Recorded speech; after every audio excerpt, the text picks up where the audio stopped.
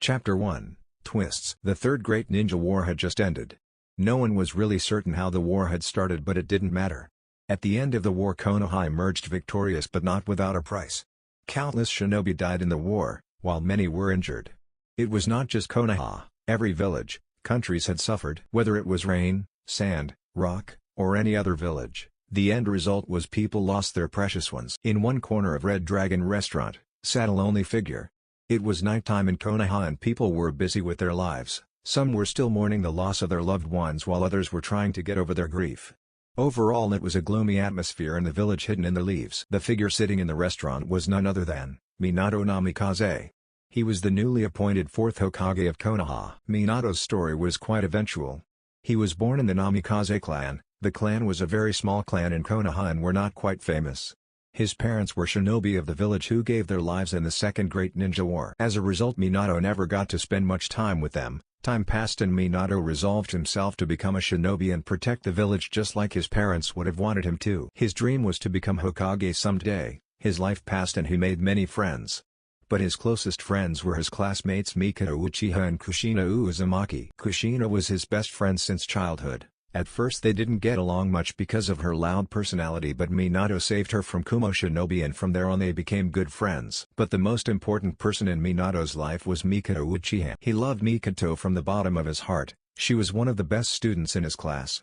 She was the heiress of the Uchiha clan and as such was a formidable shinobi who excelled in many ninja arts. He could still remember the day when he met Mikoto. Flashback. 10 years ago, a blonde boy could be seen practicing throwing kunai in the training area of the academy of the village.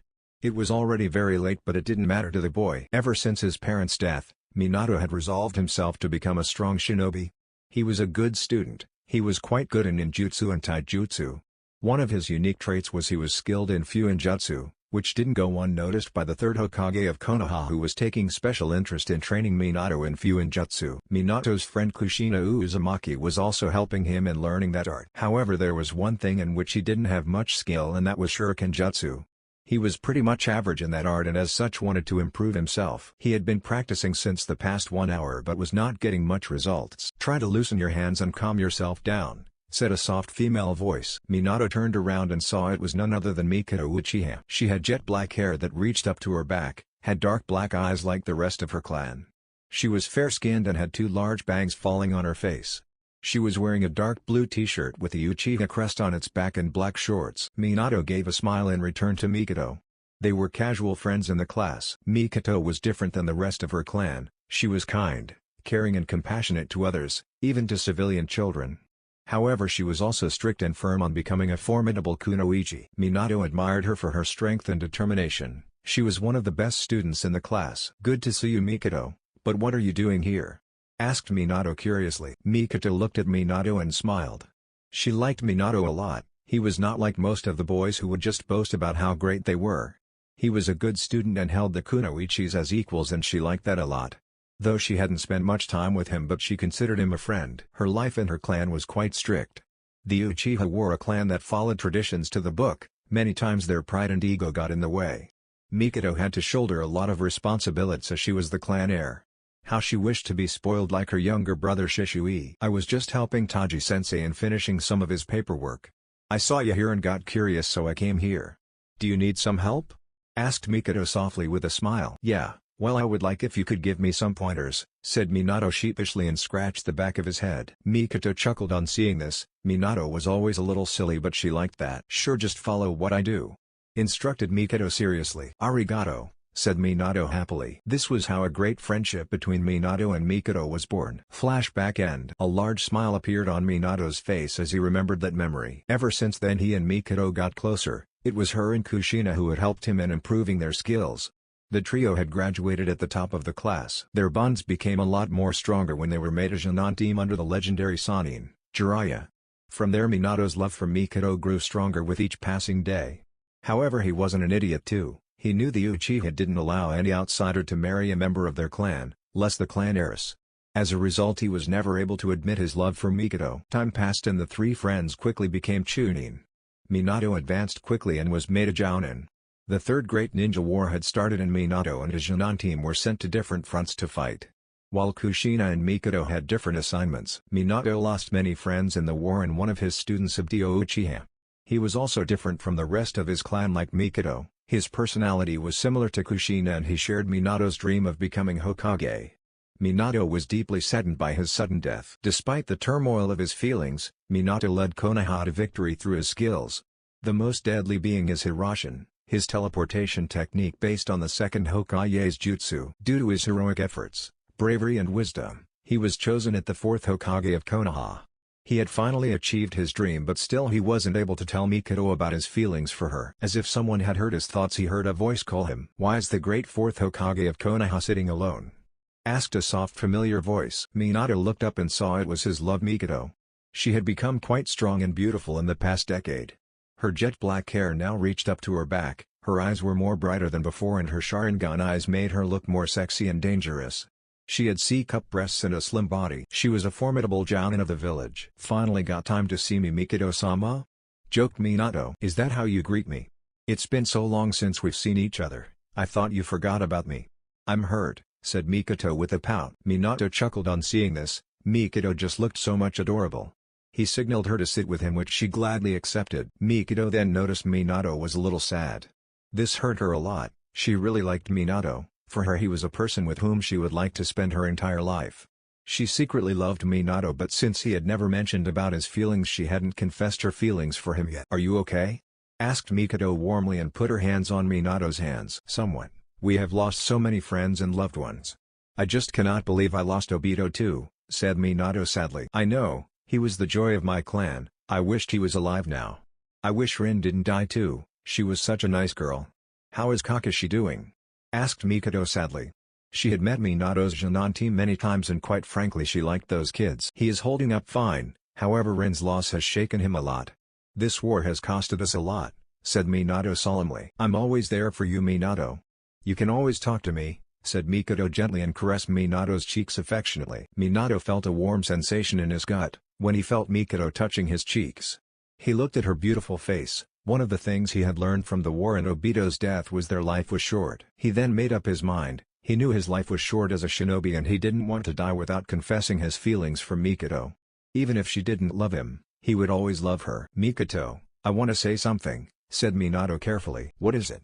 asked Mikado curiously. She just felt that it was going to be something very important that may change her life. I love you," said Minato with a warm smile. "What?" asked a shocked Mikado. "I have loved you since long. You are my friend, comrade, you were always there for me. You took care of me, there is no other woman in this village or the entire world whom I love more than you," confessed Minato honestly. "It's okay if you don't have any feelings for me, I understand. But I will always love you and be there for you," said Minato with a wide smile. He was quite surprised when he was grabbed by his collar and before he could think of what was happening he felt someone's lips kissing him. He looked carefully and saw it was Mikado who was kissing him. Many emotions were running through his mind, happiness, passion, confusion, love and many more. He didn't know what overcame him but he kissed her back more passionately. For the people in the restaurant it was one of the most shocking scenes they had ever seen. Their beloved fourth Hokage was kissing the heiress of the Uchiha clan. Many women were glaring at Mikado for trying to steal Minato while Minato was receiving the same look from the men. But oblivious to all of this, Minato and Mikado were in their own dream world. Both of them wished that things should stay this way and were feeling very happy. After a few moments Mikado broke the kiss much to Minato's protest. He just couldn't resist kissing her more. "What took you so long?" asked Mikado with a smile. She had a few tears in her eyes. "I didn't have the courage to tell you," said Minato honestly. "Were you afraid you would lose me? How come you are telling me your feelings now?" asked Mikado curiously. "Yes, I was afraid that I would lose you. And why I'm telling you now is because of Obito," said Minato truthfully. "Obito?" asked Mikado with a questioning gaze. "Yes, just like how I love you." Obito had feelings for Rin too but before he could tell her he died. "I realize that I may die as a shinobi too, but I didn't want to die without telling you how I feel for you," said Minato with a true smile. "Thank you," Obito thought Mikado gratefully. "Do you love me?" asked Minato a little anxiously. "Yes, I love you," Minato said Mikado with a true smile. The smile which she saw on Minato's face could have brightened up the entire village. He jumped over the table and engulfed her in a bear hug. She was surprised by this sudden reaction but after a few seconds hugged him tightly and had a large smile on her face. "Oh, they look so cute." "Damn, Never saw this coming. Congratulations Hokage-sama. Minato and Mikado hadn't realized that they were in a restaurant and people were watching them. If it was any other situation they would be ashamed of themselves if they hadn't seen so many people's attention directed on them, but this time it was different. They were in their own world and confessing their feelings for each other. The couple thanked all the people respectively, and before the entire village found them here they decided to get out of there. Minato took Mikado's hands in his own and they both teleported away. When Mikado opened her eyes she saw they were standing on top of the Hokage monument. She was feeling a little uneasy as she had just been teleported by his Hiroshin. Even after traveling with Minato for so many times she just couldn't totally get accustomed to it. "Are you alright?" asked Minato a little worriedly. "I'm fine, just feeling a little dizzy," said Mikado tiredly. "Yeah, it happens sometimes. Mikado, can I ask you something?" asked Minato seriously. Mikado looked at Minato curiously. She didn't know what was going in his mind right now. "Would you like to marry me and spend the rest of your life with me?" asked Minato hopefully. Mikado's eyes widened on hearing this. She didn't expect Minato to propose her so quickly, but seeing the look on his face she understood that he wanted to tell her this for a long time. The confession was the first step of conveying his feelings. She thought about the idea. She would love to marry a man like Minato, but first she thought about her entire position. She was indeed the clan heir of the Uchiha clan, but if she wanted to marry Minato she would no longer be the clan heiress, but her younger brother Shisui may be able to take her place and lead the clan. Her father was a very nice person and he loved Mikado very much. She knew her father would understand, and since Minato was the Hokage of the village it would help in improving the clan's status in the village, and as such the Uchiha clan's elders would agree readily. That would be the end of the formalities, but now came her personal opinion. She knew Minato and Kushina were very close friends, but she wanted to confirm that they were not together and she was not getting in the way between both of them. After all, those two were her closest friends. "Minato, before I give you my answer, can you give me an honest answer to my question?" asked Mikado seriously. "Hi," replied Minato sincerely. "Do you have any feelings for Kushina?" "It's because I don't want to get in your way. You two are my best friends and I don't want to hurt any of you," said Mikado a little worriedly. Minato understood what Mikado was trying to say. It was indeed true he and Kushina were very close friends, but he didn't have any romantic feelings for her. However, it was not the case with Kushina. She really liked Minato, but she never tried to impose her feelings on him. Minato cared about Kushina deeply but just couldn't love her more than a best friend. "No, I care about Kushina deeply but only as a best friend. She was our teammate, we practically grew up together, went through a lot of pain together. She may have some feelings for me but I just love her as a friend and nothing more. The one person whom I love with all my heart is you, Mikado," said Minato honestly. That was all the confirmation Mikado needed and she hugged Minato tightly. "Yes, I would love to marry you," said Mikado happily. Minato hugged her back. His dream had finally become a reality.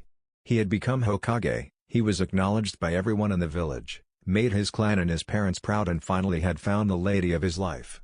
Nothing in life could make Minato more happy. They both remained like that for quite some time, enjoying the warmth of each other. Minato then broke the hug as he too had some questions for Mikado. "Do you think your father would agree to this, Mikado?"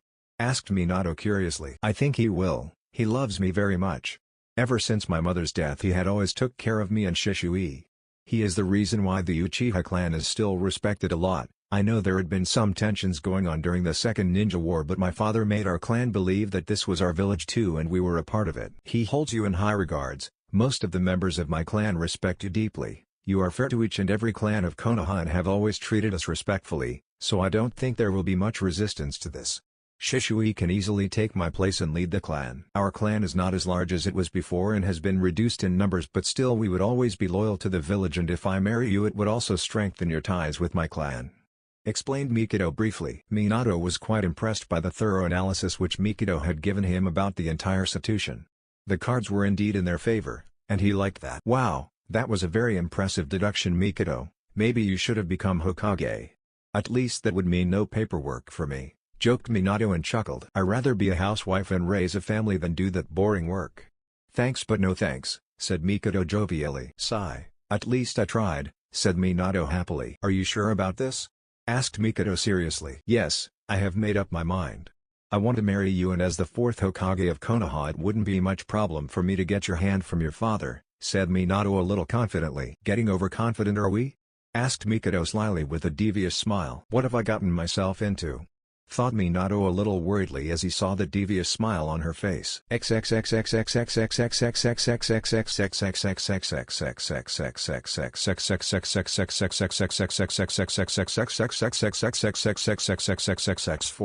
Minato Namikaze, the fourth Hokage of Konoha, was known in the entire shinobi world as the Yellow Flash. His enemies fled on sight of him, and yet we find him sitting a little nervously in a chair in front of Mikato's family. It was just him, Mikato, her father Kagami Uchiha, and her younger brother Shisui.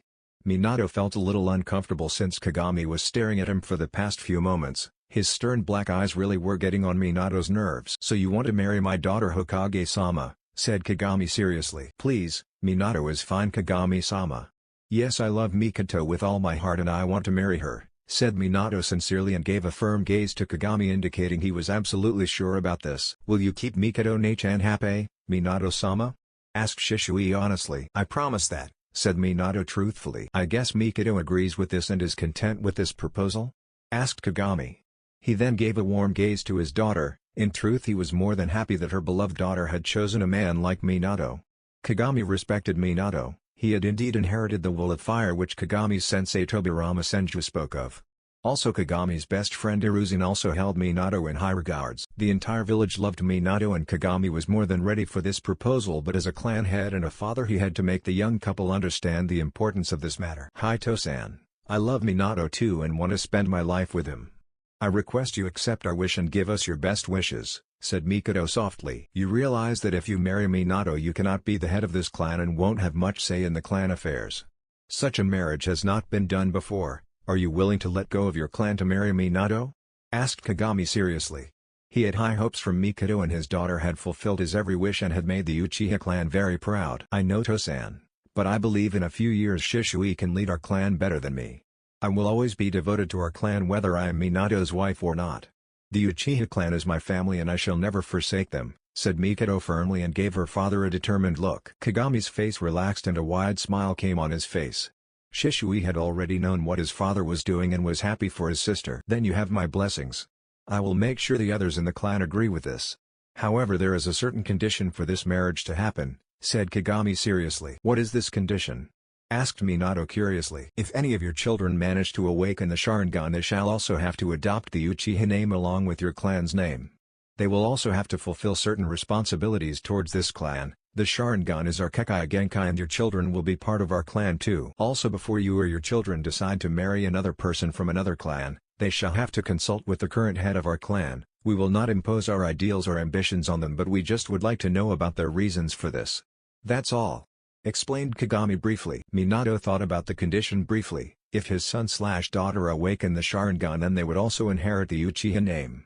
He didn't have any problems with that, as they would also be Mikato's children and she had a right to give them her clan name too. Next were their responsibilities in the Uchiha clan. He knew Kagami was an honest person and so was his son Shisui. They wouldn't try to use his children for power. The last condition was a little strange, but Minato had to agree with it. "I accept your conditions only on one condition, that my children won't be forced to do anything against their wishes. I wish to marry Mikato and I have faith in you and the Uchiha clan, but I shall not do this at the cost of my children's future by any member of your clan or any other person," said Minato strictly. Kagami could feel the pressure in Minato's voice. This was the voice of a Hokage.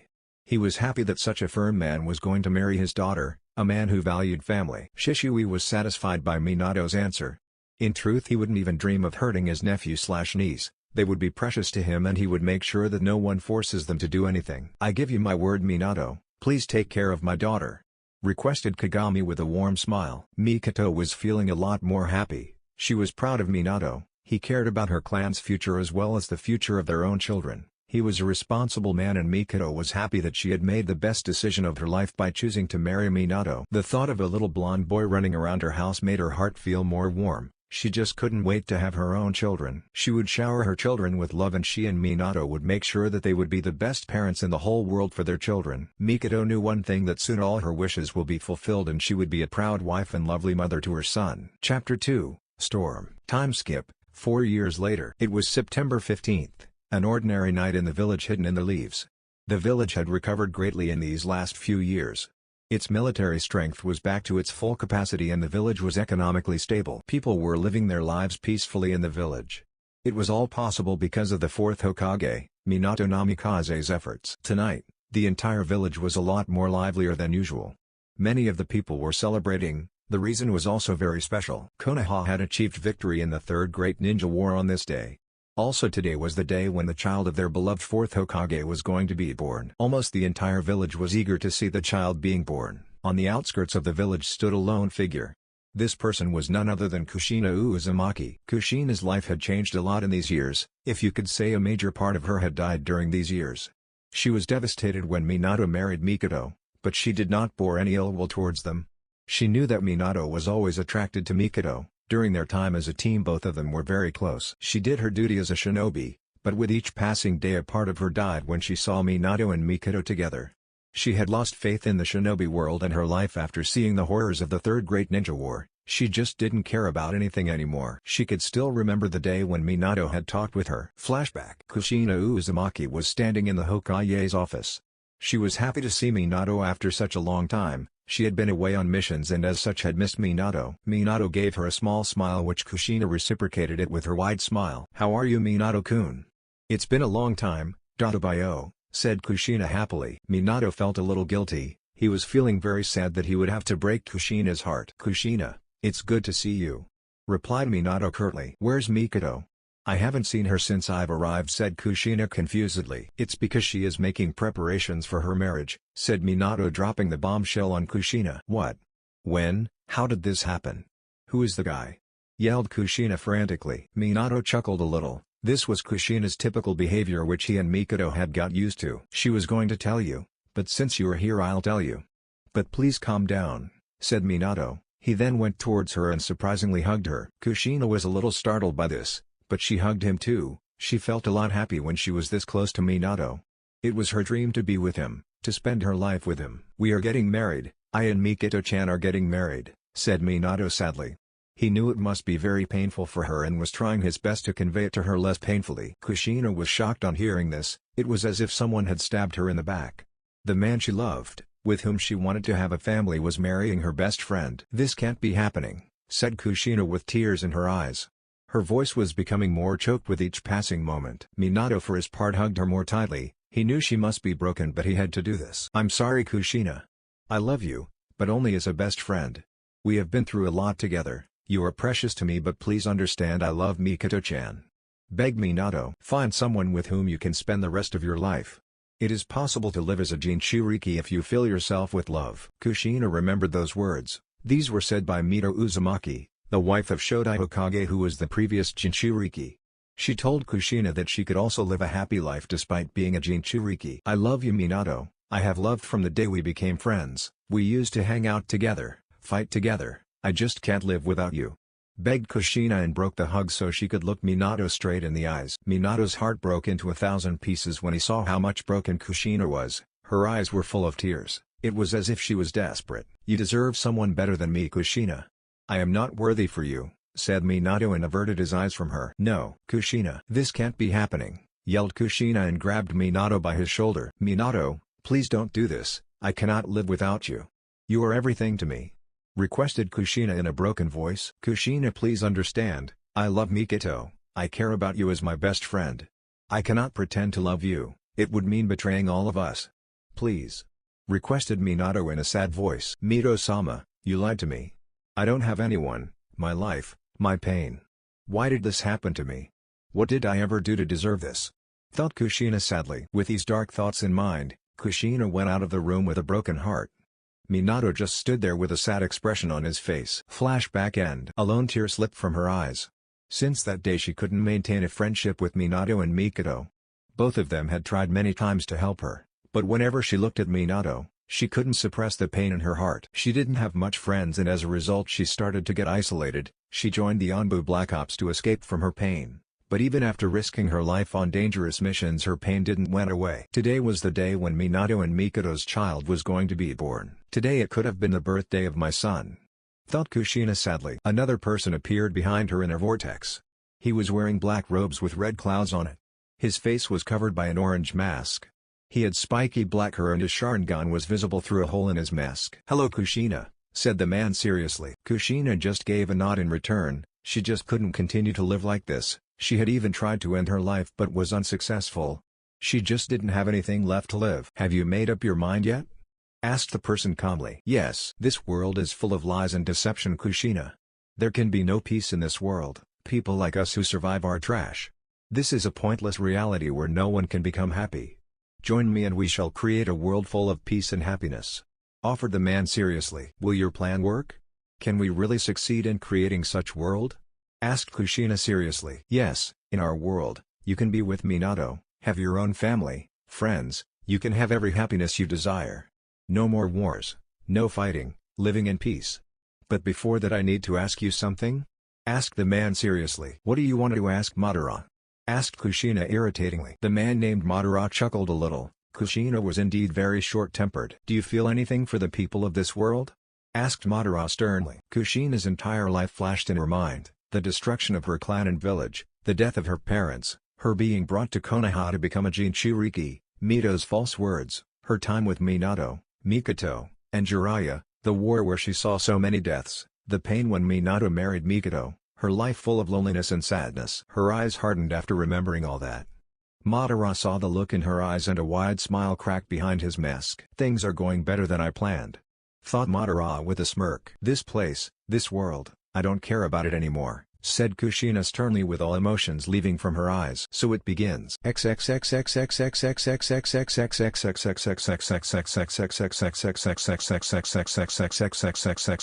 a secluded room in the hospital, lay a woman. She had jet black hair and dark black eyes. Her face was beautiful, but right now she was going through an unbearable pain. She was none other than Mikoto Namikaze Uchiha, wife of the 4th Hokage and former heiress of the Uchiha clan. "Ah!" screamed Mikoto as she was trying to give birth to her soon-to-be-born child. By her side was her husband, Minato Namikaze, who looked very nervous and worried. He had not been so much frightened in his entire life, but seeing Mikoto in so much pain was unbearable for him. "It's going to be okay," soothed Minato in Mikoto's ears as she went through another pain.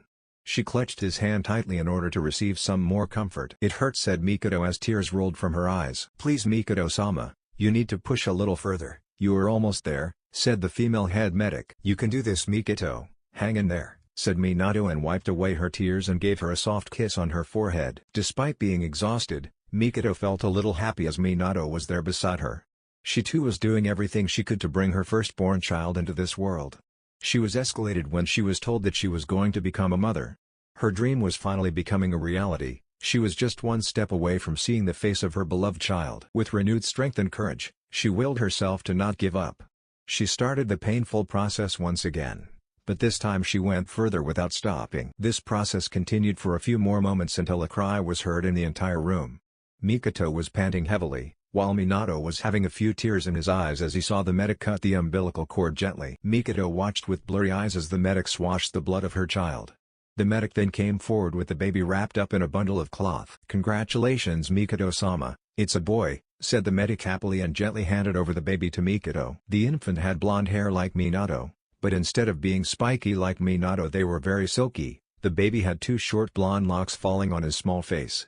He was fair-skinned like Mikoto and had almost the same facial structure as her. Tears were freely flowing from Mikoto's eyes as she felt complete. This was her child, her own flesh and blood. He was the most beautiful baby for her in the entire world. The infant then slowly opened his eyes, and Mikoto's breath got caught in her lungs when she saw his innocent black eyes. They were the same as hers. The infant then gave a small smile to Mikoto, and this moment would forever be arched in her memory as the most beautiful sight in her life. "I love you, my Sochi," said Mikoto warmly and embraced her son. "He just looks like you, Mikoto-chan." "Thank you for being with me and making me a father," said Minato happily and kissed Mikoto softly. He then gently took his son in his arms. The infant was a little hesitant when Minato took him from Mikoto. The boy then looked at Minato in what may appear to be confusion. It was as if his innocent black eyes were observing Minato carefully. Minato chuckled on seeing this. His son was indeed a very keen observer. On hearing Minato's laugh, the infant also smiled in an innocent manner. "So what should we name him?" asked Minato happily while holding his son. "I was thinking we should name him Itachi, but I want you to name him. He is our son, and as a father I think you should name him," said Mikoto with a warm smile. "Thank you, Mikoto-chan.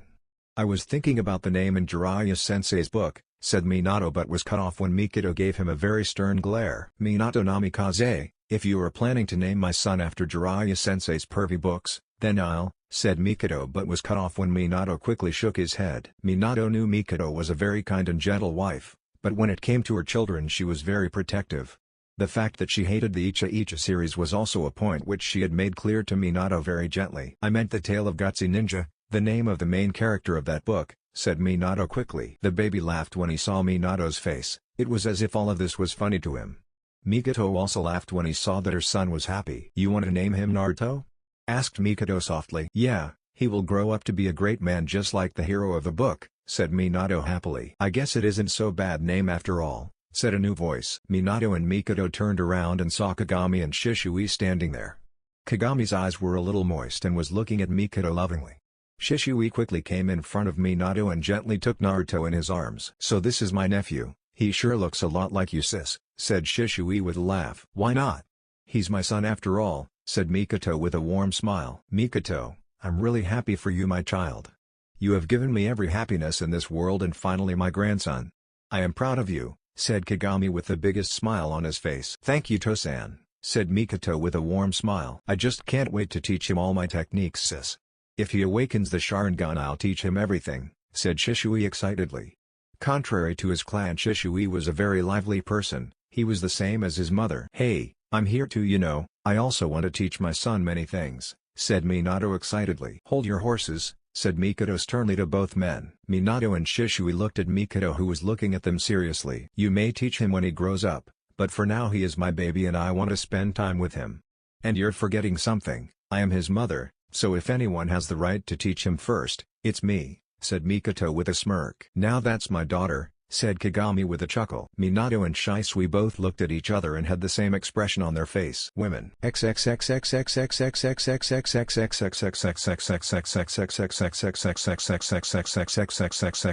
Unknown location. In a dark room stood 9 people in different directions. One thing which all of them had in common was they were wearing black robes with red clouds on it. The figure standing in the middle had purple eyes and was looking at all the members without any emotions on his face. It was as if he was a corpse. Today we welcome a new member to the Akatsuki, said the man stoically. At that moment Kushina stepped forward and made herself more visible to the other members of the group. Some of the members were quite surprised when they saw Kushina. Her long red hair were now tied in a long ponytail. She had the Konoha headband on her head but there was a big slash on it. Her entire body was covered in the Akatsuki robes and she had a sword strapped on her back. The Red Death of Konoha, you sure have a lot of bounty on your head, said a man with dark green eyes. Shut it Kakuza, this one's pretty, maybe I should offer her to Jashin-sama, said a short man with gray hair.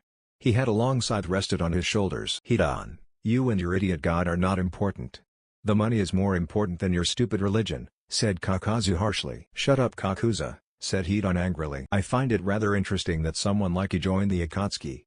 What are your intentions? Said a scorpion-like man. He had his face covered by a mask. It's rude to ask a lady a question without introducing yourselves, said Kushina rudely.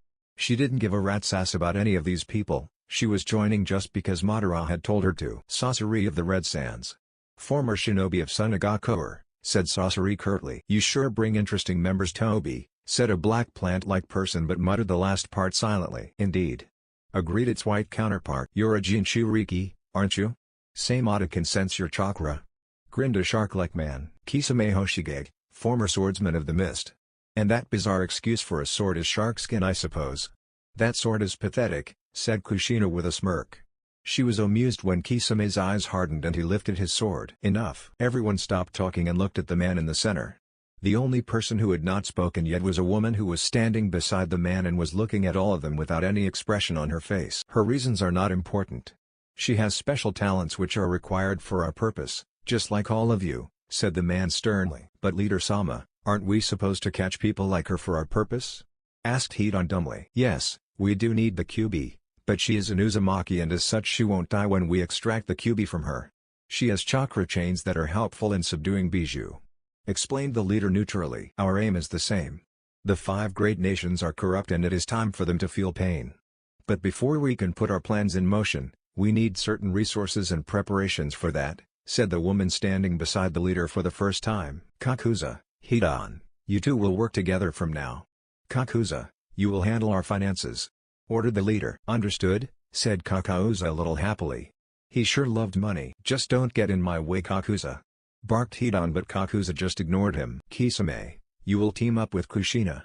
Both of you have certain skills which I need. You will do the missions I give you, said the leader sternly. Kushina just gave a threatening glare to Kisame, saying to be wary of her.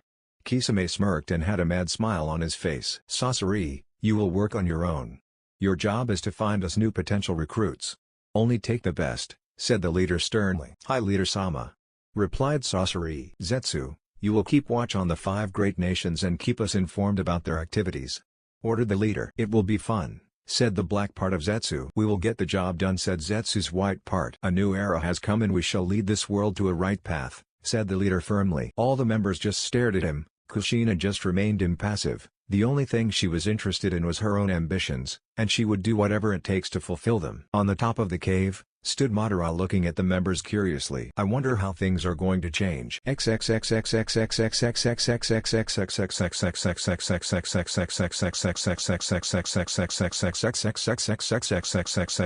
Konoha. Minato was sitting in his office. Last night had been one of the best nights of his life. His son was finally born, he was finally a father. Many people had congratulated him. The entire village had celebrated on Naruto's birthday. Mikoto was very happy and she was not willing to let go Naruto from her sights. He was the Hokage, so had to assume his duties, but that didn't mean his mind couldn't be with his family. His thoughts then drifted to Kushina. He suddenly felt very sad when he thought about his best friend. In these years, Kushina had started distancing himself from him and Mikoto. She was present at their wedding but only congratulated them with sad eyes. Mikoto and him had tried many times to make her happy and get her life back on track, but she refused to have any kind of relationship with them. She had slowly started becoming a lot more depressed. When Minato had received her request to join Anbu, he had first denied it as he was worried for her safety.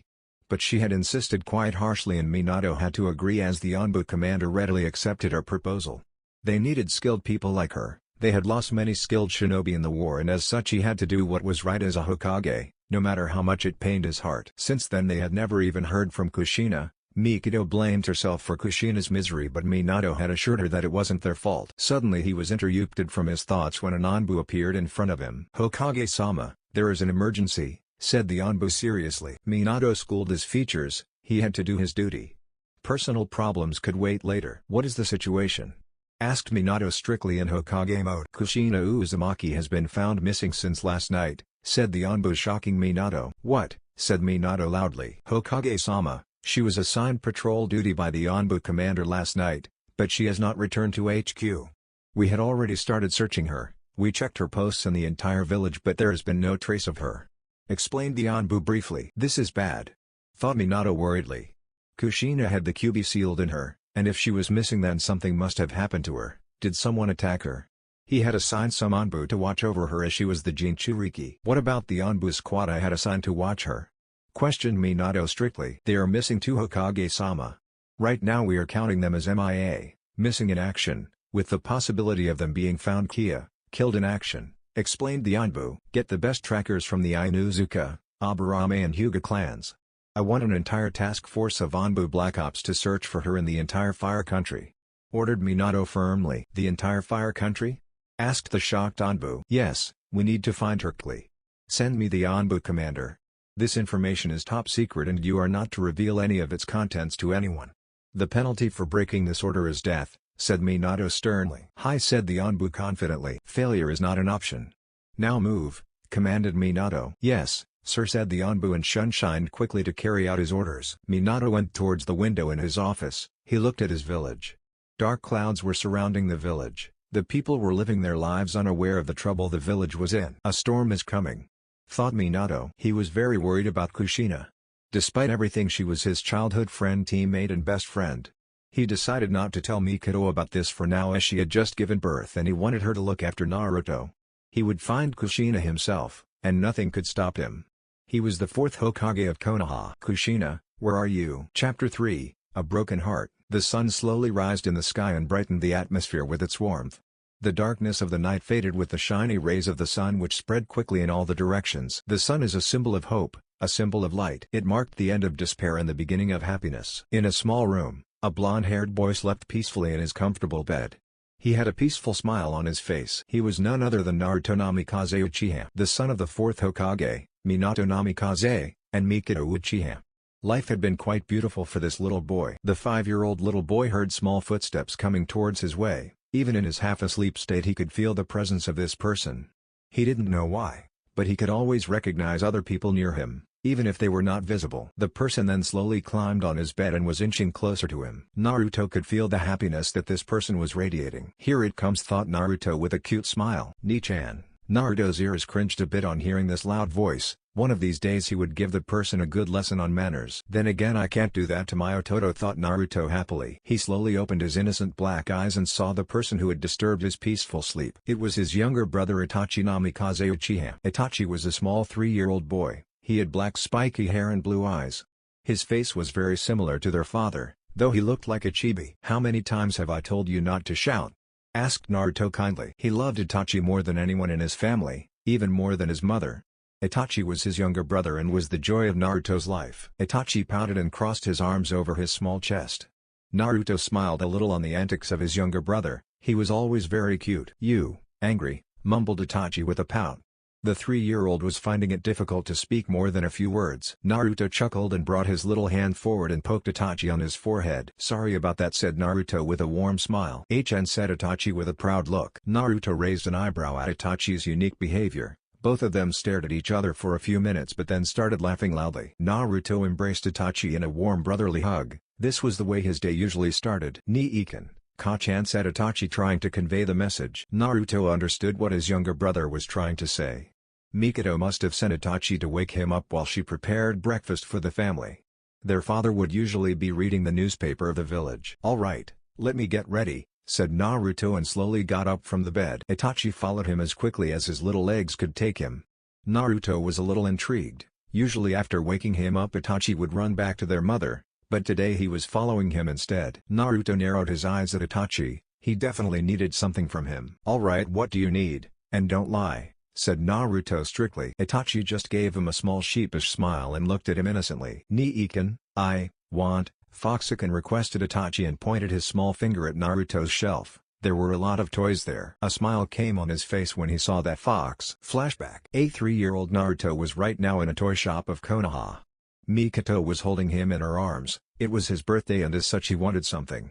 She was very eager to give her son a gift. Mikoto was having a radiant smile on her face. She was quite happy when she saw the most biggest smile on her son's face while he was looking at the toys. Naruto was her life. She loved him the most in the world.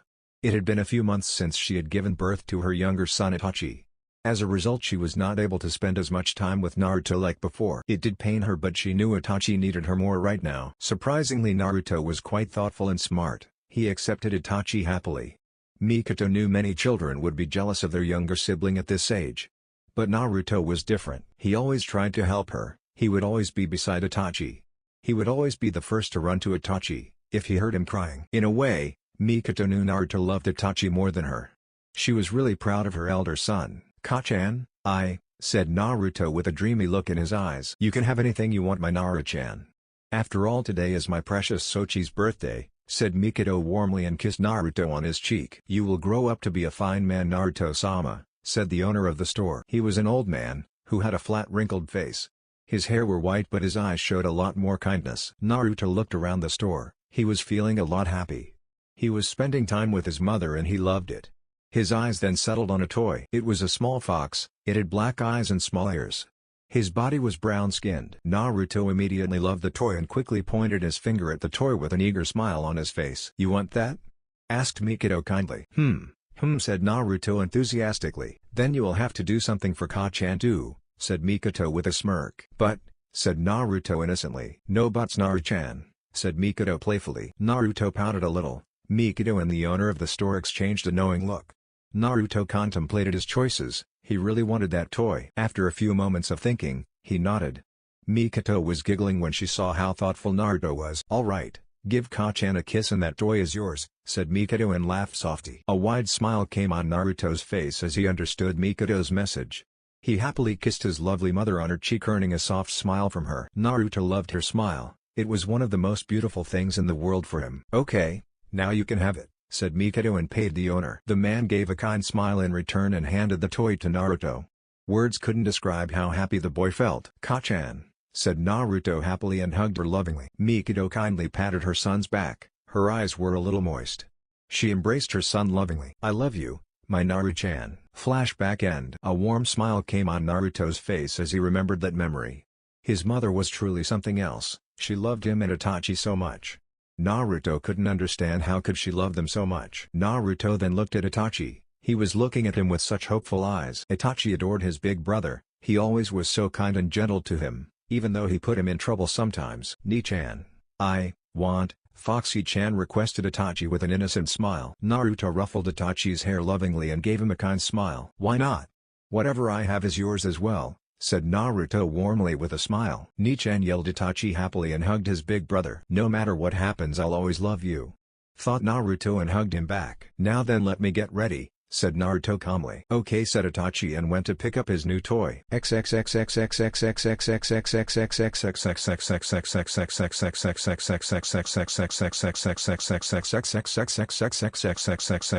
Minato Namikaze was sitting casually on his chair.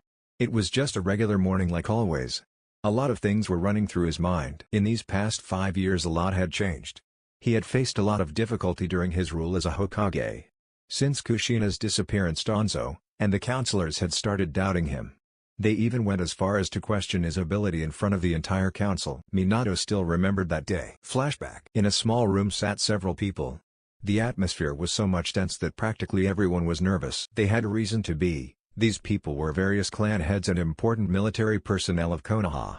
On one side sat Danzo Shimura and his associates Homura and Koharu. On the other side of the room sat several important clan heads like Hiyashi Hyuga, Kagami Uchiha, Tsume Inuzuka, Shibi Aburame, Chozo Akimichi, Inoiki Yamanaka, and Shikaku Nara. In the center of the room sat Minato with the third Hokage Hiruzen Sarutobi by his side.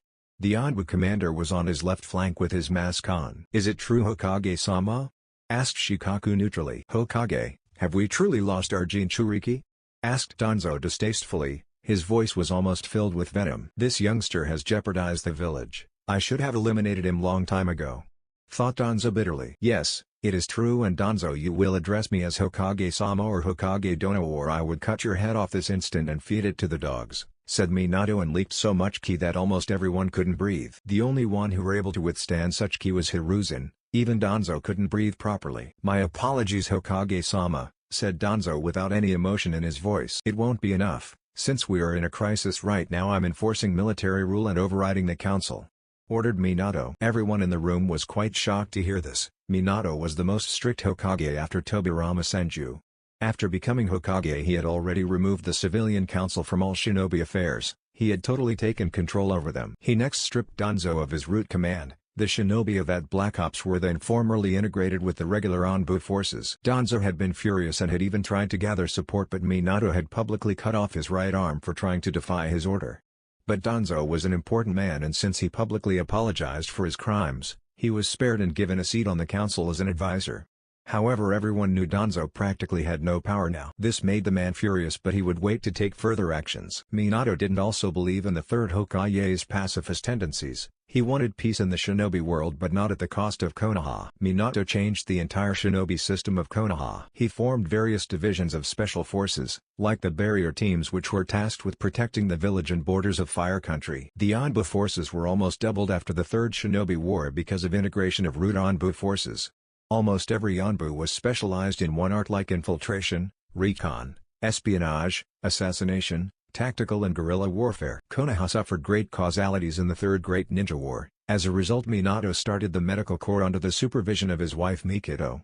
She was tasked with training young kunoichi and shinobi in medical ninjutsu. Minato also created various commands like Communication Unit, Intel Unit, Supply Unit and the Decipher Unit. The academy was also totally changed. All the kids were properly trained from the age of 6, their skills would be recognized and they would be given advanced training in their specific arts. Every Genin team was properly balanced with a ninjutsu specialist, medic and a ganjutsu/taijutsu specialist. Genin teams were graduated early at the age of 8 and sent to boot camp for war training. Konoha had the largest and the most lethal military force in the entire shinobi world.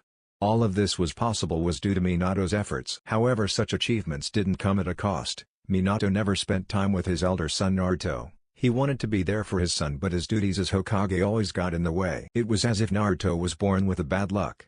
Because Minato was able to spend time with Itachi as he was born few years later and the village had stabilized and become powerful back again. Due to Kushina's loss, Minato had to make sure the other villages didn't get the information that Konoha didn't possess a Jinchuriki. He had practically made Jiraiya do all the work. He had tried to hide Kushina's disappearance for 4 years but now he couldn't anymore. "How long has she been missing?" asked Hiyashi Hyuga seriously. Minato looked at that man. The Hyuga clan had started acting a lot more suspicious since he married Mikado. They had even offered one of their finest brides to marry Minato, but Minato had curtly refused it. The Hyuga clan saw it as an insult as the Uchiha had now more power in the council. Minato knew something was wrong and they were already on thin ice. The Hyuga was a very proud clan, one would say they had a stick up their ass. The Hyuga and the Uchiha always were bitter towards each other and when Minato married Mikado they thought that the Uchihas had more power but that was not true. Minato's main reason for marrying Mikado was because he loved her. Also due to this marriage, the isolation of the Uchiha clan which had begun since the rule of Tobirama Senju ended. Minato now allowed the Uchihas to join every forces of Konoha and gave them very good positions. By doing this, he earned the trust of the Uchiha clan. They now fully supported Minato. He had indeed stopped the Uchihas from doing something reckless, but the Hyuga were not taking it kindly. The Uchiha still handled the police force of Konoha but now also worked for the village. Due to this Konoha's strength increased as the world's most powerful clan was back in their forces instead of maintaining just internal affairs. However, Minato didn't do any injustice to any other clan, all of them were equally important for the village but the Hyuga wanted him to marry someone from their clan too, so that they could also gain some status but Minato didn't want to marry someone whom he didn't love. He had explained it to Hiyashi and he had begrudgingly agreed, however Minato had assigned few squads of Anbu to watch the Hyuga clan, just in case. She has been missing for some time. The details are classified with only the Anbu commander and me. I have made every efforts to find her but so far we have achieved no success. Explained Minato briefly. What were her last whereabouts? Asked Inoiki Yamanaka curiously. She was assigned patrol duty in the northern sector of the village. She was to report at Anbu HQ after her patrol but she never showed up, said Minato seriously. And the Anbu squad guarding her? Asked Sume suspiciously. They are all MIA, there is no trace of them.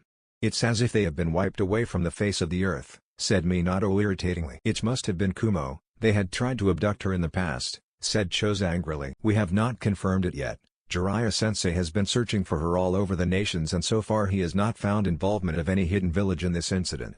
Explained Minato briefly. What should we do now Hokage-sama? Without our Jinchuriki we would be pretty vulnerable. Despite Kushina-san's boisterous behavior, she was one of the most strongest kunoichi of our village rivaled only by Mikado-sama and Tsunade-sama.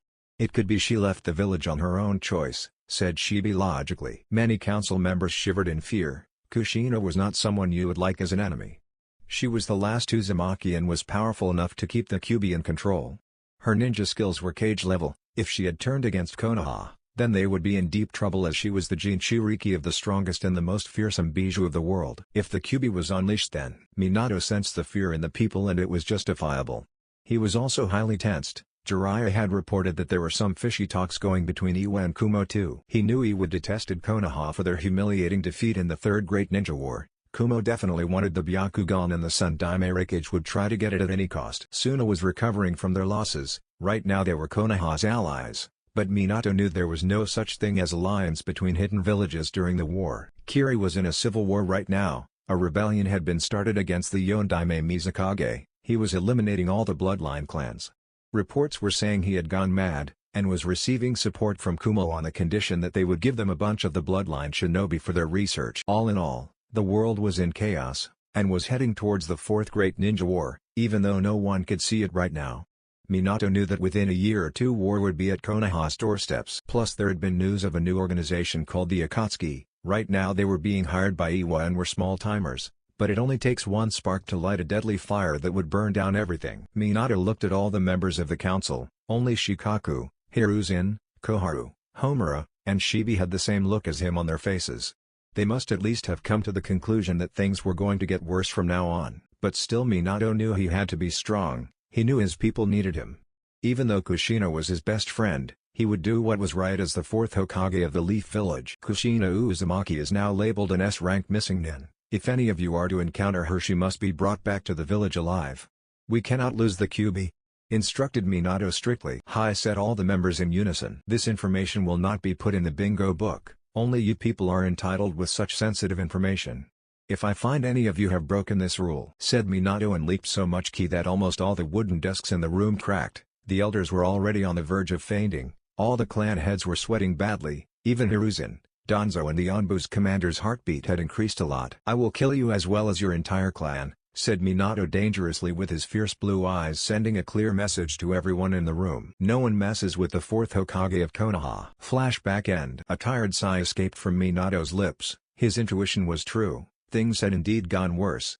Iwa and Kumo had formed an alliance a few months back, with the aim of increasing border trades which will benefit both the villages. "Border trade, my ass," thought Minato with a frown. They were strengthening their military, and were preparing for a war. What they wanted from such a futile war was pointless, but there was going to be a lot of bloodshed soon. Minato's azure eyes went up to a photo frame. A small smile came on his face. It was their family photo. He was standing in his Hokage robes, one of his arms was around Mikoto's waist. She was wearing her gown and vest and black pants, she was holding Itachi in her arms. There was a wide smile on Itachi's small face, while Naruto stood between him and Mikoto with a very faint smile on his face. Minato and Mikoto both had one of their hands on his shoulders. Naruto was a very unique child, and Minato had known this from the very beginning. Naruto was a sensitive child, his sense of thinking was clearly more advanced than anyone his age. At the age of 4 his sense of thinking was on par with a teenager. Minato was very sad as he couldn't spend much time with him, and he had started noticing the change in Naruto's behavior. When he was of Itachi's age he would always try to get Minato's attention, at times he would also demand to spend time with him. But due to Kushina's disappearance and the rising tension between the villages, Minato used to spend almost all the time at the office and increasing Konoha's military force in order to protect the village. Mikoto did try to fill in his role, but nothing could overcome the lack of a father in Naruto's life. Naruto gradually became very silent and started to talk less with him with each passing day. He was never disrespectful or showed any hatred towards Minato, he just was indifferent. It was as if he didn't care about Minato anymore. Minato was very proud of Naruto. He never blamed Itachi for Minato's mistakes, he cared about his mother and family. He was always the first to wish him on his birthday, though he only just said happy birthday and went off, but that was enough for Minato. It showed that there was still hope and he could still get his elder son back. He was interrupted from his thoughts when he felt a pair of soft hands encircle him from his back. He knew who this person was. "If you worry so much, you'll grow old soon," said Mikoto softly. "Nah, I'll never grow old. I'm still the most handsome man in this village," said Minato jovially. "Getting cocky are we?" asked Mikoto with an amused tone. Minato just gave another tired sigh. He gave Mikoto a signal to sit. She slowly came around and sat in a chair beside him and put her hands on his hands. "What's troubling you?" asked Mikoto worriedly. "Naruto," said Minato sadly. "Did he do something?" asked Mikoto curiously. "No, he didn't do anything." "You know what I mean," said Minato tiredly. Mikoto gave a nod. She understood what he was thinking. The relationship between her husband and elder son was strained to say in the least. Both of them were right in their own perspective. Minato couldn't spend time with Naruto as many things were happening and he had to look after the village more. She was heartbroken when Kushina had gone missing. A part of her blamed herself for Kushina's fate, but another part of her wanted her to be strong for her 2 lovely sons. Naruto was disheartened all these years as Minato was never there. Minato couldn't even spend more time with her too. But since the village had become stable again and things were looking good in the shinobi world for a while, Minato was now spending more time with the family and Itachi. She knew Naruto didn't hate his father, it was far from it. He was just disappointed in Minato. Most of all, her elder son had a very mysterious personality. He didn't care much about making friends, he just liked to spend more time with his family. He was usually very quiet and only spoke when necessary. As his father, you think I would understand him, but I clearly don't know how I can get him back. "He probably hates me," said Minato sadly. "That's not true, Minato-kun, he just isn't sure about his feelings. Even though he is smart, he is still a kid. Kids are like that at this age," explained Mikoto with a smile. "I am really proud of him, Mikoto-chan. I'm really happy that Naruto and Itachi get along with each other," said Minato proudly. "He loves his younger brother more than us," said Mikoto warmly. "I am not going to give up. I will help my son in every way possible and make up for my lack of presence in his life for all these years," said Minato with determination. "Now that's my Minato. I'll help you too," said Mikoto with a smile. Minato leaned forward and kissed Mikoto softly on her lips. She kissed him back more lovingly. "What would I ever do without you?" asked Minato softly. They were interrupted from their little romance when they heard 2 voices. "I told you not to jump, Baka. Now you're hurt." came Naruto's irritated voice. Mikado immediately got worried and got up to rush to the stairs from where the voice was coming. However, Minato stopped her. She looked at him harshly, but he just told her to sit down and watch. "But Nikan, I wanted you to see how much high I can jump on your bed," came Itachi's cute voice. "Sigh, you were lucky you just fell on the bed. What would have happened if you fell on the ground?" asked Naruto sternly. "Sorry," said Itachi silently. Both Naruto and Itachi entered the kitchen and were quite surprised when they saw both of their parents were sitting together and were watching them. Itachi was sitting on Naruto's back and had his legs wrapped around Naruto's waist. Minato gave a smile in return to his sons, while Mikado was a little worried and immediately came towards them. "What happened?" asked Mikado worriedly and knelt in front of her sons. Naruto put Itachi down and Mikado noticed he had a sore ankle. She gave him a very stern glare. "Itachi-kun, what have I told you?" asked Mikado strictly. "To not jump," said Itachi sheepishly. Mikado just sighed on her younger son's antics. He really was a handful and always got himself in trouble. He was the exact opposite of his older brother. "Let's get you healed," said Mikado softly and picked up Itachi and went towards the medicine shelf. Naruto just had an amused smile on his face. He then noticed Minato looking at him. "Naruto, come here. Spend some time with me," said Minato happily. Naruto's eyebrows twitched a bit when he heard those words. All those times he asked his father to spend time with him and he had refused, saying he was busy. And now after 3 years his father finally got some time for him. But still, this was his father and he just decided to obey him and be done with it. He didn't hate his father, but still it pained him every time he remembered the past. He silently went and sat beside Minato. Moments passed but he didn't utter a word. It was as if there was nothing to say. Minato noticed his son's feelings. Naruto now just called him Tosama and not Do-chan. "I will not back down," thought Minato firmly. "Naruto," said Minato hesitantly. Both father and son rarely talked with each other, and this was a rare time when they both were alone. Either Itachi or Mikado were always around whenever they were near each other. "Yes, Tosama," said Naruto neutrally. Minato's heart broke a little when he heard his voice and those words. He really had pushed away his elder son. The village was safe for now, but things had went downhill with him and Naruto. He wanted to know his son, his likes, his dislikes, his dreams and ambitions. "What is your dream, Naruto?" asked Minato kindly with a smile. Naruto just wanted to say he didn't have one and end the talk, but somehow a part of him wanted to say something. He looked at his father briefly for a few moments. The man definitely wanted to talk with him. "Damn my kind heart," thought Naruto frustratingly. "I only want to protect my brother, that's all," said Naruto silently. His voice had a little doubt in it. It was as if he didn't consider himself strong enough. "That's a noble dream you have there, son. I'm really proud of you," said Minato proudly. Naruto's eyes widened in surprise when he heard his father was proud of him. A part of his heart was jumping in joy. His father was proud of him. Minato sensed Naruto's surprise. He gave him a kind smile and patted his head. "Naruto, I know I was not there for you for quite some time, but I really love you. You are my first child. My duties as a Hokage got in the way, but I really want to spend time with you. Can you at least give me one chance?" requested Minato kindly with a smile. Naruto looked at his father sadly. He didn't know how much Minato had hurted him. A part of him just wanted to say fuck off and be done with it, but he really wanted to spend time with his father. "I can't just treat him like this. Maybe he really wants to spend time with me? Maybe he does love me too, like Itachi? Maybe I'm not just a disappointment to him?" thought Naruto curiously. He then immediately disposed off such thoughts. He knew his father must be doing this out of pity and Naruto never wanted anyone's pity. "You don't have to do this, Tosama. I know you must have more important work to do rather than spend time with me," said Naruto sadly. Minato looked at his son sadly. He knew he had to let his son speak freely. "You probably hate me, huh?" asked Minato calmly. His voice had an understanding tone in it. Naruto's eyes widened in surprise. He didn't mean it that way. "I don't hate you, Tosama, but," said Naruto hesitantly. Minato put a hand on his son's shoulders in order to give him some comfort. Naruto looked at him for a moment.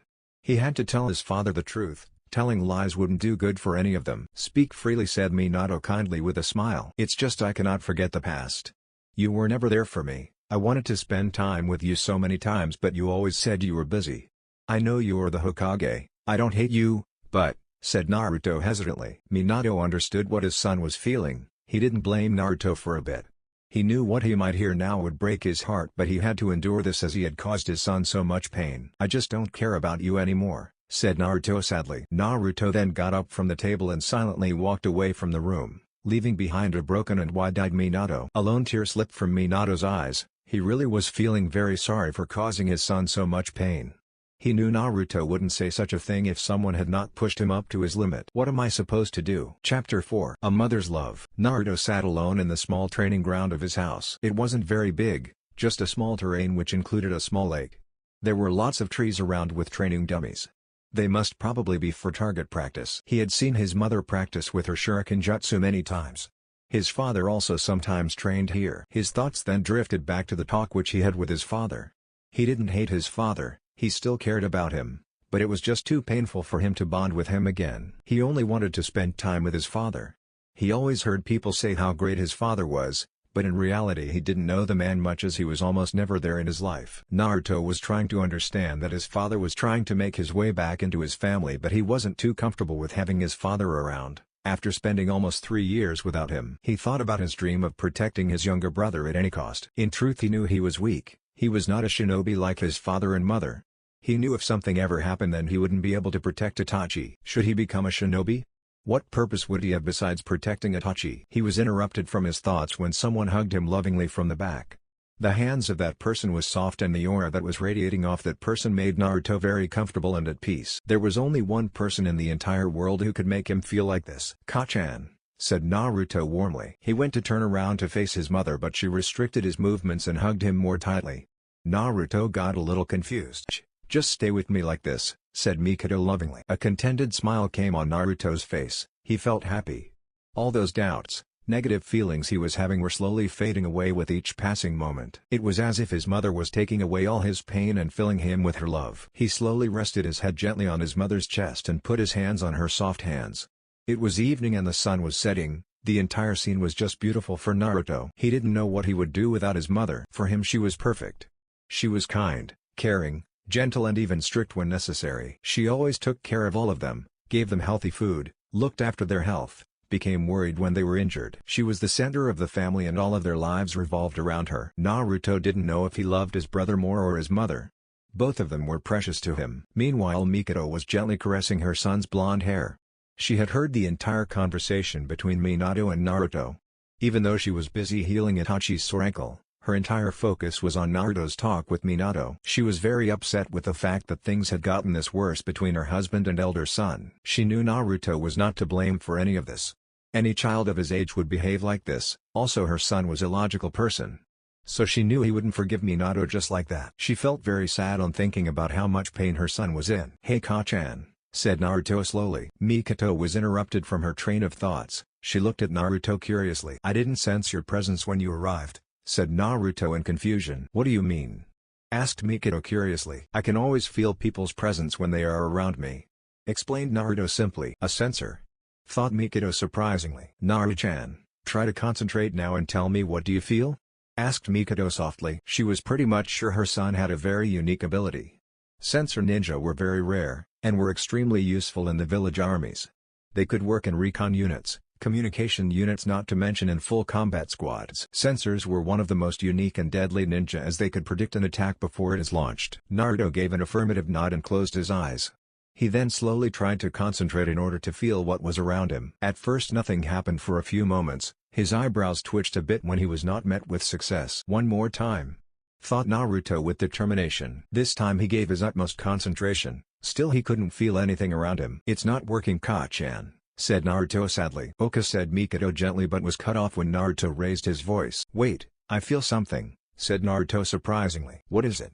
asked Mikado curiously. She was very eager to know whether her son had abilities of a sensor or not. "I feel your presence, it's so warm and calm," said Naruto calmly. "He can even feel what I'm feeling right now," thought a shocked Mikado. It was indeed true that she was not concealing her chakra. If she did that, she was pretty much sure Naruto would not be able to sense her presence. Also, she was right beside him, so it would be very easy to recognize her presence. "I can feel Itachi's presence in the house, but there is something that is very confusing, Ka-chan," said Naruto with a frown. "What's the problem?" asked Mikado intriguingly. "I can feel some people outside our house, but their presence is barely visible. They were there just for a moment, but I lost their presence," said Naruto curiously. "He can even feel the Anbu guarding our house. It's amazing. Even if it was just for a moment, it was truly something worthy of praise. He must have sent a strong wave of his chakra unconsciously. It must have been pretty strong, but since it was short he lost the Anbu," thought Mikado tactically. "Well, Ka-chan, do you know why I'm able to feel such things?" asked Naruto innocently. "It's because you are very special, my Naru-chan. You're a censor," explained Mikoto with a proud smile. "Censor?" asked Naruto confusedly. "They are special people who can feel other people's presence around them. There are very few censors in the world.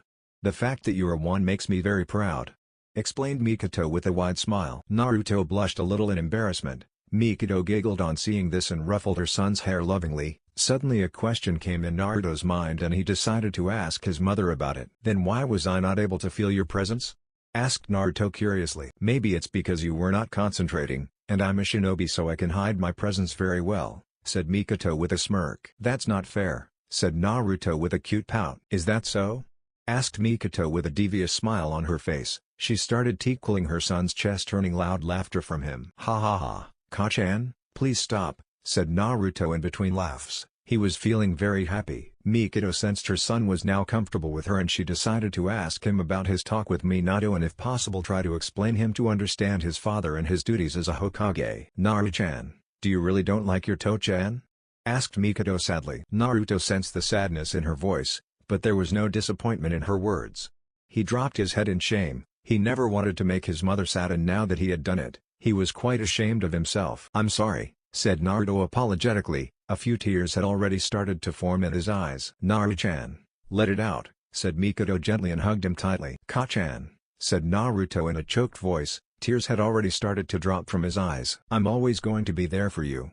I love you very much and you can be yourself around your Ka-chan. Just cry your pain, I know," said Mikoto in a similar choked voice. She was rubbing Naruto's back affectionately in order to comfort him. Those words were the final nail in the coffin and Naruto couldn't control the dam of tears that had formed in his eyes. All the pain and sadness he felt for all these years due to his father's absence finally took a toll on him.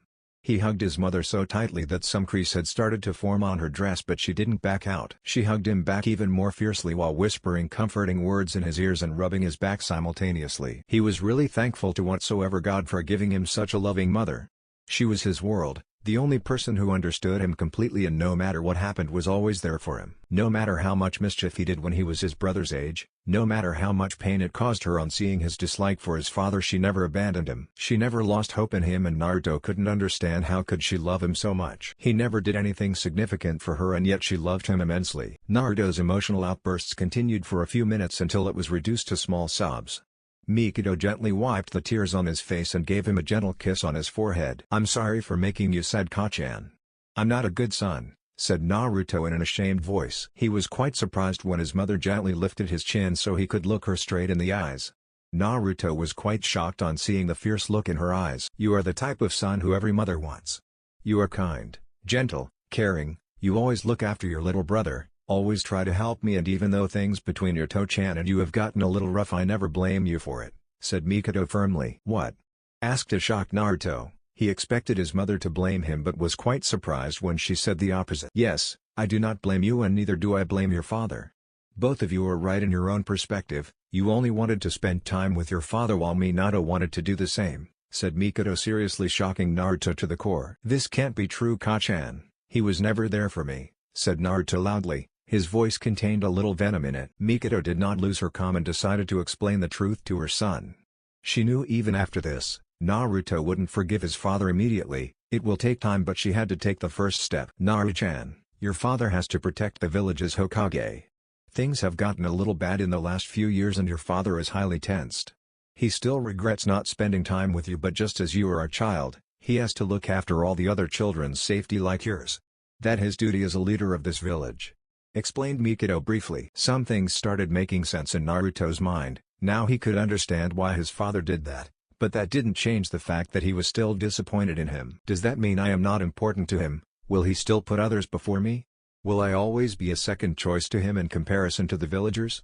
asked Naruto sadly. Mikoto gave a tired sigh. Naruto was really stubborn in his beliefs, it was as if he was testing her patience. "No, you are as important to him as all of us. Do you know it was your father who gave you your name," said Mikoto with a smirk. She really knew how to handle a situation. Her years at the hospital and treating different people made her understand people better. "Really?" asked a surprised Naruto. "Hi, he was very happy the day you were born. He even cried tears of joy when he took you in his arms for the first time. He was so excited to teach you everything he knew and wanted to be the best father in the world," said Mikoto with a gentle smile as she remembered that night. Naruto could now understand a little. He really was surprised that his father was happy to have him. Maybe I'm wrong. Maybe he really loves me as much as Itachi. Maybe I should give him a chance, thought Naruto slowly. Mikoto could read what her son was thinking from the look on his face. A small smirk came on her face as she realized that her first step in improving the relation between her son and her husband was met with a little success. You should give your father a chance, Naru-chan.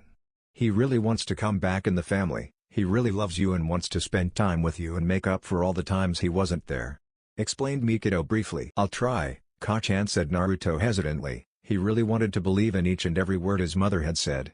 But instead of rushing in on blind faith, he would take his time and see if his father really wants to be there for him. Now that's my Naru-chan. I'm really proud of you. Take your time and try to gather your feelings slowly, said Mikoto with a vibrant smile on her face. Hi, said Naruto slowly. Mikoto sensed Naruto's uncomfortable behavior and decided to change the topic. Naru-chan, do you want to become a shinobi? Asked Mikoto seriously. I just want to protect my brother, said Naruto slowly. Mikoto smiled again on hearing those words again. She really felt very happy that her two boys were so close to each other. But what about the people of this village? Asked Mikoto seriously. She knew she had to guide her son on the right path if he wanted to be a shinobi. Protecting Itachi was a noble dream, but Naruto was the elder son and heir of the Namikaze clan. The villagers had great expectations from him and some even thought that her son could become the next Hokage. Huh? Asked Naruto curiously. He had never thought about that. Mikoto took a deep breath in order to explain it to Naruto in detail. Naru-chan, protecting your little brother is a noble dream, but shinobi are always entrusted with the safety of this village and the people live in it. You are the son of the Hokage and the heir to our clan. The villagers and shinobi have high expectations from you, explained Mikoto briefly. But I don't know if I can live up to their expectations. Why is it necessary for me to protect the people of this village? Asked Naruto curiously. That's because we are one big family. We take care of each other. Your father looks after the entire village and protects it. Your grandfather and uncle take care of the Uchiha clan and also protect the village from its enemies. I am a shinobi too and I am ready to protect the village and my family at all costs because you all are precious to me, explained Mikoto with a smile. I understand, said Naruto calmly. Don't worry, Naru-chan, there is nothing you should be afraid of. I think it is a good thing that you are trying to become a shinobi. It shows that you understand that to be a ninja you have to start right at the bottom and work your way up and protect your precious people, said Mikoto calmly. Really? He asked with her nodding. If you like I can go over it with you and teach you how to access your chakra, she said, making him get a hopeful look on his face. Really, you would do that? Don't you have other things you need to do today? Asked Naruto curiously. I don't have a shift at the hospital today and it is either help you or get bored sitting at home. And how could I ever not want to help my little Naru-chan? Said Mikoto with a playful smile. She picked Naruto up from his spot and put him in her lap as she leaned against a nearby tree. Are you ready? Asked Mikoto seriously. Hi, said Naruto enthusiastically. Now I'll first explain what is chakra, okay? Asked Mikoto and Naruto nodded. Chakra is the mixture between spiritual energy and the body's physical energy. It is essential to every jutsu technique that has and ever will be created. Once molded, it can be channeled through the chakra circulatory system, which is to chakra as the regular circulatory system is to blood, to any of the 361 chakra points in the body through various methods, the most common of which is hand seals. Explained Mikoto briefly. Does everyone possess chakra, Ka-chan? Asked Naruto curiously. Yes, every human being possesses chakra, though only a few are able to use it, said Mikoto. What is jutsu, Ka-chan? Asked Naruto intriguingly. Mikoto smiled a little when she saw how curious her son was. Most kids his age would be bored on hearing so much theory, but her son was different. Jutsu are the mystical arts a ninja will utilize in battle. To use a technique, the ninja will need to use their chakra. To perform a technique, the ninja will bring out and release the two energies of chakra. By forming hand seals, the ninja is able to manifest the desired technique. Because of the extensive number of hand seals and different combinations, there are thousands of potential techniques to be discovered. Explained Mikoto in detail and Naruto nodded. So what are hand seals? He asked curiously. Hand seals perform many ninjutsu, genjutsu, and other secret arts other than taijutsu. The exact amount of chakra necessary to perform a simple technique is manipulated through hand seals. This will vary between the simplest of jutsus to the most dynamic and most powerful. Explained Mikoto calmly. The hand seals are bird, boar, dog, dragon, ox, tiger, serpent, rat, horse, monkey, hare, and ram, continued Mikado, and performed every one of the hand signs. She was shocked when her little son performed each and every hand seal perfectly in the first try. His speed was slow, but she was amazed by his sense of observation. It was common for a shinobi to learn hand seals quickly, but Naruto was a kid and he had indeed surprised her. "Wow, Naru-chan, you performed each hand seal perfectly. How did you do it?" asked a surprised Mikado, but her voice was indeed full of pride. "I just saw you perform them, Ka-chan." "They are very easy," said Naruto sheepishly. "But still, I'm very proud of you," said Mikado warmly. "Thank you, Ka-chan," said Naruto with a wide smile. The two sat there for about an hour as Mikado explained about chakra to Naruto in very detail. She wanted him to understand the science completely and was trying to explain it to him in the simplest way. She also made sure he was aware of what made up chakra and how many chakra points there are in the body, even pointing to the places where certain ones were on her arms. "Do you understand, Naruto?" she asked him as he sat there on her lap and saw him nod. "Can we try to see if I can use my chakra?" he asked, since he looked a little eager to begin. "Sure," Mikado said warmly as Naruto hopped out of her lap and sat in front of her. "Get in a meditative pose like I am doing," instructed Mikado, and sat in the position. Naruto watched and tried himself, though Mikado had to help him a little since his legs were still so little. "You comfortable?" she asked, and with Naruto nodding his head, she decided to continue further. "Okay, Naru-chan, first I want you to make this hand sign. This is the Ram hand sign. Using any one of the hand signs will help to bring out your chakra and bring it to the surface. The Ram head sign is the one most used when starting out to first draw their chakra," explained Mikado briefly, and performed the hand sign. "Like this?" asked Naruto curiously, and performed the hand seal perfectly which Mikado was showing him. "Now to draw out your chakra you have to dig deep inside and try to draw it out. Search deep down and wait until you feel a warm sensation in your stomach. When you feel it, try to focus in on it and then pull it out to the surface. I will demonstrate," said Mikado seriously. Naruto watched as his mother closed her eyes, taking a few deep breaths before exhaling. After about 10 seconds Naruto felt a strong burst of energy come from his mother, which surprised him immensely. He could feel how warm it was, and though it was nowhere near as big as his father, but he felt it flowing smoothly from her. He observed attentively for a few moments and was able to see a blue like aura appearing around her. "Was that chakra, Ka-chan, the blue thing around you?" asked Naruto excitedly. He really wanted to do the exercise after watching his mother. She opened her eyes and Naruto could see the blue aura had now disappeared. Mikado smiled when she saw her son's excited face. "It was. Try to extract enough chakra, then it can become visible around you and will be a light blue color," explained Mikado happily. "Now it is my turn," said Naruto happily, and his mother nodded softly. "Though don't be sad if you don't manage to do it, Naru-chan. It takes time to activate your chakra for the first time," advised Mikado sagely. "Okay, but I will try my best," said Naruto with determination. Mikado smiled and settled for watching her son access his chakra for the first time. It was a really nostalgic moment for her, and her eyes became a little moist as she realized her little boy was now growing up. She watched as Naruto closed his eyes and took deep breaths similar to what she did moments ago.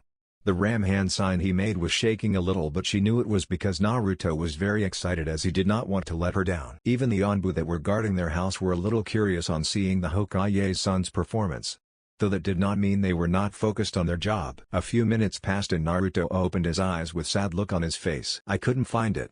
I did not feel that warm feeling in my tummy," said Naruto disappointingly. "That's okay, Naru-chan. I did say you might not be able to do it the first time around.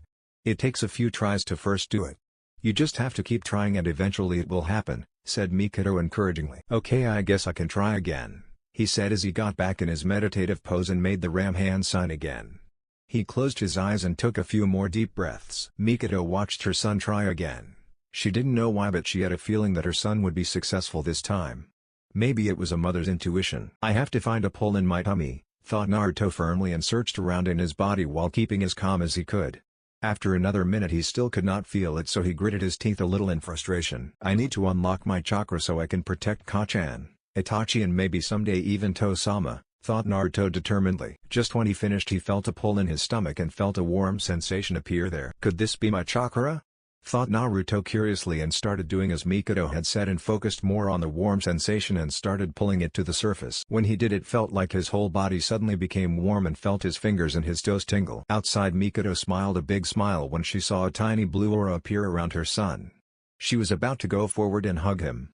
She wanted to congratulate him for activating his chakra for the first time, but was a little caught off guard when she felt the power of his chakra. "His chakra, it's so much powerful. Though it is very small, but it is stronger than my own. Thought and amazed Mikado, though she also felt how untamed it felt. Once Naruto got used to activating his chakra, she would most likely have to show him one of the basic chakra control exercises. Even the Anbu guarding the house were amazed by the power of Naruto's chakra. It was growing more powerful with each passing second. Mikado decided it was enough now, as Naruto would be very tired by now and she did not want him to overdo it. Mikado shook Naruto a little, which made him lose focus, and the chakra he was emitting stopped. He opened his eyes to his mother looking at him with joyful looks on their face, which made him smile a big smile. "I did it," said Naruto happily and jumped high in the air. Mikado was quite surprised that Naruto even had this much energy left. However, her suspicion proved correct when her son suddenly felt tired and his body got a little stiff and he started to fall towards ground. However, Mikado was in front of him in an instant and caught him in a warm embrace. There were a few tears in her eyes. These were not tears of sadness but of joy and pride. "Why do I feel sleepy?" asked Naruto innocently as he yawned in Mikado's arms. "Silly Naru-chan, you pushed out a lot of chakra when you activated it, which has now left you feeling tired. Don't worry, after some rest and some food in your tummy you will be fine," said Mikado happily. Naruto just gave a very small nod. He really felt a lot tired than before. "I think this is enough for the day. Let's go home. I'll make ramen for you," said Mikado happily and picked up Naruto. He wrapped his small legs around her waist and nuzzled his head against her chest, with her long bangs falling on his face and covering his face a little under their shadow. "Really?" asked Naruto sleepily. He really loved when his mother made his favorite dish.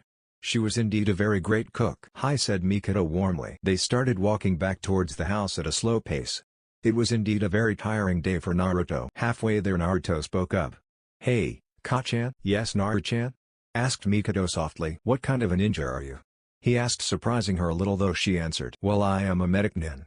I practice medical ninjutsu, which is why I work mainly at the hospital," said Mikado happily. "Medical ninjutsu?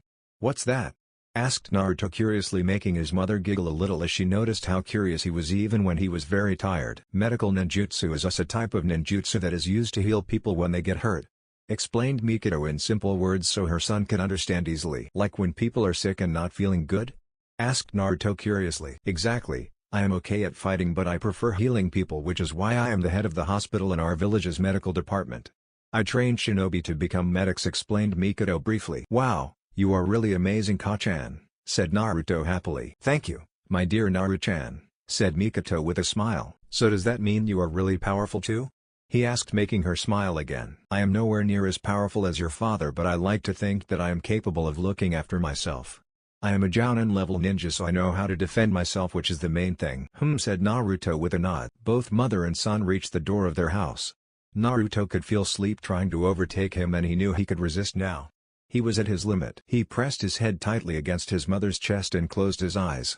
A small innocent smile came on his face. Mikado gently looked at her son. "He looks so adorable," thought Mikado happily. Naruto gently grabbed her silky bangs that were falling on his face. "Ka-chan, you really have beautiful hair," said Naruto sleepily. A wide smile came on Mikado's face when she heard her son praising her hair. She gently ruffled Naruto's hair and gave him a small kiss on his cheek. "Thank you, Naru-chan," said Mikado lovingly. "I love you, Ka-chan," said Naruto warmly, and slowly sleep overtook him. "I love you too, my little Naru-chan," said Mikado warmly. She really loved her son the most in the world. She knew she was the bridge that was holding their family together and live peacefully. She was determined to be the best mother, best wife, best friend and best guide for her sons and husband. "I'll make things better. I promise," thought Mikado with determination. Chapter 5. The first step. Minato Namikaze woke up with a wide smile on his face. He really was very excited today. Some people may think why the Hokage must be so eager. The reason was simple. Today he was going to teach his elder son the various ninja arts. Words couldn't describe how happy Minato was. The past 3 weeks had been some of the best weeks of his life. Naruto was now not cold towards him. He didn't hesitate to sit beside his father. He was slowly opening up to Minato. Minato knew this was his golden chance to get his son back and make up for all the times he wasn't there. He had ordered Shikako to handle the office for a few hours, to which the Nara had said as troublesome. He would teach his son for some time and head to the office to do his duty. His wife Mikado would then continue Naruto's training. This was the plan decided by both of the parents. When Minato would train Naruto, Mikado would spend time with Itachi, and when it was her turn Minato would take Itachi to his office. Itachi would then be taken to the park and any other place he wanted by a team of Genin. Of course the Anbu would be guarding his younger son from the shadows. After Naruto's training is over, he and Mikoto would rejoin Itachi and soon Minato would join too. This way their family would be able to spend the maximum time together and Itachi wouldn't be just bored by sitting in one place. A small shiver ran through Minato's spine when he thought what Itachi would do when he was bored. Let's just say it won't be comfortable for any of them. Minato was really thankful to his wife for making his son understand and give his father a chance. Minato was quite surprised and shocked when he learned about Naruto's sensor skills. His son was indeed very talented and with time he aimed to make his son a good man. Naruto used to smile more now these days. Mikoto had trained him in accessing his chakra and now he had completely learned it. Minato still remembered the day when Naruto had made a fool out of him. Flashback. A few days ago, the Namikaze family sat around their dining table and were eating their food peacefully, well except for Itachi who was just munching over his poke. Minato sat in the center of the table, Naruto was on his left side and was eating his ramen peacefully. His wife Mikoto was on his right side guiding Itachi how to properly eat his food, to which the young boy was showing discomfort by making angry faces. Mikoto had told him about how Naruto had accessed his chakra and how strong it was. Words couldn't describe how proud Minato felt. Maybe one day both of his sons would surpass him and succeed him as the Hokage. Minato felt someone kick him a little on his feet from below the table. He looked at his wife and she was giving him the look to speak with Naruto. Understanding what his wife meant, Minato gathered his courage to speak with his son and offer him some help. "Hey, Naruto," said Minato kindly. He knew Naruto only liked to be called Naru-chan by his mother. "Yes, Tosan," said Naruto calmly, shocking Minato. Minato's eyes were wide as saucers. He looked at his wife with a gobsmacked expression. She was looking at him with a victorious smile on her face.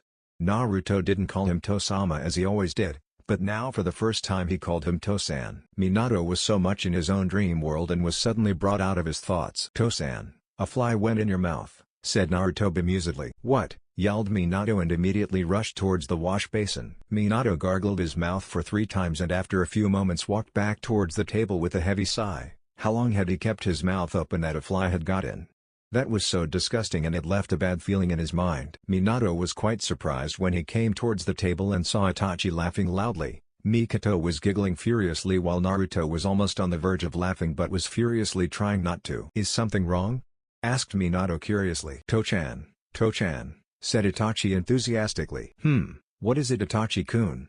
asked Minato interestingly. "Itachi," said Naruto with pleading eyes, but Itachi just smirked. "Ni-chan tricked you," yelled Itachi and pointed his small finger towards Naruto. Minato's mouth was wide open in shock when he realized, he, the 4th Hokage of Konoha, had been fooled by a kid. Mikoto smacked her forehead. The entire joke was ruined due to her younger son, but it was still amusing. She was quite surprised when she looked up and saw a demonic-faced Minato whose eyes were burning with fire and was looking at Naruto murderously. "Naruto, you little shit," yelled Minato and went to catch his elder son. "Oh shit." Flashback end. A small smile came on his face as he remembered that incident.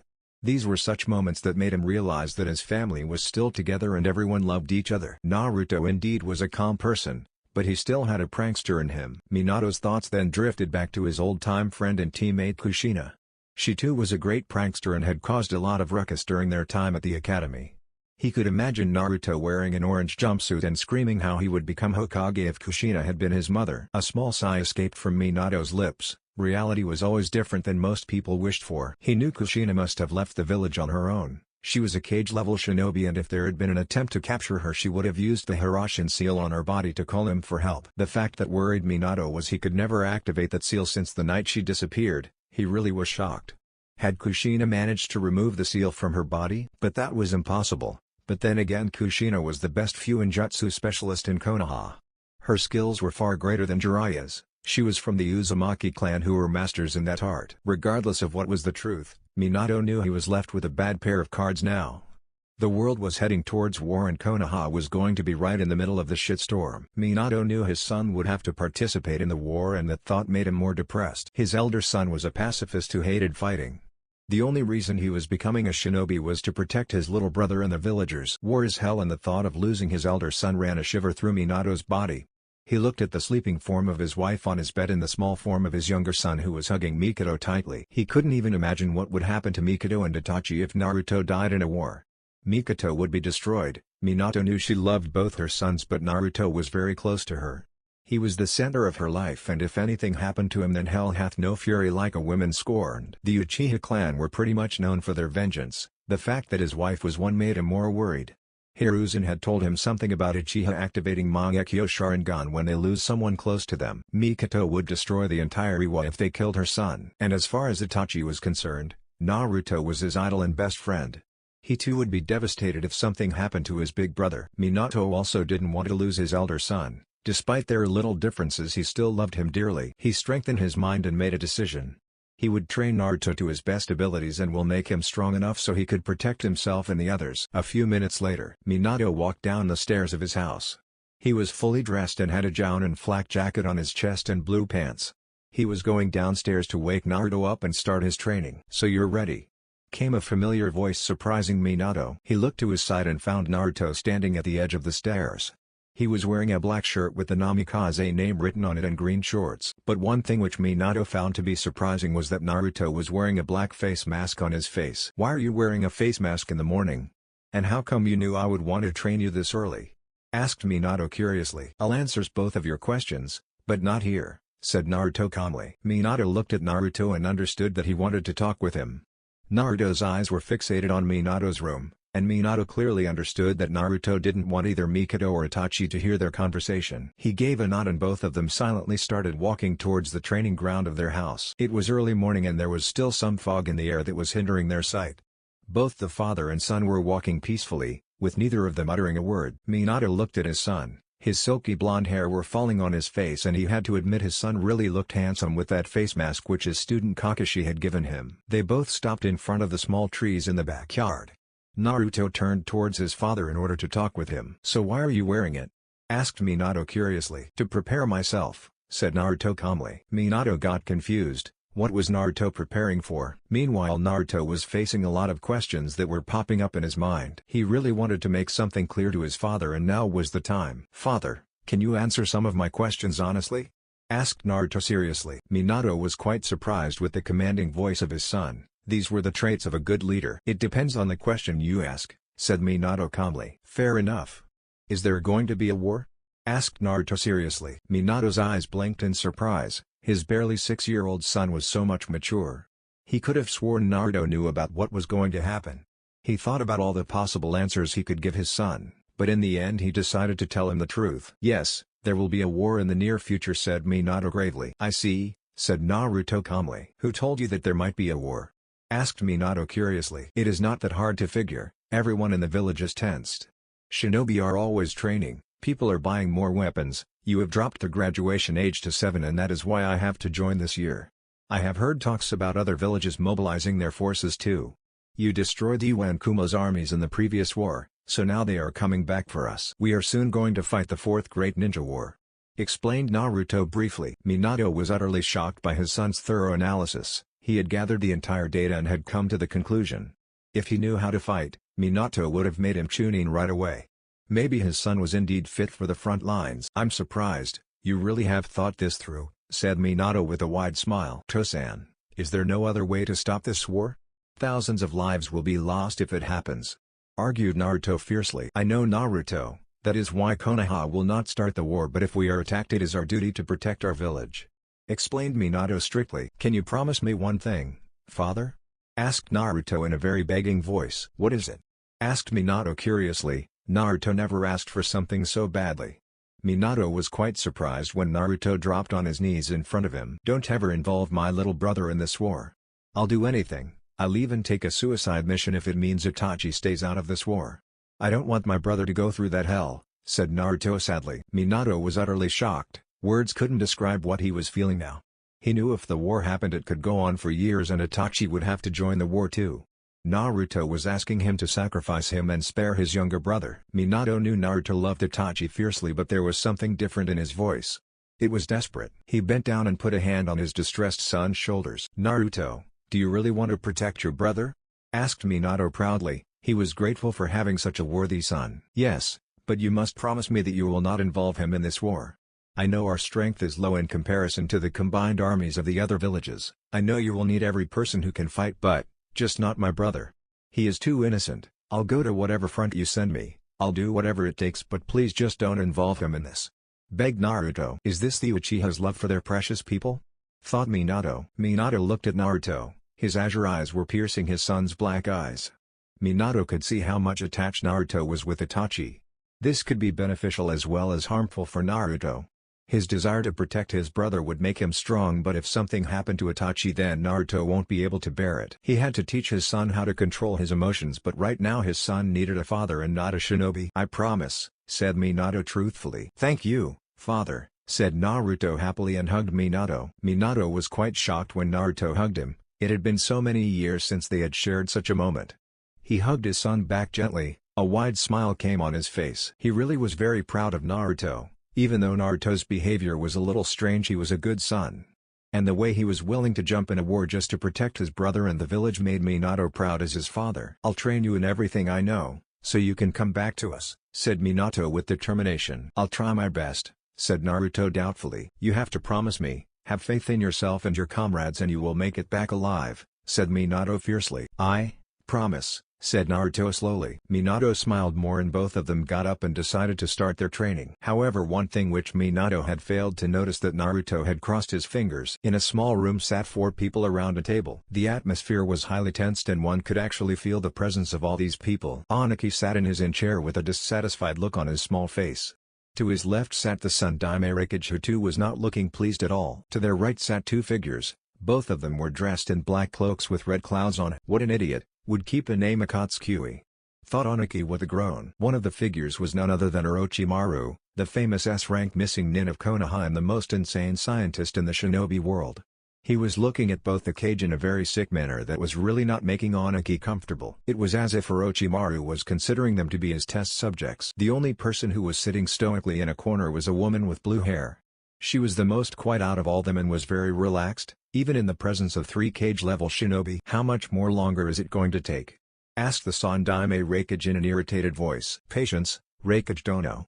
It takes time to prepare an undefeatable army, chided Orochimaru in his snake-like voice. Even if we combine our armies, Konoha still has the Yellow Flash and Hiruzen Sarutobi and many more formidable ninja. They even possess the Kyuubi, said Aniki angrily. They don't possess the 9 tails any longer, said the woman calmly. What? Yelled both the Tsuchikage and Raikage in unison. Orochimaru chuckled while the woman remained stoic as usual. It is true, their Jinchuriki has deserted the village and has not returned, said the woman. How do you know this, Konan? Asked the Raikage suspiciously. We have our contacts, said Orochimaru with a smirk. This could be a golden opportunity for us, but have you mastered that jutsu, Orochimaru? Asked Aniki sternly. Ah, that wonderful jutsu. The Nidami Hokage was really a genius for inventing such a jutsu, said Orochimaru gleefully. Is he insane? Thought both the cage. You don't need to worry about that, you will get your assistance on time. Meanwhile, have you prepared for what Pain-sama had asked? Asked Orochimaru seriously. He really didn't know why he was doing this. All he cared about was mastering all the jutsu in the world. After the Third War had ended, he was sure he would be made Hokage, but his senile old teacher made that Namikaze brat the Hokage in his place. Such insolence. He was the great Orochimaru, he could have uncovered the secrets of life and lead Konoha to glory, but that was all in the past. He realized his life was too short to fulfill his ambitions and he had to become immortal. So he defected from that pathetic leaf village after conducting all his brutal experiments. Hiruzen was not able to stop him, his old teacher was far too kind. He then joined the Akatsuki as the organization was offering a lot of money and he could use that for his experiments. Plus soon there was going to be a war and the experiments he could conduct on all the shinobi were making him more giddy. So much to learn, so much data, so much blood. He licked his lips with his snake-like tongue. Kukuku, soon I'll truly become immortal, thought Orochimaru madly. While Orochimaru was busy in his dream world, the woman named Konan had discussed the entire plan that their leader had told them to tell the Kages. So how much longer until the preparations are complete? Asked Konan strictly. A few months after that Kuma will be ready, said the Raikage firmly. Iwa will be ready to crush Konoha in 5 months. I will kill that Yellow Flash and his family for taking away my elder son and so many of my shinobi, said Aniki angrily. Minato had killed his elder son Renji in the Third Great Ninja War. He was among the thousands which the Yellow Flash had killed. Aniki could never forget what happened and he had vowed to get vengeance. Love breeds hatred and hatred leads to war. This world has indeed become corrupt, Pain-sama, and you are the one who will guide us, thought Konan calmly. Soon the Fourth Shinobi World War would begin and Akatsuki would execute its plan and lead the world to peace. Chapter 6. Training and Bonding. Jiraiya had seen many things in his life. He had been through 2 great ninja wars, had seen the best as well as the worst faces of the human race. He had seen how kind as well as cruel humanity was. During his long life he had met many people, some were good, some were bad, some were strange while some were outright evil. He had trained 4 students, 3 of whom had died in war. His heart still broke whenever he thought about those 3 magnificent kids whom he had trained during the Third Great Ninja War. But still he was a shinobi and he had to endure. He still believed that his 4th student Minato Namikaze, the 4th Hokage of Konoha, was the child of prophecy and was the one who would lead the world to peace. However, the 4th Great Ninja War was on the horizon. Nations were mobilizing their armies and there was no sign of peace anywhere. He was curious as to why he had been summoned to Mount Myaboko. There were not many times when he was called by the Toads. It was mostly when the Great Toad Elder had to make a prophecy. That thought alone made Jiraiya nervous. Whenever the Elder made a prophecy, the entire shinobi world would change, for better or for worse he was not sure about. Standing in front of him were Fukasaka-sama and his wife Lady Shima. They both were the most senior Toads in the entire Toad clan after the Great Elder. They were also his teacher and partners in fighting. "Why do you think the Great Elder has called me?" asked Jiraiya curiously. "It is regarding the prophecy, Jiraiya boy," said Fukasaka sagely. "Do any of you know something about it?" asked Jiraiya. If there was anything the Elder told someone, it was these 2. "No, the stubborn old geezer just told us to summon you here."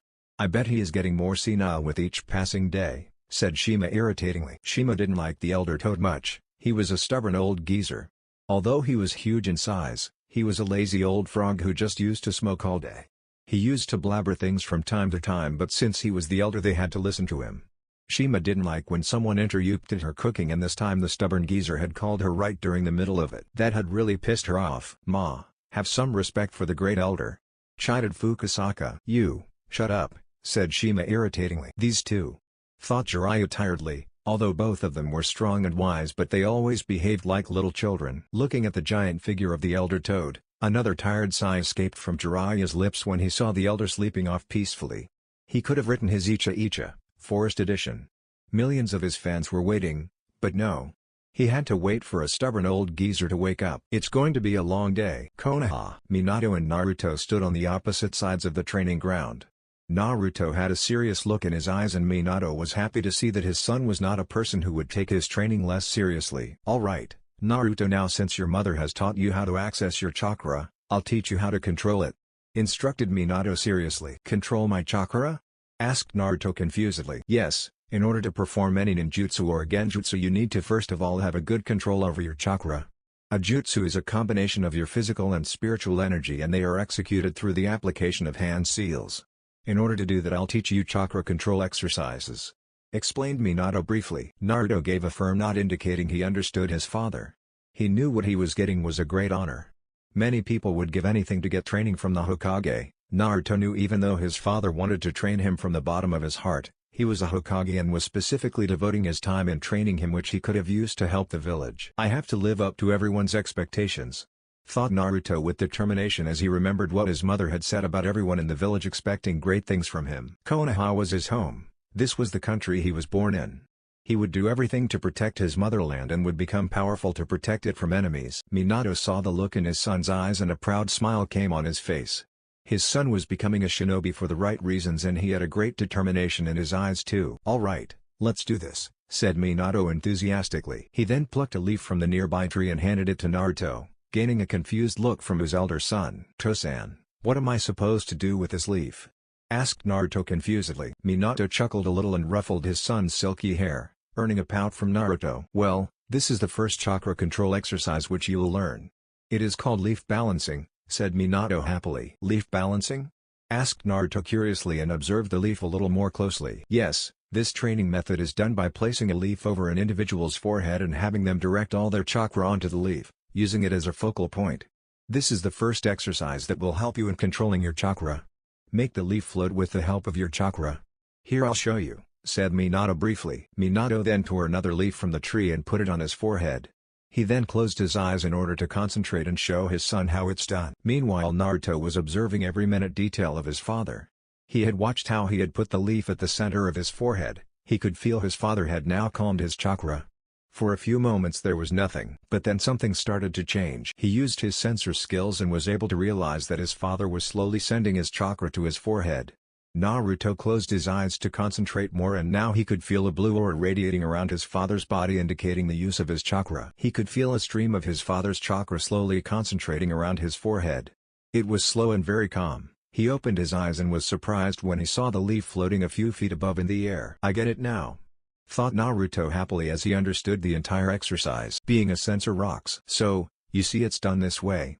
Now you try it, but don't be sad if you aren't able to do it the first time," advised Minato. "You'll see, Tosan," said Naruto with a smirk and put the leaf on his forehead. Sigh, he is a little overconfident, thought Minato tiredly, but he really was interested if his son could do it in the first time. Mikado had told him that Naruto had great observation skills, and if that was true then he would learn this exercise in no time. Stay calm and focused. I'll send a stream of my chakra as a tidal wave, thought Naruto firmly. Minato started sensing chakra radiating from his son's body. He was quite surprised by the power of Naruto's chakra. It was firm and strong. He could actually see his son possessing a powerful chakra in the near future. Naruto was concentrating hard and had closed his eyes. Focus, thought Naruto with determination, and slowly started sending chakra to his forehead. What happened next surprised Minato to the core. The leaf on Naruto's head started floating slowly above his forehead.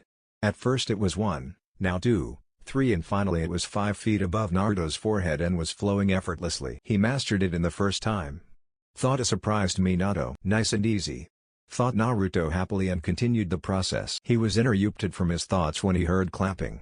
He slowly reduced his chakra and brought the leaf down slowly and caught it in his hands. He opened his eyes and was now face to face with his father, who was having a vibrant smile on his face. "I'm really proud of you. You mastered it in the first time," congratulated Minato happily and gave Naruto a pat on his shoulders. "It was nothing, Tosan," said Naruto sheepishly and scratched the back of his head. "I admit this exercise is very easy, but even it took me a few minutes to learn it, while you mastered it in the first time. How did you do it?" asked Minato curiously with a smile. Naruto gave a small smile and decided to explain his father how he understood the exercise and its concept. "I used my sensor skills in order to feel the way you used your chakra. You kept your chakra calm and concentrated it in a small proportion and used it to elevate the leaf. The key is not sending more chakra but in maintaining the flow," explained Naruto briefly. "He indeed has a very keen sense of observation. Mikoto-chan was right, our son is indeed smart," thought Minato proudly. "So, you used your sensor skills to determine the exercise and its concepts. Don't you think it was cheating?" asked Minato skeptically. He really wanted to know what beliefs his son had on becoming a shinobi and as such was testing him. "Not at all. Kachan told me that shinobi use every tool they have to complete their objective. My sensor ability is my tool, and if I use it for the greater good and protecting my precious people then I don't think I have cheated, Tosan," said Naruto honestly. "Very well said. Always use the tools you have, no matter how small or insignificant they seem, they'll keep you alive," said Minato sagely. "Hi," said Naruto with a nod. "Now, since you are very good at controlling your chakra, we will elevate your training to the next level," instructed Minato. "What is it, Tosan?"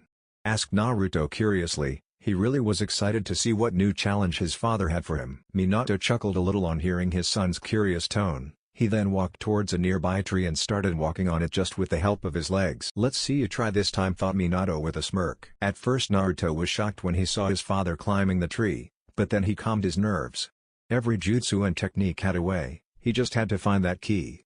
He knew it won't be easy, but if he could keep his cool he could surely find a way. Suddenly an idea popped in his head and he decided to try it. Minato expected his son to jump and cry out in surprise, but Naruto was acting strangely. His son had strangely come forward and had now put his left hand on the tree and had closed his eyes. Minato didn't know what Naruto was doing. "What is he doing?" thought Minato confusedly. He observed Naruto. He was trying to focus very hard. It was as if Naruto was trying to find an answer from the tree itself. His son really was a strange one.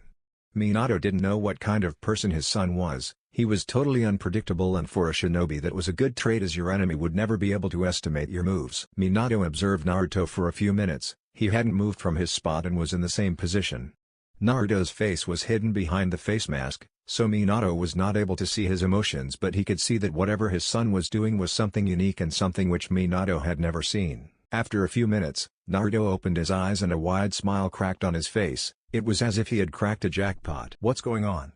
thought Minato in confusion. He was now sitting on top of the tree and was waiting for any type of response from his son. He could just have asked his son, but from his experience as Naruto's father, Minato knew Naruto had very unique skills and was very different from the others.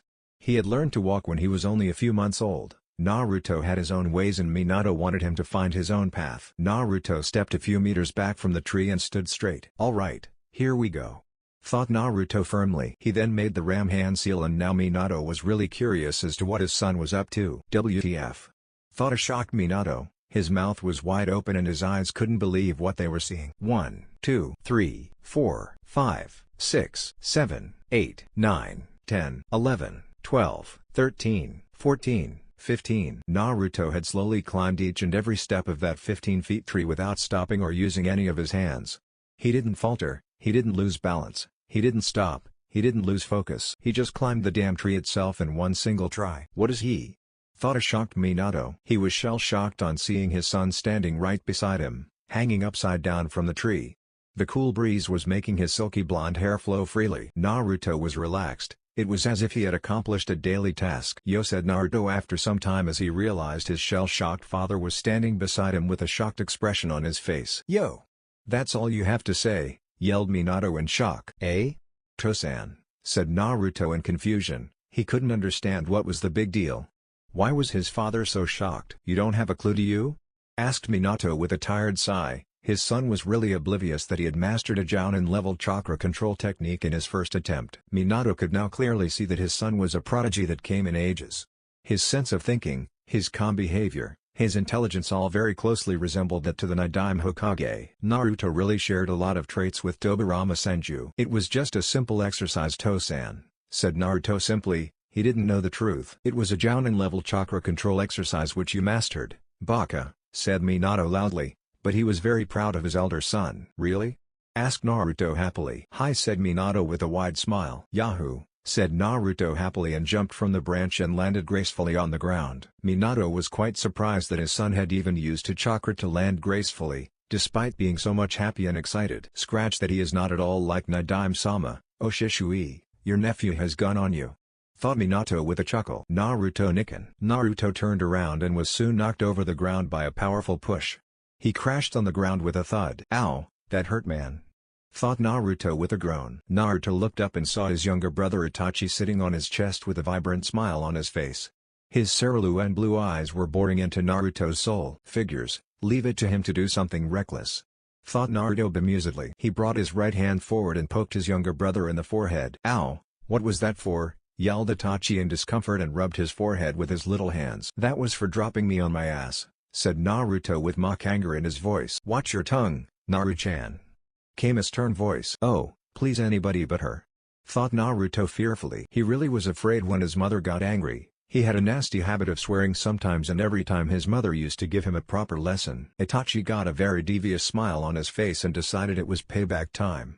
Before Naruto could catch him, Itachi ran back towards Mikado quickly. "Kachan," said a teary-eyed Itachi and ran towards Mikado. "Oh no," thought Naruto fearfully. "Kachan, Nikken, said meany words to me," said Itachi so innocently. "You little shit," said Naruto in shock as his brother just landed him in a deep mess. Mikado came forward and gave Naruto 3 quick bops on the head. "Ow!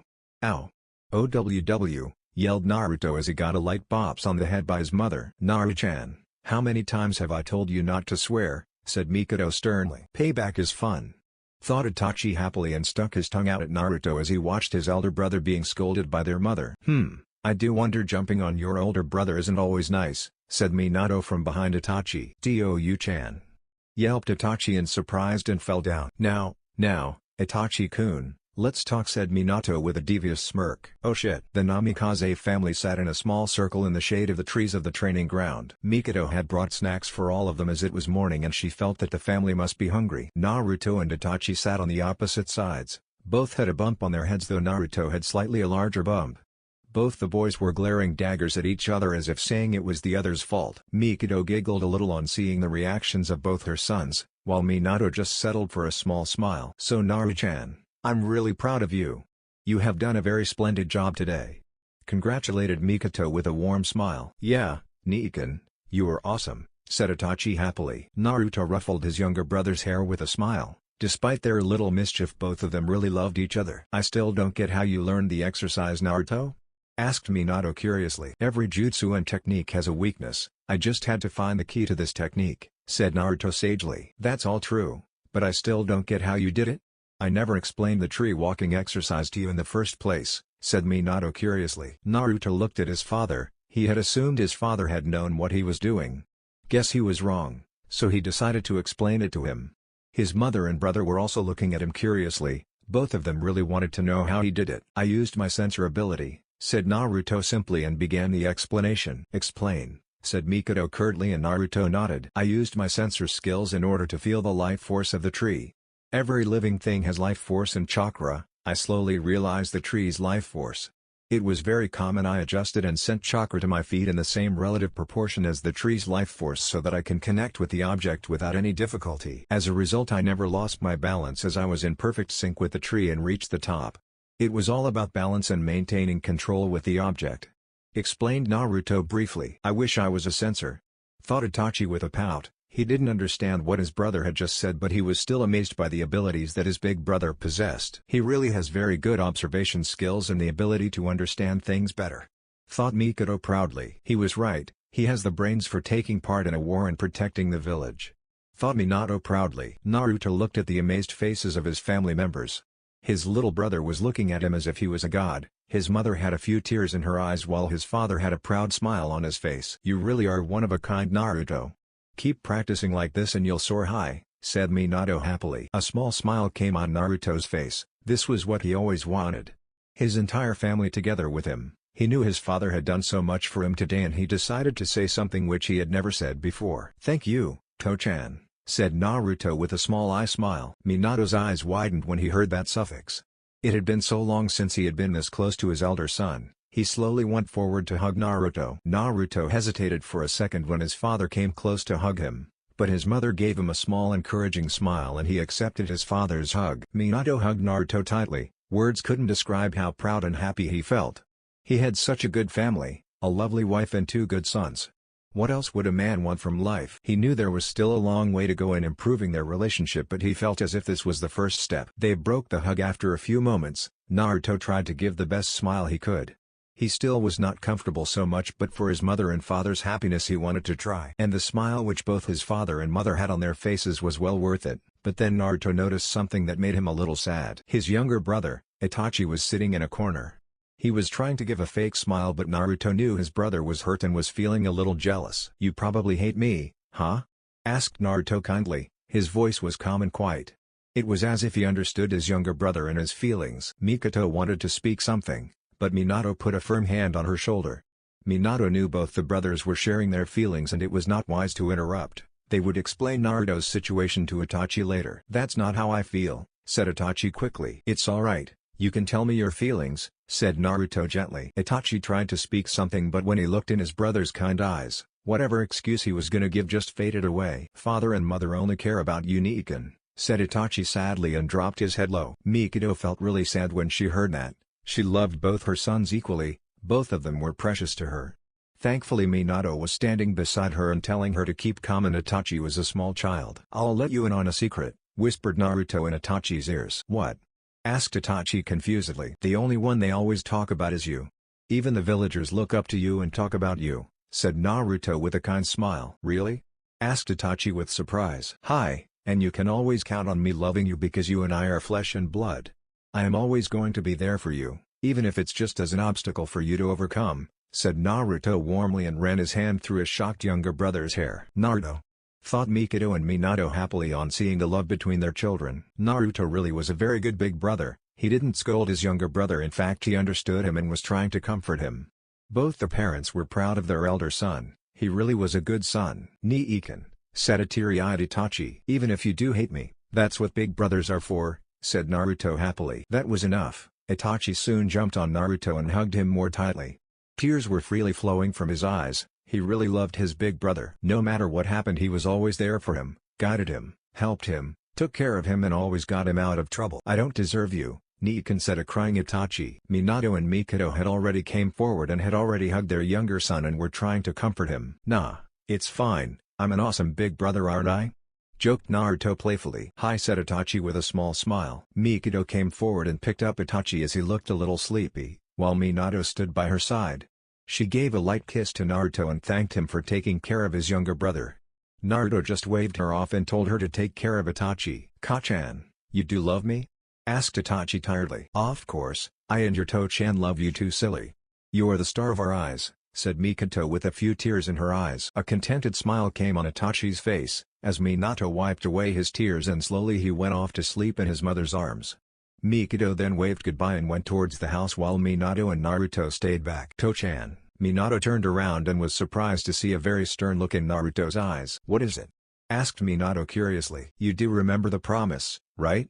asked Naruto seriously. "Hi," said Minato, clearly not understanding what Naruto was thinking. Naruto looked at the small form of his brother. He looked so innocent in their mother's arms. All the doubts which Naruto had before were now gone. He was sure of one thing now. Itachi is going to be the bridge to peace. My job is to be the pillar that supports that bridge, said Naruto deeply. Minato's eyes widened when he heard those words. Was this really his son? He looked so mature and he had such a noble dream.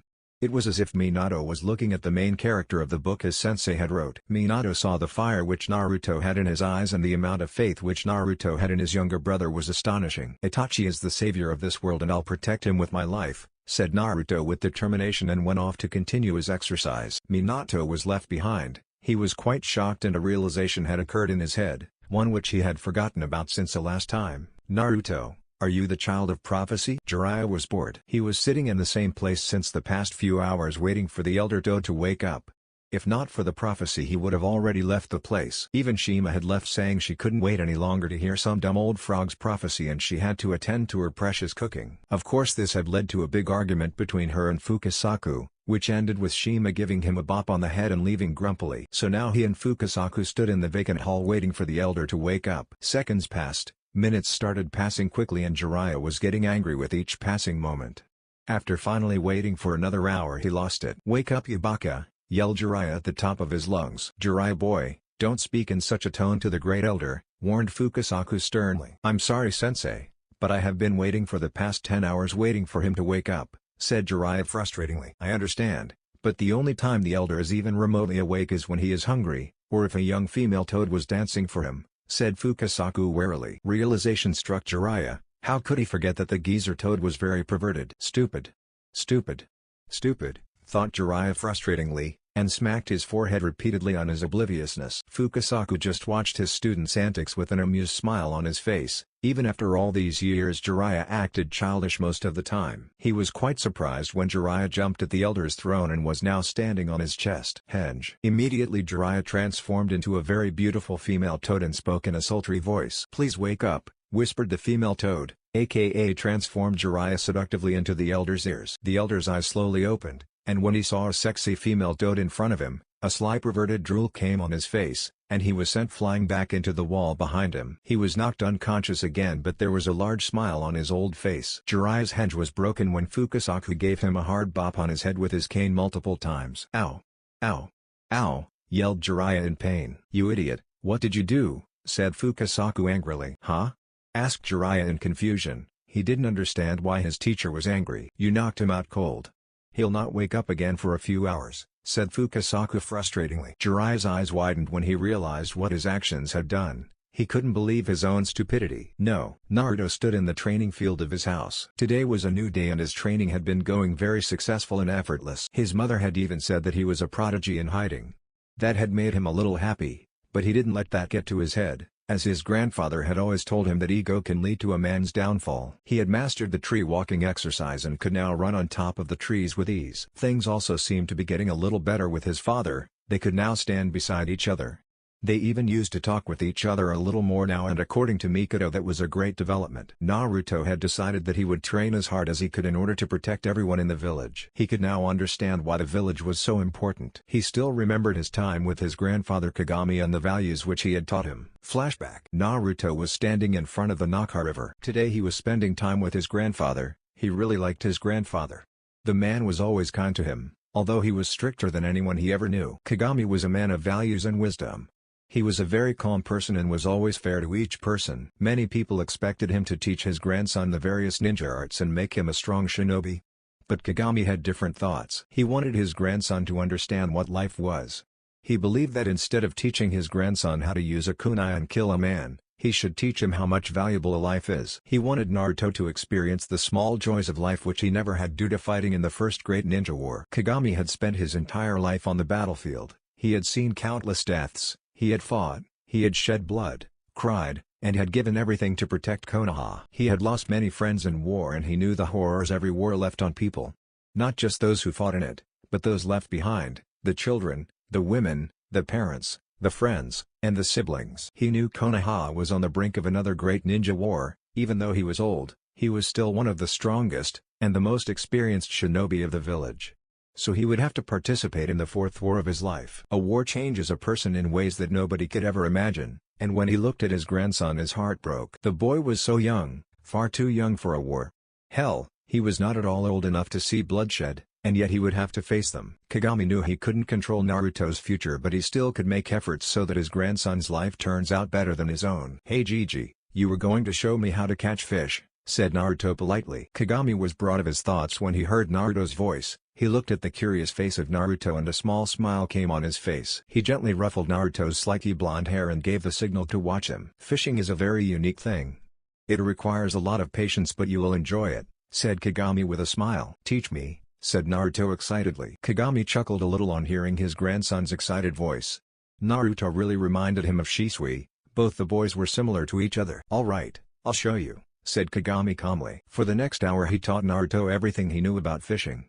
The boy was listening to him with great concentration and interest which pleased Kagami. It had been a few minutes since they were trying to catch a fish and Naruto was getting a little anxious. "Why aren't we catching any fish?" asked Naruto with a pout. "We will catch some, don't lose your patience.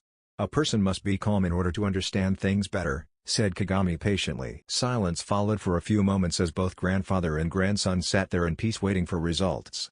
Both of them were sitting quietly and were enjoying the peace that nature was providing. Something was bugging Naruto and he decided to ask his grandfather about it. "Hey Gigi," said Naruto slowly. His voice was very low, it was as if he didn't like to talk about whatever subject he had in mind. Said Kagami silently. "What is a war?" asked Naruto curiously. Kagami was quite surprised by Naruto's question. He looked at Naruto and he could clearly see Naruto was not at all enthusiastic about this subject. He gave a silent nod and was quite content that his grandson was different and was not like most of the children who would be too eager to become a hero and listen to war stories. War is a situation when people forget about each other's feelings and fight for their own greed. Everyone claims that their war is for justice or for prosperity but there is no such thing. In every war people die. It doesn't matter whether you are rich, poor, strong, weak, or anything else. All of us share a common fate and that is death, explained Kagami briefly. "Then why do wars happen?" asked Naruto sadly. "Humans are very complicated, Naruto. All of us have some darkness within us. Even you have darkness within you," said Kagami simply. "I?" said Naruto hesitantly. Kagami put a hand on Naruto's head and gave him a gentle smile. "But more than that, you have a good heart. Everyone has darkness but they also have light within their souls. It's just people have to find that light and understand each other, then maybe there won't be any more wars," said Kagami with a tired sigh. "Have you fought in a war?" asked Naruto hesitantly. If war was such a bad thing then it must have been very painful for his grandfather. "Yes, I have fought in 3 great ninja wars," said Kagami disappointingly. Many people would boast about how they fought in a great war, but the real soldiers knew there was nothing to boast about a war. "You must have been a hero," said Naruto curiously. Kagami chuckled a little on hearing his grandson's innocent answer. "Naruto, I am not a hero. The real heroes are the ones who never made it back home and gave their lives to protect what was precious to them. Just like my sensei Tobirama Senju," said Kagami sadly, as he remembered his mentor. "You were the student of the second Hokage?" asked Naruto in shock, making Kagami chuckle again. "Well yes, I was a part of his team," said Kagami with a smile. "What kind of person was he?" asked Naruto curiously. Tobirama Sensei was a very odd person. He was very strict, but he also cared very much about the village, and everyone in it. He even gave his life to protect his team, said Kagami proudly. "How did he die?" asked Naruto sadly. "It was during the first great ninja war. Our team was surrounded by a lot of skilled Kumo ninja. They were a part of the famous Kinkaku unit. We were outnumbered," said Kagami sadly. Naruto thought about the entire battle scene. His analytical mind had already started working. He had heard about this Kinkaku unit from his father. They were Kumo's best ninja. If his grandfather's team was surrounded and outnumbered, then the only chance they had of escape was he acted as a decoy, didn't he? Asked Naruto sadly. "How did you guess?" asked Kagami in shock. "There was no other choice. Your team was outnumbered and surrounded. Even if they didn't know your exact position, your conditions were not good. Suppose if you can make a surprise attack on the enemy, but you will soon be overpowered as you didn't have the numbers, and which would lead to total massacre of your team. This left only one option: one member had to act as a decoy to buy the others time to escape. It had to be the strongest person of your team, as the Kinkaku unit is heard to be the best. Since the Night Dime was the strongest, he was the only logical option as a decoy, but that would, explained Naruto strategically, but refrained from saying the last part as he knew his grandfather was quite close to the second Hokage. He thought exactly the same thing like me, but I was much older than him when I was in that situation, thought an amazed Kagami. Naruto, you will make an excellent squad leader, said Kagami proudly, but I don't want to kill anybody. I have a family. I love Kachan, Itachi, Tochan, you, and Shisuyoji-san. But there are also others who may have a family like me, aren't there? Asked Naruto curiously. I understand. I know exactly what you are feeling right now. Shinobi are protectors, not killers, said Kagami seriously. Kagami looked at Naruto briefly. The boy sure asked a lot of questions. But it was natural, many kids his age were like that, and since Naruto knew he had to fight in a war, he was anxious. Kagami was happy that his grandson considered him trustworthy to share his feelings. He knew these questions were very important in shaping Naruto's life and his beliefs, and as his grandfather it was his duty to guide him, and show him the right path. Gigi, what is a village, and what are shinobi? Asked Naruto curiously. A village is a place where people come together. It is a place where people put aside all their past differences and end the chaos. It is a place where the children and the old are protected, the young prosper. It is a place where people can spend their life in peace, said Kagami carefully. And shinobi, what are they? Asked Naruto firmly. Shinobi are people who endure and protect what is precious to them. Inside every shinobi of this village burns the will of fire, said Kagami simply. Will of fire? Asked Naruto curiously. It's the unbreakable bond that every shinobi in the village has with each other. It gives us the strength to protect our village, said Kagami gently. Do I have a will of fire too? Asked Naruto excitedly. Kagami chuckled a little and patted Naruto's shoulders. Of course, my boy. The will of fire burns brightly in you, said Kagami proudly. Thank you, said Naruto with a smile. Naruto, first of all look at yourself rationally and know yourself. If you don't know who you are, then you will put the lives of your comrades in danger, said Kagami sagely. Hi, said Naruto firmly. Can you fulfill one last wish of mine? Asked Kagami slowly. Anything for you, said Naruto happily, which brought a smile on Kagami's face. Don't be hasty, you are still young. Your time to die will come. Until that time, live your life to the fullest. Protect those who love the village, and those who believe in you, and pass the will of fire to the next generation. This is your duty, said Kagami seriously. Naruto gave a very determined gaze to his grandfather, and gave a small nod to him. I promise you, Gigi, as long as I live, I won't let anything happen to this village, and my family. I'll even give my life to protect them, said Naruto fiercely. A wide, proud smile came on Kagami's face, and he embraces Naruto in a warm hug. You are the future of this village. I leave the rest to you, said Kagami gently. Hi, said Naruto firmly and hugged his grandfather. Sensei, I have finally passed your legacy and your will to the next generation, thought Kagami happily. Flashback end. A small smile came on his face as he remembered what his grandfather had taught him. I will never go back on my word, thought Naruto with determination. What are you thinking, Naru-chan? Asked Mikado kindly. Naruto was brought out of his thoughts. He looked up, and saw his mother looking at him. She was in her medic uniform, indicating she had just returned from the hospital. She had Itachi in her arms and he was also looking at him curiously. It's nothing, Kachan, said Naruto sheepishly and scratched the back of his head with a small chuckle. Naruto, said Mikado with a giggle. Bakani-san, said Itachi with a laugh. What was that shrimp? Asked Naruto with narrowed eyes. A small tick mark had already formed on his forehead. Naruto looked at his brother for a few moments, as Itachi gave him the best poker face.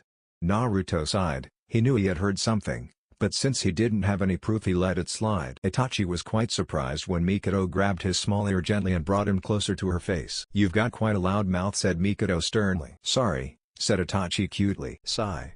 What am I going to do with you?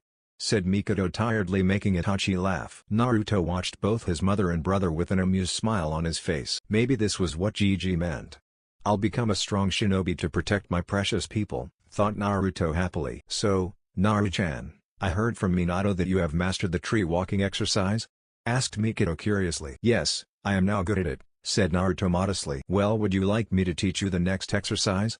Asked Mikado kindly. Hi, said Naruto excitedly. Mikado came forward and handed over Itachi to Naruto so that she could show him the exercise. She gave Naruto the signal to follow him. Both the brothers followed their mother until they reached the small lake of their house. "What are we doing here, Ka-chan?" asked Naruto curiously. "Today I'll be teaching you the water walking exercise," said Mikado seriously. "Walking on water?" asked both Naruto and Itachi in shock. Mikado giggled a little on seeing the shocked faces of both her sons. "Well, yes, comparatively to tree walking, this exercise is a lot harder. It won't be easy to master, Naruto-chan," said Mikado with a challenging smirk. "Bring it on," said Naruto firmly. "All right. This training method is used to gain better chakra control. To do this, the user has to be emitting a constant stream of chakra from the bottom of their feet, and using the repellent force to walk across the water's surface," explained Mikado briefly. "Can you show me how it's done, Ka-chan?" requested Naruto. Mikado nodded and slowly channeled a small amount of chakra in her feet. She then gracefully started walking on the water of the lake. Naruto and Itachi both were shocked when they really saw their mother walking on water. "Nisan, Ka-chan," said Itachi in shock. "She is amazing," said Naruto in awe. "Well, if you two are done praising me, I'd like to explain something to you," said Mikado with a gentle smile. Both the boys gave a sheepish smile to their mother. Naruto gave her a nod indicating he was ready to learn. "With tree walking, you learn how to gather chakra in specific quantity in your feet. But water walking is very different," said Mikado seriously. "How so?" asked Naruto confusedly. "Well, trees are stationary, and the energy you mentioned that trees have is also constant. Water is not like that, it is constantly moving and the flow of energy in it is irregular," said Mikado briefly. "So how can I walk on water, Ka-chan?" asked Naruto intriguingly. "First of all, focus chakra in your feet and try to walk on the water," said Mikado with a devious smirk. She knew what was going to happen, but she wanted to see if Naruto could figure out the exercise by himself. Plus his face would be hilarious. Naruto gave a nod. Mikado came forward and took Itachi back in her arms, earning a small smile from the little boy. Naruto did as his mother told him and put his right leg on the water, and then slowly put his left leg on the water too. He was shocked when suddenly he lost his balance and fell into the cold water. He could faintly hear both his mother and his brother's laugh coming from the surface. He slowly opened his eyes and looked around. All he could see was blue color around him. "What should I do?" thought Naruto worriedly as he slowly started drowning. He was scared. He didn't know what to do. He tried to move his hands but the water was far too cold. He felt his energy leaving his body. His eyes started to close. He could hear his mother's worried voice to come up but he couldn't. "Am I going to die?" thought Naruto fearfully. He didn't want to die, at least not yet. He had so many dreams, so many things to do. He had made a promise to his grandfather. His eyes suddenly widened when he realized something. "Naruto, you must look at yourself rationally and know who you are, otherwise you would put your comrade's life in danger." He remembered the exact words his grandfather had told him. What was he? What was his power? He had to protect everyone. How could he become successful and make it back alive? Water is not like that. It is constantly moving and the flow of energy in it is irregular. Realization struck him as he understood the meaning behind his mother's words. He had finally found a way. He quickly used his sensor abilities and to his utter amazement he could feel the energy in the water. He could feel how different it was in each and every molecule. He could feel the nature's power all around him. The water was looking calm but the energy which it had in itself was enormous. He felt the power of his own chakra and the stability it had in it. He felt a strange sensation in his gut. He didn't know what this weird feeling was. It was as if he had a life force of his own. It is not possible to reduce the amount of energy that water has, but maybe if I can increase the power of my chakra then I can control water, thought Naruto analytically. He had finally found a plan. With Mikado, she was scared to death. It had been 30 seconds since Naruto hadn't come out and she was just about to jump in the lake to rescue her son. Even Itachi was yelling at his older brother to come out. A few tears had already formed in his eyes. She was just about to jump when she felt the huge blast of chakra. Violent waves started forming in the lake, a few even crashed near Mikado and Itachi. She quickly jumped and got her younger son out of the way. She hopped on a nearby tree in order to save Itachi from the waves. She put her younger son on the branch. He was crying loudly as he was worried for his big brother. But Mikado knew she didn't have time to comfort him. At first she had thought that Naruto was joking but it seemed he was in trouble. She jumped towards the lake but was shocked when she saw what was in the center of the lake. There stood Naruto on top of a 20-foot tidal wave. His face was calm, his eyes were closed. His wet hair was falling on his face making him look more handsome. His clothes were drenched but what shocked Mikado was that her son was standing on top of a tidal wave which was not stable at all. In her stupor she forgot the small wave of water that was about to hit her violently. But when she sensed the water coming towards her, It was too late. Shit, thought Mikado, and prepared to substitute herself. She was quite surprised when the sound of colliding water waves stopped around her. There was complete silence. She slowly opened her eyes and was shocked to see every wave, small or big, was standing still. It was as if they had been frozen. She looked at Naruto and was shocked when she saw he had his hands spread and it looked as if he was controlling the waves itself. Impossible, thought Mikado in amazement. Naruto Namikaze was controlling water. Jiraiya was crying his eyes out. This was blasphemy. How could the elder torture him like this? Even Fukasaku was giving him a sympathetic look. Finally, after a few moments, the elder slowly opened his eyes and looked around. "Where am I?" asked the elder toad sleepily. "Mount Myaboku," said Fukasaku tiredly. It was always like this. The geezer would always wake up and would have no idea where he was. "You summoned me?" asked Jiraiya eagerly. His patience was over. The elder toad looked at Jiraiya and gave a yawn. Jiraiya's eyebrows twitched a bit in annoyance. "Who are you?" asked the elder in confusion. "This is Jiraiya, said Fukasaku irritatingly. "Oh, you have come. You made me wait a lot," said the elder toad with a chuckle. "I'm gonna kill him," thought Jiraiya frustratingly. "The prophecy which you said you had to tell," suggested Fukasaku quickly as he sensed Jiraiya's anger about to burst. The elder looked at the small toad in amusement. "Who are you again?" asked the elder sleepily. "Now I'm gonna kill him," thought Fukasaku angrily. The elder sensed both the youngling's patience decreasing and he decided that it was enough joking for now. "I have called you here as I had a dream that showed me a little bit about the future and the fate of the shinobi world," said the elder toad and closed his eyes. "What did you see?" asked Jiraiya seriously. "I am sure that the child of prophecy has been born in this world," said the elder seriously. "But Minato is the child of prophecy," said Jiraiya in confusion. "No, your student and you will be the ones that will be guiding this revolutionary," said the elder toad firmly. "Did you see who it was?"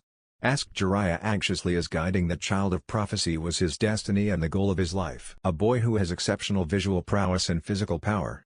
I haven't seen such a powerful child in ages. He will be a master of every ninjutsu, and will be one of the strongest shinobi in the world.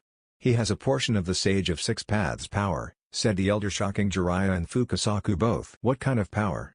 asked Fukasaku curiously. "The power which only one man had in the past," said the elder toad and gave Fukasaku a knowing look. "It can't be," thought a shocked Fukasaku, "only he knew the entire truth." "But how can he have such a power? Where can I find him?" asked Jiraiya curiously. "That is your destiny. I don't know the identity of this boy, but I can feel his presence in the shinobi world," said the elder toad. "I'll find him, no matter what," said Jiraiya hurriedly and turned to leave but was stopped when he heard the elder toad's words. "Jiraiya, there is something that you should know," said the elder toad in a dark tone. Jiraiya was shocked when he heard the elder being so serious. It must be really important. "That boy has a sea of darkness in him, waiting to be unleashed on the shinobi world. There will come a time when the boy would be asked to make a choice," said the elder toad warily. "What kind of choice?" asked Jiraiya hesitantly. "One that would determine the fate of the shinobi world," said the elder toad seriously. Fukasaku could see how serious the elder was and he got very nervous. There was only one time in the past where the elder had gotten this serious, and a great change had occurred after that, which changed the shinobi world. "Jiraiya, if that boy loses himself to do the darkness, then the world is doomed. There would be no force in nature that can stop him," warned the elder toad. "Is he that powerful?"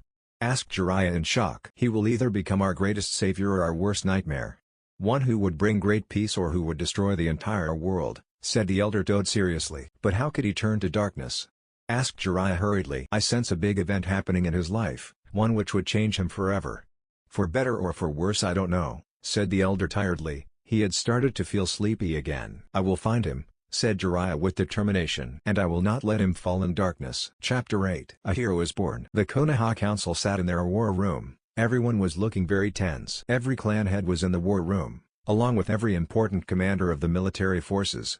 In the center of the room sat Minato, along with Hiruzen, Jiraiya, the Anbu commander, and Narashikaku. The rest of the clan heads sat in their respective places. Mikoto was sitting beside Kagami. She was the head of the medical corps. But she was worried. Her eyes were constantly fixed on one person in the room. That person was none other than her elder son, Naruto Namikaze. He was standing beside his uncle, Shisui, in one corner of the room. Now people would wonder why a 7-year-old child was attending such an important meeting. But there was a big reason for Naruto being present in the war room. It was his duty to be there. He was standing calmly in the room. He had been debriefed earlier as to why he had to be present. He still remembered the talk he had with his father. Flashback. Naruto stood in his father's study room. It had a lot of books. His father loved reading books of various subjects. There were also a few jutsu scrolls in the room, but Naruto was not allowed to see them, without his father's permission. His father was sitting in his armchair, he had a serious look on his face, but Naruto didn't miss his father's worried eyes. "Naruto, I have called you here for a specific reason," began Minato gently. He gestured his son to sit on the sofa in front of him. Naruto complied with his father's request, and sat in front of his father, and gave him a serious look. "What is it?" asked Naruto curiously. Minato bit his lip, he was nervous. How was he supposed to tell his son? He was just a 7-year-old child. He should be playing, and enjoying his childhood. But it seemed fate had other plans. "Naruto, the war is now imminent. The enemy has started mobilizing their forces," said Minato gravely. Naruto was very sad after hearing this, he didn't want a world war. It would lead to so much destruction, and countless innocent lives would be lost. "I see," said Naruto sadly. "I know how you feel. Believe me, if it was in my hands, I would have stopped this war," said Minato gently. "I know, To-chan. I understand. What do you need from me?" asked Naruto seriously. He knew his father needed him right now, his village needed him. Despite being a pacifist, if a war was imminent, he would not hesitate to protect his home. Minato felt proud when he saw the look in Naruto's eyes. He didn't say it, but something in his heart told him that his son was going to change the future of the shinobi world. "There is a tradition that has been followed by our village since the Nidaim's rule," said Minato slowly. "What is this tradition?" asked Naruto seriously. "During war times, every clan of Konoha has to send its heir and all of its shinobi to fight. It's a custom which has been followed since the first great ninja war," explained Minato briefly. The whole situation now became clearer to Naruto. "And since I'm the elder son of the 4th Hokage, as well as the first heir of the Namikaze clan, I have to go the front lines," deduced Naruto analytically. A proud smile came on Minato's face. His elder son was indeed very smart. "Yes, it is to show the faith and loyalty of the clan to the village. It was a rule made by Nidaime-sama," said Minato seriously. "I'll go, but To-chan, please promise me one thing," said Naruto in a choked voice. He couldn't stop the tears that were slowly started to build in his eyes. His little heart was scared. He was just a 7-year-old child after all. The thought of going to a world war scared him. The thought of losing his father, his mother, and his little brother made him more depressed. He just couldn't bear with the thought of not seeing his family again. He wouldn't lie to himself, he was not invincible, nor was he immortal, or a very strong fighter. He knew anything could happen in a war, but he just didn't want to die yet. Minato sensed his son's pain, and came forward. He put a hand on his shoulders in order to give him some comfort. "Please don't let anything happen to Ka-chan and Itachi. Don't ever send my little brother in this war, even if I die," said Naruto, but was cut off. "You're not gonna die, you will come back alive," said Minato firmly. "I will, but you know anything can happen. I never asked something from you, but please grant my request this time," said Naruto gently. I'll take care of your mother, and your brother," said Minato seriously. "Promise me," demanded Naruto. Minato looked in his son's desperate eyes. Naruto wouldn't admit it, but he was still far too young to fight. But he had no choice, they were up against an overwhelming enemy force, and Konoha needed every man to fight. Even if they were young kids. This was the harsh reality of the shinobi world. Naruto's generation was the youngest out of all the previous generation, who were going to fight in a world war. "I promise," said Minato truthfully. "I love you and I'm proud of you," said Minato with a sad smile. Naruto embraced his father tightly. These past few weeks had brought him a lot more closely to his father. Minato hugged his son tightly. A few tears had also slipped from his eyes. He loved his son very much, despite everything. He was his blood. And Minato knew he was sending him straight into the gates of hell. Naruto thought about everything he and his father had shared. He didn't know what these feelings were.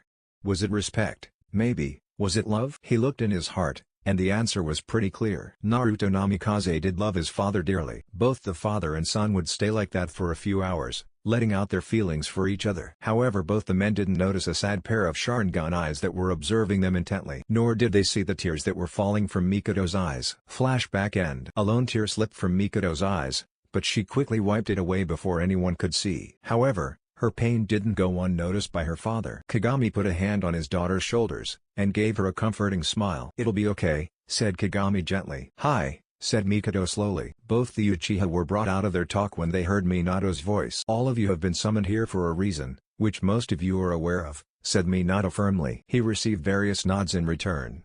Naruto just stood in a corner, and was observing his father closely. "The fourth great ninja war has begun," announced Minato seriously. Murmurs started to build up in the war room. Everyone was a lot tenser now. However, Minato silenced them by raising his chakra. Kumo, Iwa, and Kiri seem to have formed an alliance, and have formally declared war on us, said Minato calmly. How dare they? This is an outrage. We should make them pay. Numerous shouts could be heard in the room. Naruto could feel a lot of ki being leaked. He felt very uneasy as he was not familiar with so much killing intent. His parents had trained him how to bear with ki, but he was still learning, and hadn't mastered how to maintain a calm facade. However, he did try his best to look unaffected, but a little worry could clearly be seen in his eyes. Silence. Minato's angry voice echoed in the entire room. Everyone could feel his ki, and immediately shut their mouth. However, Nara Shikaku, who was the head of the Nara clan, as well as the Jounin commander, wanted to ask a few questions. Hokage-sama, permission to speak, requested Shikaku formally. Minato gave a nod. Everyone looked at the Nara curiously. It was known to almost everyone in Konoha that Shikaku was the most brilliant strategist, and everyone respected him. What is our situation on our alliance with Suna? Asked Shikaku seriously. Minato gave a tired sigh. He knew this was coming, and unfortunately this was where things were going to get worse. They have decided to stay neutral in this war.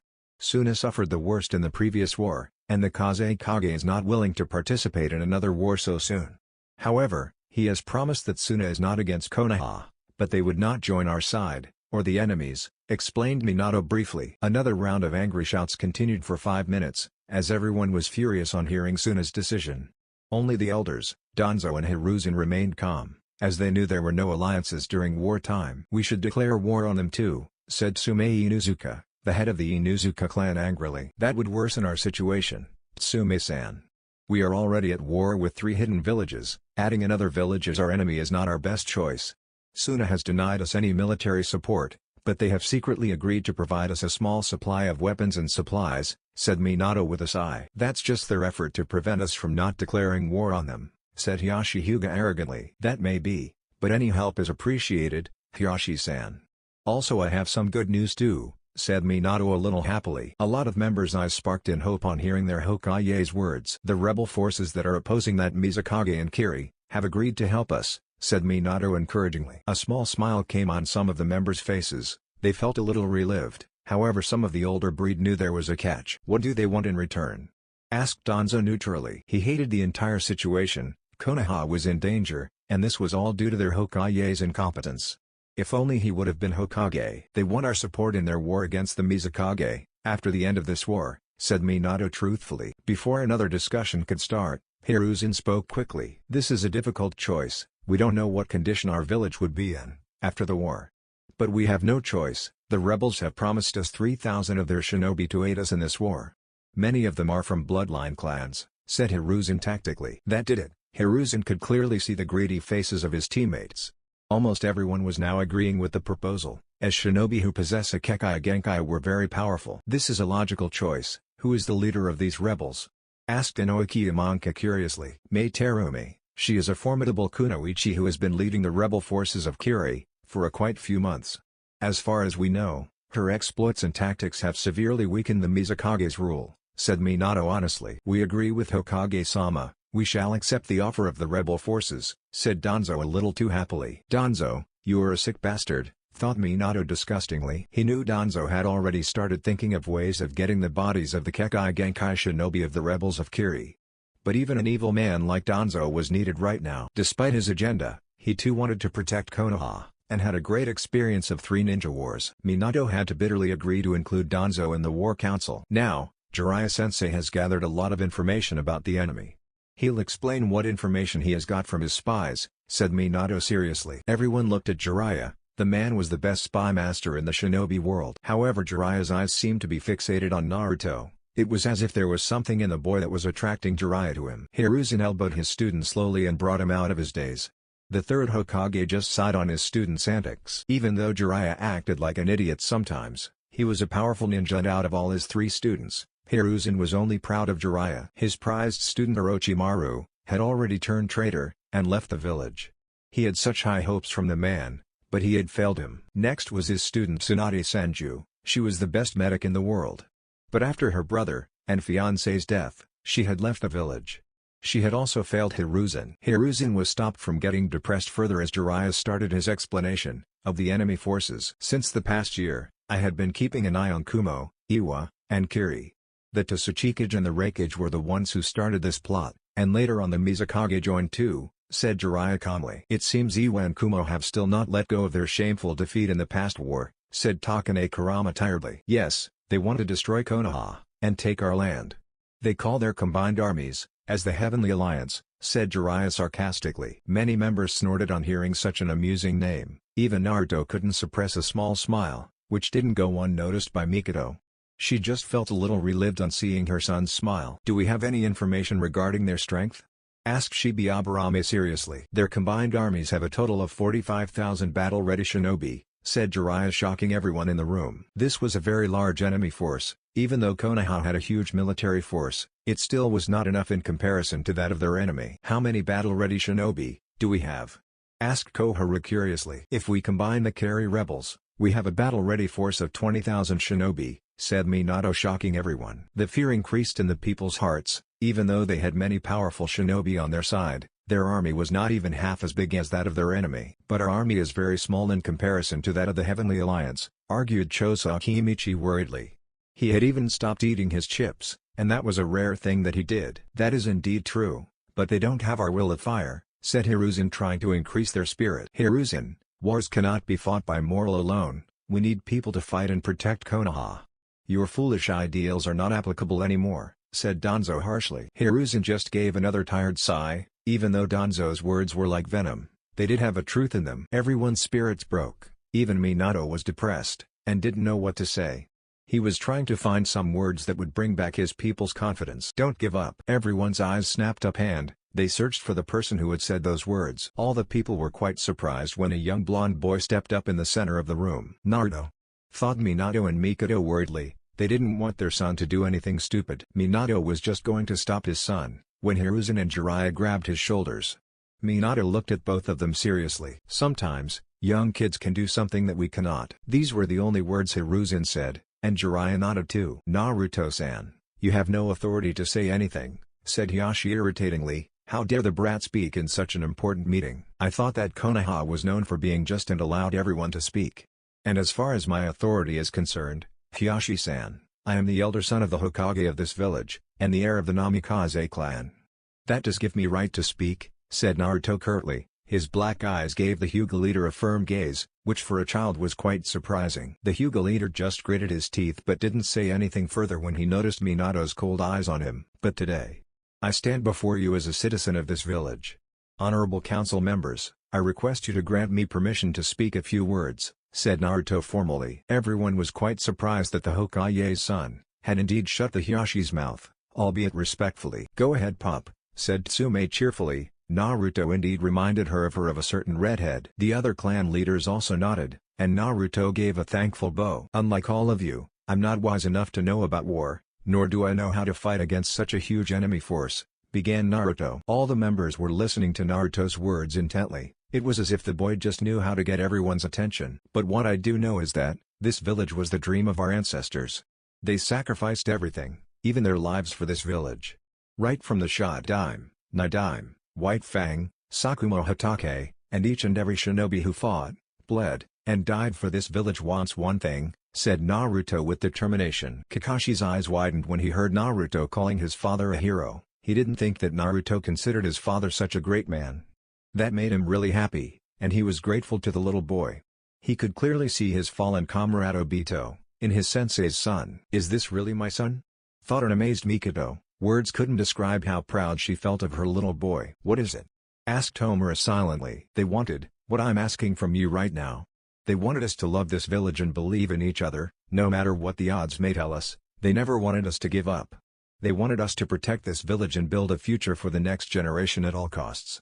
This was the dream and the last wish of every hero who died for this village. All the Hokages, and every name on the memorial stone of our village never lost faith in us. They sacrificed their future to give us a new life, said Naruto passionately. Minato, Hiruzen, Jiraiya, and even the Anbu commander were shocked when they saw a little hope returning in the people's eyes. If it ends here, then we would destroy everything they stood for, said Naruto firmly. A few of the members' eyes widened in surprise, as some of them remembered their own parents, family members, friends who gave their life for the village. We're no different from each other, we are facing the same danger, and we all share the same feelings.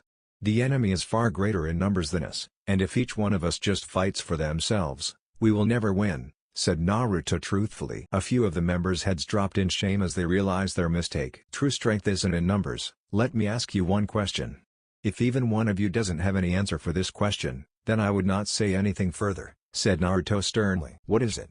Asked Inoki curiously. He was really impressed with the boy. He was an interrogator, and the way the boy was inspiring the people was astonishing. He was giving hope where there was none. He was showing light where there was darkness. Do you have someone who is precious to you? The one person for whom you would gladly give your life? Asked the boy innocently. Every member of the council, except for Danzo and his teammates, nodded. My Jigi, and my mother taught me that if there is someone precious to us, then and only then the true strength of a shinobi can emerge. I love this village, and every person in it with all my heart, and I'm ready to sacrifice everything, even my life for it. Are you ready to do the same, or will you give up? Asked Naruto seriously. Everyone's eyes widened when they heard the truth in the boy's words. Each of them thought about their family, their children. What would happen if they gave up? Would they sacrifice their future just because the enemy had a larger army? They were further shocked when they felt a powerful burst of chakra in the entire room. They looked up and saw Naruto's entire body was covered in blue flames. His black eyes were shining vigorously. Such a powerful chakra, thought Hiruzen and Jiraiya in shock. His chakra is visible, thought the Inoshikacho trio in amazement. Is this boy real? Thought Tsume in shock. Interesting, thought Danzo and the elders. His power is incredible, thought Shisui and Kakashi with wide eyes. Shibi didn't comment, but if one could see carefully, he too had his eyebrows up. While Hiyashi was just silent, he was very angry. That's my son, thought Mikado happily. He'll grow up to be a great shinobi, thought Kagami proudly. You did what I could not do, Naruto. You instilled hope in your people. You'll become a far greater Hokage than me. No father could ever ask for a better son than you, thought Minato proudly. Even if I'm the last one standing, I'll defend this village, and my family, until the end. No matter what happens, I'll never give up, yelled Naruto passionately. His chakra then burst, the wooden floors cracked, and several cuts appeared on the tables. A powerful gust of wind flew through the entire room and everyone could see the power of Namikaze Naruto. There was pin-drop silence in the room. Everyone was looking at each other. There was a fire burning in every person's eyes. Everyone nodded, and a determined look came on their faces. We can win. Let's show them. Konoha is strong. As long as we have Naruto-sama, we can win. Naruto was quite surprised when everyone was cheering for him. The entire room erupted with loud clapping and cheers. People were cheering for the little boy. Mikado had a few tears of joy in her eyes. She couldn't control anymore and grabbed her son in a fierce hug. The chakra dissipated, and Naruto looked at his mother curiously. Did I do the right thing? Asked Naruto curiously. Of course, silly, you were amazing, said Mikoto with a giggle. Nice kid, not too shabby, said Jiraiya with a proud smile. Way to go there, Blondie, said Tsume proudly. Many people came over and patted the little boy, making him blush further in embarrassment. He suddenly felt a little awkward with being in the center of so many people. Do you see it, Minato? Asked Hiruzen with a knowing smile on his face. Yes, son Daime-sama, we probably have found a good candidate for the next Hokage, said Minato proudly. Hiruzen agreed with him. Perhaps, you are the child of prophecy, wondered Jiraiya. Chapter 9. The Tactical Plan. Jiraiya stared at the young blonde boy, in the center of the room. He was clearly impressed with the way he motivated the council. There was a fire burning in everyone's eyes, the desire to win, the will to protect their home, and precious people was clearly visible in every shinobi's eyes. He saw Naruto hugging his mother, but something seemed off. Jiraiya looked closely, and his veteran eyes saw something that shocked him. He had fought in 3 wars, had seen a lot of evil, even his best friend had succumbed to darkness. And if one thing Jiraiya clearly remembered about Orochimaru, was his friend's devious smile. The smile that sent shivers down his spine, the smile that was meant to deceive people, and the smile that showed the darkness within his friend. And right now, the same smile was on Naruto's face. Naruto seemed happy, his face was showing feelings of joy. But what was the mystery that could be seen in his dark black eyes? It seemed to represent something dark, something scary. As time passes, and the boy grows, his darkness will increase. His desire to protect is far greater than any person I have ever seen, but his desire to kill is even greater. He has a good soul, but I sense something very dark inside him. The more his visual prowess will increase, the more darker and dangerous he would become. A small shiver ran down Jiraiya's spine. He still couldn't forget a single word the elder toad had said when he was alone with him. What if Naruto was truly the child of prophecy? That thought made Jiraiya relieved, as well as worried at the same time. The boy had a good soul, but he was very mysterious, and Jiraiya never liked mysterious as they always had a dark side. He looked at the boy, and now the smile was gone. It was replaced by his innocent smile once again. "What darkness do you have inside, Naruto?" thought Jiraiya warily. Grass country. In a small room, sat 5 figures in a small circle. There was pin-drop silence in the room. One could even hear the small noise coming from the wooden floors. In one corner of the room sat the Sandaime Raikage, his boisterous figure, and his presence could be felt in the entire room. However, he was not the only person who had such a powerful presence. Beside him sat the Tsuchikage. Aniki was sitting seriously, and for the first time he was not complaining about his back pain. Konan of the Akatsuki sat opposite of both of the cages. Beside her was the Mizukage. She could feel Yagura's as well as the Sanbi's 3 tails power. The man was a very strong cage, and a Jinchuriki too. On her opposite side, sat the most evil person she had ever met. Orochimaru was sitting calmly in his chair, but everyone could see his devious snake-like smile, and frankly it was disgusting. "So, Orochimaru, we have prepared our armies, and they are now almost ready. It's time for you to play your cards," said Aniki sharply. Orochimaru deviously licked his lips with his snake-like tongue, which irritated almost everyone in the room. "Of course, Tsuchikage Dono, I always keep my word," said Orochimaru with a twisted chuckle. "I beg to differ," said the Raikage curtly. "I'm hurt, Raikage Dono, you really don't trust me?" asked Orochimaru, in a sad voice. Nobody gave him an answer, which made the snake Sannin sigh in disappointment. "I'll show you that I am indeed with you in destroying Konoha. Let me show how powerful ally I am," said Orochimaru with a smirk. He made a few hand seals, and suddenly 5 coffins rose from the ground. Every cage's eyes widened in shock. When they saw what was in that coffin, Orochimaru started chuckling madly, and clasped his hands together in excitement. "Gentlemen, I present to you the greatest warriors ever to be born in this world," said Orochimaru excitedly. He finally learned how to do it, thought a shocked Konan. But she did not show any emotion on her face. "That's," said Aniki in shock. Even the Raikage took a step back in fear, when he saw the persons in that coffin. Even he was no match for these 4 veterans. "Edo Tensei?" said the Mizukage in amazement. The figures slowly stepped out of the coffins, and now everyone could feel the power of these shinobi. However, one coffin remained closed. There stood in front of them the magnificent 4, they were the best warriors of their time. "Hashirama Dono?" asked Aniki in shock. Aniki's eyes were wide as saucers, because there stood in front of him Hashirama Senju, the god of the shinobi, the man who was said to be the strongest shinobi to be born in this world. The strongest cage of all times, and also the first Hokage of Konoha. He was a master of wood style, and was said to be the greatest medic ever to be born in this world. Beside him stood his brother, Tobirama Senju, the second Hokage of Konoha, and the greatest water style user of all times. He could create water from thin air, and was a master of teleportation. Yagura's eyes gleamed a little in excitement when he saw the white-haired Senju. The third person was none other than Mito Uzumaki. She was the wife of Hashirama Senju. She was also one of the strongest females of the Uzumaki clan. Her power was immense, and she also had the ability to even subdue the 9-tailed fox. The last person was none other than Sakumo Hatake, the White Fang of Konoha. The man was said to be stronger than the Sannin, and was one of the most powerful shinobi of the Hidden Leaf Village. "Is this really them?"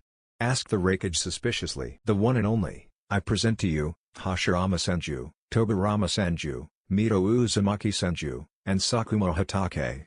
The strongest shinobi of the Hidden Leaf," said Orochimaru proudly. He had devoted years of his life in perfecting this kinjutsu, forbidden technique, and now he was getting excellent results. "How do we know that you can control them?"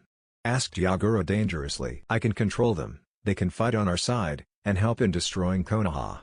Just imagine the faces of Konoha's shinobi when they have to face their greatest heroes in battle," said Orochimaru with an evil chuckle. All the cages had a devious smile on their faces, as they realized the damage they could do to Konoha. "Who is in that last coffin?" asked Konan, firmly. "Well, that's a secret, you'll find out when the time is right," said Orochimaru mysteriously. "You will tell us, right now," demanded the Raikage angrily. "Is that a threat? You do remember that I can control these 4, it is not wise to threaten your allies," said Orochimaru darkly. His ki flared in the entire room. Everyone took a step back in fear. They knew even if they were allies, Orochimaru was a dangerous man, and if he could control these 4 legends, then it was wise to have him on their side. "We'll let it slide for now," said Aniki bitterly. He hated submitting to this young man, but his goal to destroy Konoha was more important. "But we do want to know about the identity of this person." "Don't test my patience," warned Yagura darkly. "I promise, when the time is right, you will find out who it is," said Orochimaru sincerely. I can't reveal my trump card, right now. Thought Orochimaru bemusedly. Cages, Leader Sama wants to know your strategy for deploying our armed forces, said Konan seriously. Aniki and Yagura gestured the Raikage to speak first. Meanwhile, Orochimaru made another hand seal, and all the coffins disappeared from the room. Konoha is right in the center of the shinobi world, that is a big advantage for our war. Started the Raikage calmly. What do you have in mind? Asked Konan curiously. Before I state my plan, what is our current situation on the field? Asked the Raikage. The Tsuchikage and the Mizukage nodded, as this was where their part came. I have divided my force of 15,000 shinobi into 3 divisions. One is stationed in Kusa, one in Taki, while the 3rd division will serve as the backup of the first 2 divisions, and will constantly supply weapons, food, reinforcements, and all other important supplies to the frontline troops, explained Aniki briefly. It was very easy to overthrow the people of Kusa and Taki it seems, said Orochimaru bemusedly. My armies are strong, we will not let anything get in our way.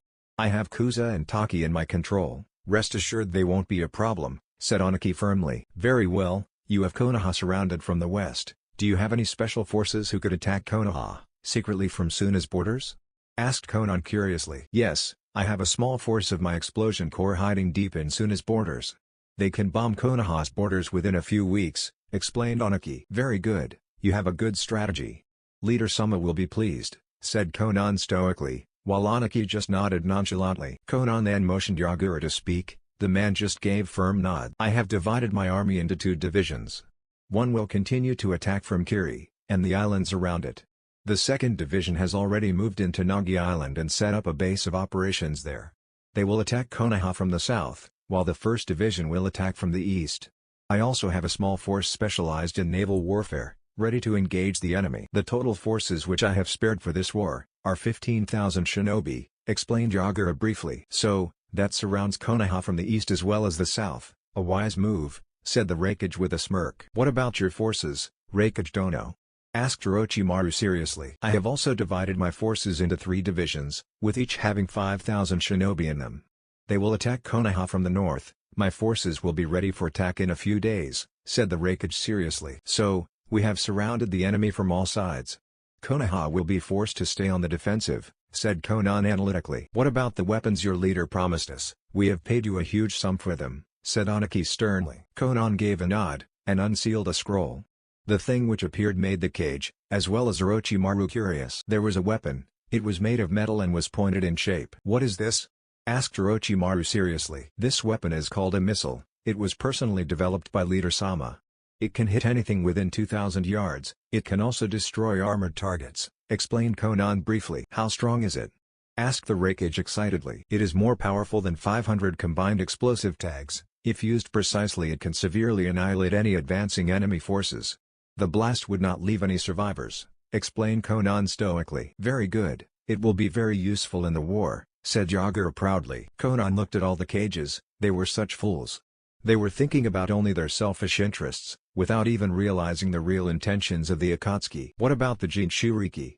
Asked Konan very carefully. All the cages looked at her and Orochimaru with narrowed eyes, they didn't trust both of them.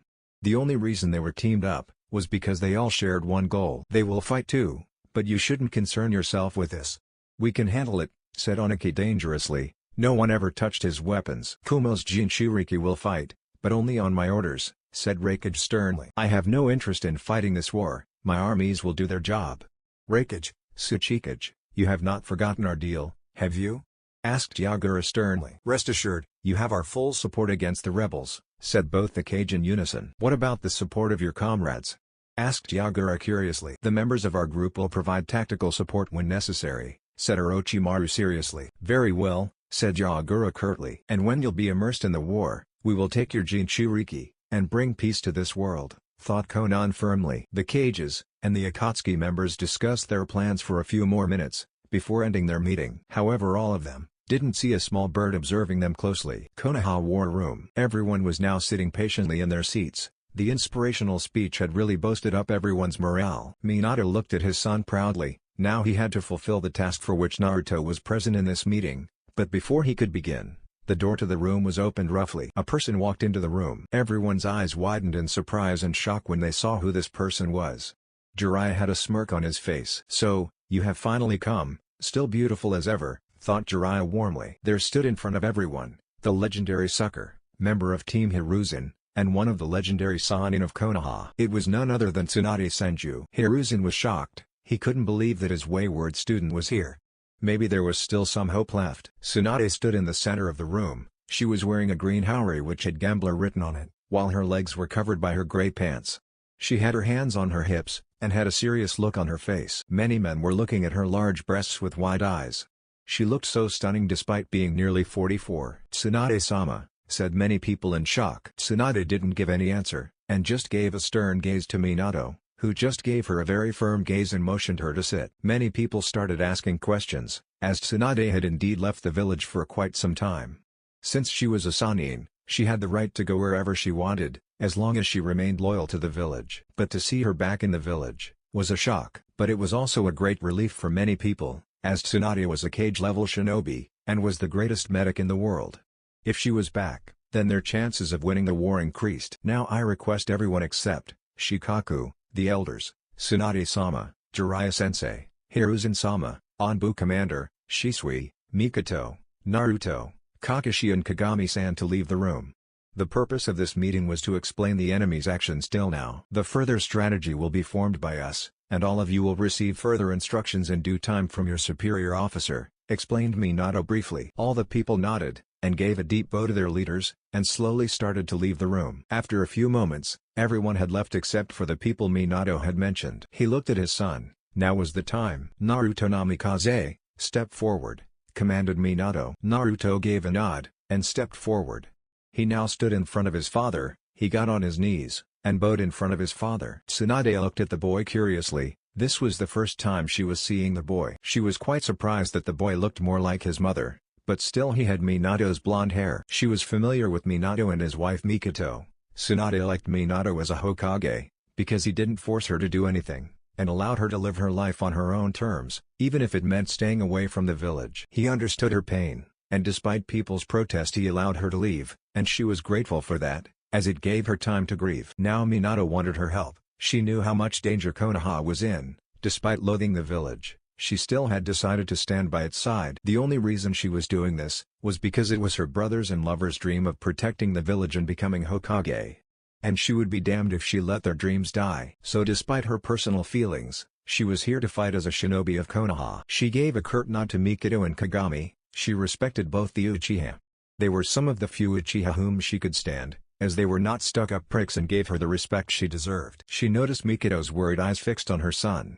A small smile came on Tsunade's face. She could understand how Mikoto felt. She also felt very sad for the little boy. He was far too young for this war. Just like her brother was. "As of today, you are being recruited as a shinobi of Konoha. You will serve as the Namikaze clan's heir, and will fight for the village on the front lines," said Minato loudly. "Hi, Hokage-sama," said Naruto sincerely. "However, you have a special responsibility towards this village, for which you will have to make sacrifices," said Minato slowly. The people in the room looked at their Hokage curiously, while Mikoto narrowed her eyes. What was her husband up to? "I am yours to command, Hokage-sama," said Naruto seriously. He knew already what his father was asking from him, but he feared what his mother would do once the truth came out. "You will not be joining the regular forces, instead," said Minato hesitantly. This was a very dangerous decision he was making. He noticed Mikoto looking at him very sternly, but the plan which he had in mind required Naruto to do what was necessary. "You'll be a part of a special force, which I have formed in order to protect this village," said Minato seriously. Naruto now looked at his father and gave him a firm gaze. "Tosan, I accept this order, and will do my duty as a shinobi of this village," said Naruto sincerely. Minato gave a short smile to his son. He then motioned him to come forward, and gave him a small paper chit. "You'll be joining the boot camp in a few days, where you will be trained ruthlessly. Right now I want you to find these two people, and bring them to me. Do you have any objections?" asked Minato seriously. Mikoto was just about to speak, when Minato gave her a cold look, and told her to keep quiet for a few moments. Naruto took a deep breath. This was the biggest decision of his life. He knew the consequences of his actions. He looked at his mother. She looked very worried. He gave her a small reassuring smile, and then turned to his father. "I accept," said Naruto truthfully. He had made his choice. "I'm proud of you. Fight with courage and honor, and make your country proud," said Minato proudly. "I will," promised Naruto. Now, "Find these people before evening and report back to me," ordered Minato. Naruto nodded, and gave one last bow to his father. He looked at his mother, and told her it was okay, and was just about to leave, when he was stopped. "What makes you think you can fight in this war?" asked Tsunade loudly. She wanted to know why this boy was so willing to put his life on the line. He was far too young for a war, and he was sent into the special forces already? Did his father wanted him to get killed? Naruto looked at the blonde-haired woman curiously. "Do you know what war is?" asked Tsunade sternly. "I don't," said Naruto curtly. Tsunade was quite surprised with the boy's answer. She expected him to protest, but it seemed he was speaking the truth. "You think, just because your father believes in you, you can fight in a war? War is not a joke." The sound of explosions, people's screams, their fear, the key, your friends will die, and the people you love will die in front of you. "Would you still like to fight in a war?" asked Tsunade curiously. She didn't know why she was saying all this, but she just couldn't see another young boy dying. And Naruto reminded her of Nawaki, her little brother. It just seemed like yesterday when Nawaki was in Naruto's place. Naruto looked at her with sad eyes, something which made Tsunade avert her eyes from him. "Tsunade-sama, you are right, I have no idea what war is, and neither do I want this war to happen. But if I don't fight, who will? My country, my comrades, my family, and my little brother needs me, and I won't back down," said Naruto firmly. Tsunade gave a smirk. The boy sure had confidence. But now came the most serious question. "You think you are strong enough to kill a person? Taking a life isn't easy," said Tsunade sadly. "I can do it," said Naruto coldly. His eyes showed that he indeed meant what he said. Everyone was quite shocked when they heard him say such words. "I'm strong, far stronger than you will ever know. The power which I have, I will use it to defend my brother, and I will kill each and every enemy who tries to harm him. None of you know or can understand why I'm doing this, but I'm not a worthless coward who would give up, just because I am young for a war. Even if I'm alone, I'll kill the enemy myself," said Naruto darkly. "Naruto, what is this nonsense?" asked Mikado angrily, and slammed her hands on the desk, making a few cracks. "You want to fight the enemy, all by yourself?" asked Shisui worriedly. Minato looked at his son firmly. He knew his son was different. He knew it from the beginning. Meanwhile, Jiraiya's anxiousness was increasing with each moment. It was just as the elder Toad predicted. If Naruto was the child of prophecy, then this world is merciless, but it is beautiful too. I lived a good life, being loved by my parents, my brother, and the villagers. I always asked myself, what did I ever do to deserve this? Just because I am the son of a Hokage? This may be true, but they believe in me, my brother believes in me, so I'll win no matter what," said Naruto passionately. "Naruto, you cannot do everything by yourself, you cannot defeat everyone by yourself," said Mikado worriedly. "If I can't, then I'll just die. But if I win, I'll live," said Naruto firmly, and went out the room. Everyone was shocked after hearing this, and they were just looking at each other with wide eyes. Danzo was very impressed, that the boy had the traits of a killer shinobi, and was not a weakling.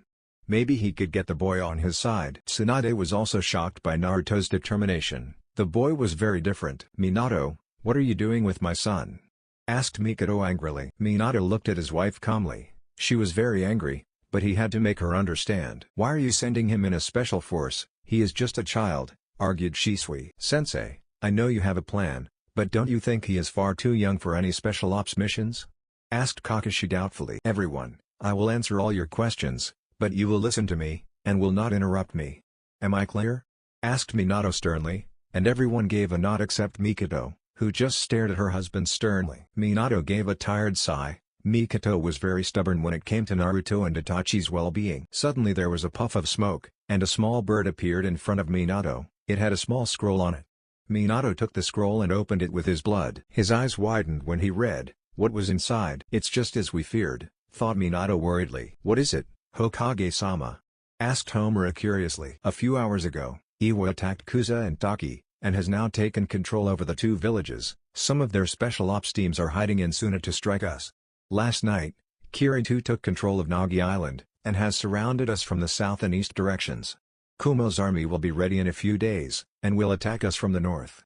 The war has already begun," explained Minato briefly. All the people were quite shocked when they heard that. "How do you know all this? Even my spies have not heard anything about it. What are you hiding?" asked Jiraiya suspiciously. Minato looked at everyone present in the room. Things had gotten much worse now. He knew he had made a few mistakes, and they were now paying the price. In a way, he and his elder son were the same, Both of them thought that it was their duty to shoulder everything alone. He looked at the worried faces of his people. He hadn't even told them about the Edo Tensei, or the new weapon, the Akatsuki, and so many more things. The people in the room were the only ones whom he could trust, well except Danzo. But now he had to tell them the ugly truth. He couldn't tell this to the other shinobi or the villagers, or there would have been chaos. Now his only hope depended on the plan which he had made, and the people in the room. 7 years ago, I started Operation Black Storm, and this is where it all began, said Minato darkly. Chapter 10. The Dark Truth. 7 years ago, I started Operation Black Storm, and this is where it all began, said Minato slowly. All the people in the room were quite curious as to what this operation was. Even the Anbu commander didn't know anything about this, nor did Jiraiya, Hiruzen, Mikado, or any of the others. What is this operation? Asked Danzo intriguingly. Danzo, you remember the losses our village suffered in the Third Great Ninja War? Asked Minato calmly. Yes, our casualties were very high. If not for the Sannin, or you, Konoha would have lost the war, said Danzo analytically. But, we did recover from that war, didn't we? Asked Homura curiously. Yes, we did. Now our forces are strong. Even though we don't have our Jinchuriki, we still have Jiraiya, Hiruzen, Tsunade, Minato-sama, Mikado-sama, Kagami, Kakashi, Shisui, the entire Anbu force, and all our forces. We are strong, said Koharu firmly. That may be true, Koharu-san, but right now we are surrounded from all sides. Our forces will be stretched thin all across the Fire Country. Our enemy has a very large force in comparison to us, and not to mention they have 5 Jinchuriki as well.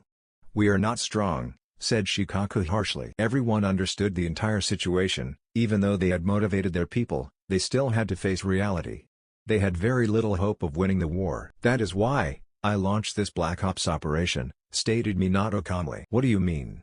Asked Mikado curiously. She didn't know what secrets her husband had been hiding till now. After seeing the losses we suffered, I came to the conclusion that the days where we fought head-on were finally coming to an end. I knew the other villages hate Konoha since the beginning, and if by some case they joined forces, then we would be on the brink of extinction.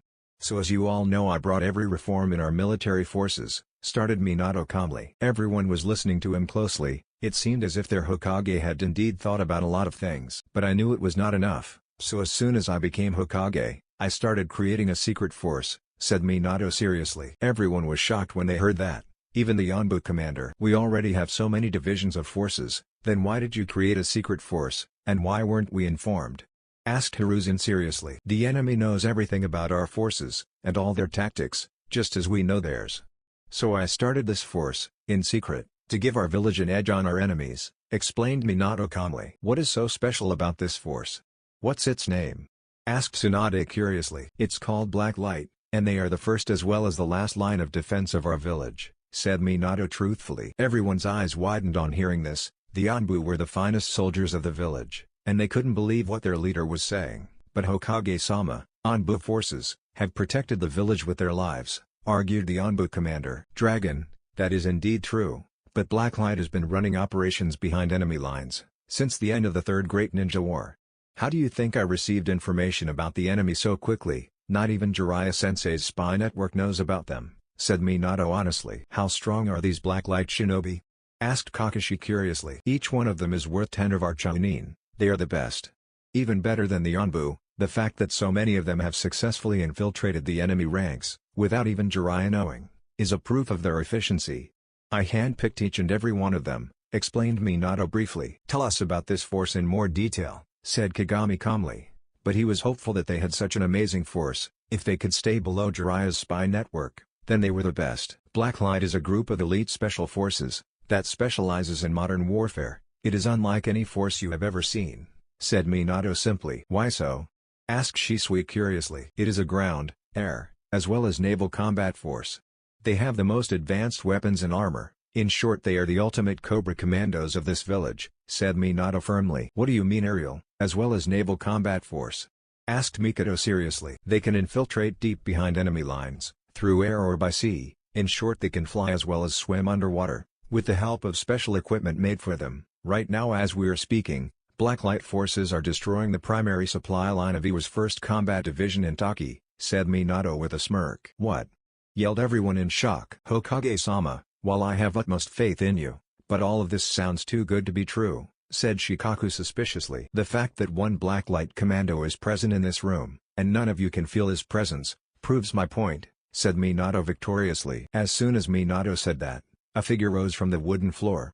Everyone's eyes widened, as they realized that none of them even knew that there was a person in the room. All of the people were cage level, or Jounin level ninja, who had been through wars. The person was wearing black Hanbu pants, he had a black flak jacket on his chest, his hands were hidden by his black gloves, and he was wearing black combat boots. But everyone's eyes widened when they saw the Baku mask on his face. There was only one person that had ever wore that mask, the most trusted Anbu of the second Hokage, and the previous Anbu commander of Konoha. But he was supposed to be dead. Baku? Asked Hiruzen in shock. The man had been his second in command, and had died in the Third Great Ninja War. At your service, Hiruzen-sama, said the man firmly and gave a bow. Baku was a legend in Konoha. He had been through 3 wars, was the most trusted man of the second and the third Hokage, the previous Anbu commander of Konoha, as well as the best infiltration and recon special ops soldier. Even though the man was in his 60s, everyone could feel his power. Baku Taiku, how are you alive? Asked the Anbu commander curiously. Baku, you died in the previous war, what is going on here? Asked Danzo firmly. Minato stepped forward and now stood beside Baku. It was true he died in battle, but in reality, the enemy had fooled us, and had captured him alive. He was in captivity for a few months, before I rescued him myself from the prison camp, explained Minato briefly. Is this true? Asked Jiraiya cautiously. After so many revelations he didn't know what was true. Yes, Hokage-sama rescued me. The enemy tortured me for days to get information until he saved me. When I was in the enemy camps, I realized that even though they had lost, they would not stop, and another war was imminent. After I was rescued by Minato-sama, I told him all about the enemy's intentions, explained Baku briefly. So, both of you then formed the Black Light Special Forces, and if your past experience and record are taken into consideration, you must be the commander of Black Light, said Shikaku sharply. Smart as always, Nara Shikaku, said Baku firmly. I'll let Baku-san explain the details, he can answer all your questions, said Minato strictly. Baku nodded. We want you to explain everything about your force, Baku-san, said Danzo curtly. After I returned to the village, I started to recruit exceptional shinobi from all over the Fire Country, as well as the entire world. Men, women, teenagers, and some kids, each and every soldier was unique. They were strong, smart, and some of them possessed Kekkei Genkai too. When I was in Kumo's prison camp, I heard rumors about development of some advanced weapons, so I knew the next war would be very different, explained Baku briefly. While Baku was gathering men, I recruited a team of scientists. They developed different types of advanced weapons and machinery for Blacklight, said Minato seriously. Let us give a demonstration, said Baku firmly. He then made a hand seal and 2 shadow clones immediately formed in the center of the room. What are you doing? Asked Kagami curiously. Minato told him to wait. Baku signaled both his shadow clones, who nodded in response. They jumped further away from Baku, and took out a few shuriken. Everyone tensed, but did well and tried to hide their anxiousness, but they were surprised when the clones launched a few shuriken towards their caster, and jumped to attack him. But they were shocked by what Baku did. Baku suddenly took out a unique-looking weapon and fired at his clones. To everyone's shock, the weapon launched a hail of kunai, and before they could blink, the clones were destroyed along with the shuriken they fired. Baku stood there calmly holding his weapon, while everyone's jaw dropped to the floor in shock. What the hell was that? Asked Kakashi in shock. Even his sharp eyes couldn't see the kunai that Baku fired at his clones. This is a kunai launcher. It launches projectiles at the enemy 10 times faster than a shinobi. It can fire many rounds continuously within a blink of an eye. Before the enemy can even realize what happened, it can take out an entire squad. It is swift, silent, and easy to use. It has a clip capacity of 50 kunai per round, and it is one of the most lethal weapons ever invented, said Minato proudly. Such a powerful weapon. Amazing. Hokage-sama, we need to equip all our shinobi with this weapon. It can turn the tide of the whole war, said Danzo eagerly. Unfortunately, this weapon is very costly. Each launcher costs us the yearly salary of a jounin, and the materials used to build it are very rare. The only ones who have this weapon are Blacklight troopers, and even among them, only the most skilled are given this weapon, said Minato disappointedly. All the people were very disappointed after hearing that, but they could understand it was very costly. They were already facing a huge expense, and they didn't want to add to that debt. Blacklight troopers are paracommands, as well as underwater combat teams. I used my few ninjutsu skills, and created an ink bird, which carries our troops behind enemy lines. From there, they can stealthily land with the help of their special equipment, and take out the enemy. They also have various others weapons like 3D maneuver gear, explosive bombs, etc., explained Baku briefly. The council members were shocked that their Hokage had done such amazing research. Blacklight troopers are trained in hand-to-hand combat, ninjutsu, genjutsu, taijutsu, and shuriken jutsu. Each trooper has to pass the 3D maneuver course. The numbers of candidates who pass this training course are mere 5%. Those who survive the training are then divided into recon, strike team, communication team, medical unit, and emergency task force, ETF, said Baku curtly. Your force is strong, but how many men do you have under your command? Asked Tsunade seriously. I spent the last 7 years searching for exceptional shinobi, and trained them hard. It takes 2 years to fully train a blacklight trooper. I have 700 battle-ready troopers right now, excluding deep cover agents who have gotten close to enemy higher command. My force follows one code, either annihilate the enemy or die trying, and we never surrender no matter what. With the number of troopers I have right now, I can destroy Iwa's entire army, said Baku confidently. With just 700 men? Are you kidding? Asked Koharu mockingly. Koharugaki, these troopers have gone through such hell, that none of you have ever seen. You do remember that I was the first Onbu Black Hop of Konoha. Tobirama-sama trained me well. So I advise you keep your mouth shut, warned Baku dangerously. Koharu immediately shut her mouth. Baku was not someone with whom you messed. The man was Koharu's superior officer, had served 3 cages, and lived through 3 wars. So if he said that he had such a lethal force under his command, then it was wise not to question him. Jiraiya decided it was now time to ask a few questions to his student. Why didn't Minato tell this to him? He was his teacher, as well as the spy master of Konoha. Minato looked at his teacher. He knew Jiraiya must be feeling betrayed as he didn't tell him. Sensei, I know what you are thinking, but I did this to protect our village, said Minato gently. You don't trust my spy network? Have you lost faith in my abilities? Asked Jiraiya angrily. Not again, thought Tsunade tiredly. I never doubted your abilities or your network, but I could not place the entire burden on you.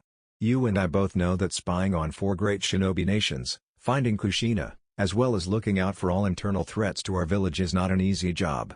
I just divided the work, in order to keep the village safe, said Minato honestly. Jiraiya just gave a nod. He didn't like it, but what Minato said was the truth. However, Hiruzen was a former Kage, and as such knew that to prepare such a lethal advanced force would have cost a fortune. Minato, where did you get the money from to prepare Black Light, as well as for their missions? We were already using all the funds we had, as well as the daimyo's financial aid in preparing our armies. I know the records. You wouldn't be left with any money after we spend it on our army. How did you create Blacklight? Asked Hiruzen with a frown. Minato just gritted his teeth. Leave it to a former Kage to figure it out. He didn't want this truth to come out, but now everyone was looking at him. I struck deals with many crime lords. I'll allow them to smuggle drugs, liquor, and some other illegal stuff into Fire Country in small numbers. In return, they would pay us huge amount of money as taxes. Everything was allowed except prostitution and slavery. Gato Industries was one of our primary financiers. We also caught wealthy merchants who performed illegal trade. We gave them the choice to either provide money, or risk their lives in business, explained Minato shamefully. Everyone couldn't believe what they just heard. They never expected such things from a man like Minato. But the one who was most shocked was none other than Mikoto. She couldn't believe her husband had did all this. Now she understood why he never came home for days. So you ran an extortion racket in your own country? Yelled Mikoto angrily. Minato dropped his head in shame. He had done a few things in life that he was ashamed of. This was one of them, and right now he couldn't look his wife in the eye. No matter what reasons he had, Mikoto was a righteous person, and he knew the trust she had in him was now broken. Yes, said Minato sadly. The rest of the people didn't even dare say a word, because they knew both Minato or Mikoto would slice their heads off if they interfered. How could you? I trusted you, and you did this, said Mikoto with tears in her eyes. Kagami didn't know what to say. On one hand he was angry at Minato for breaking his daughter's trust, but his rational side knew his son-in-law had did what a Hokage should have done. But still he was a girl's father, and his daughter mattered to him more. Shisui just remained silent. He just didn't know what to say. He did the right thing, said Baku firmly. You shut up. Both of you committed grave crimes, drugs, liquor, extortion. What righteous reason do you have to justify your actions?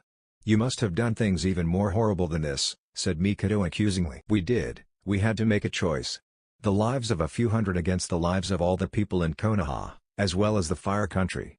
Minato made his choice. He chose to do something that would forever haunt his soul. said Baku aggressively. The reason Minato Namikaze is entrusted with Konoha's safety is because he has the balls to do what is right.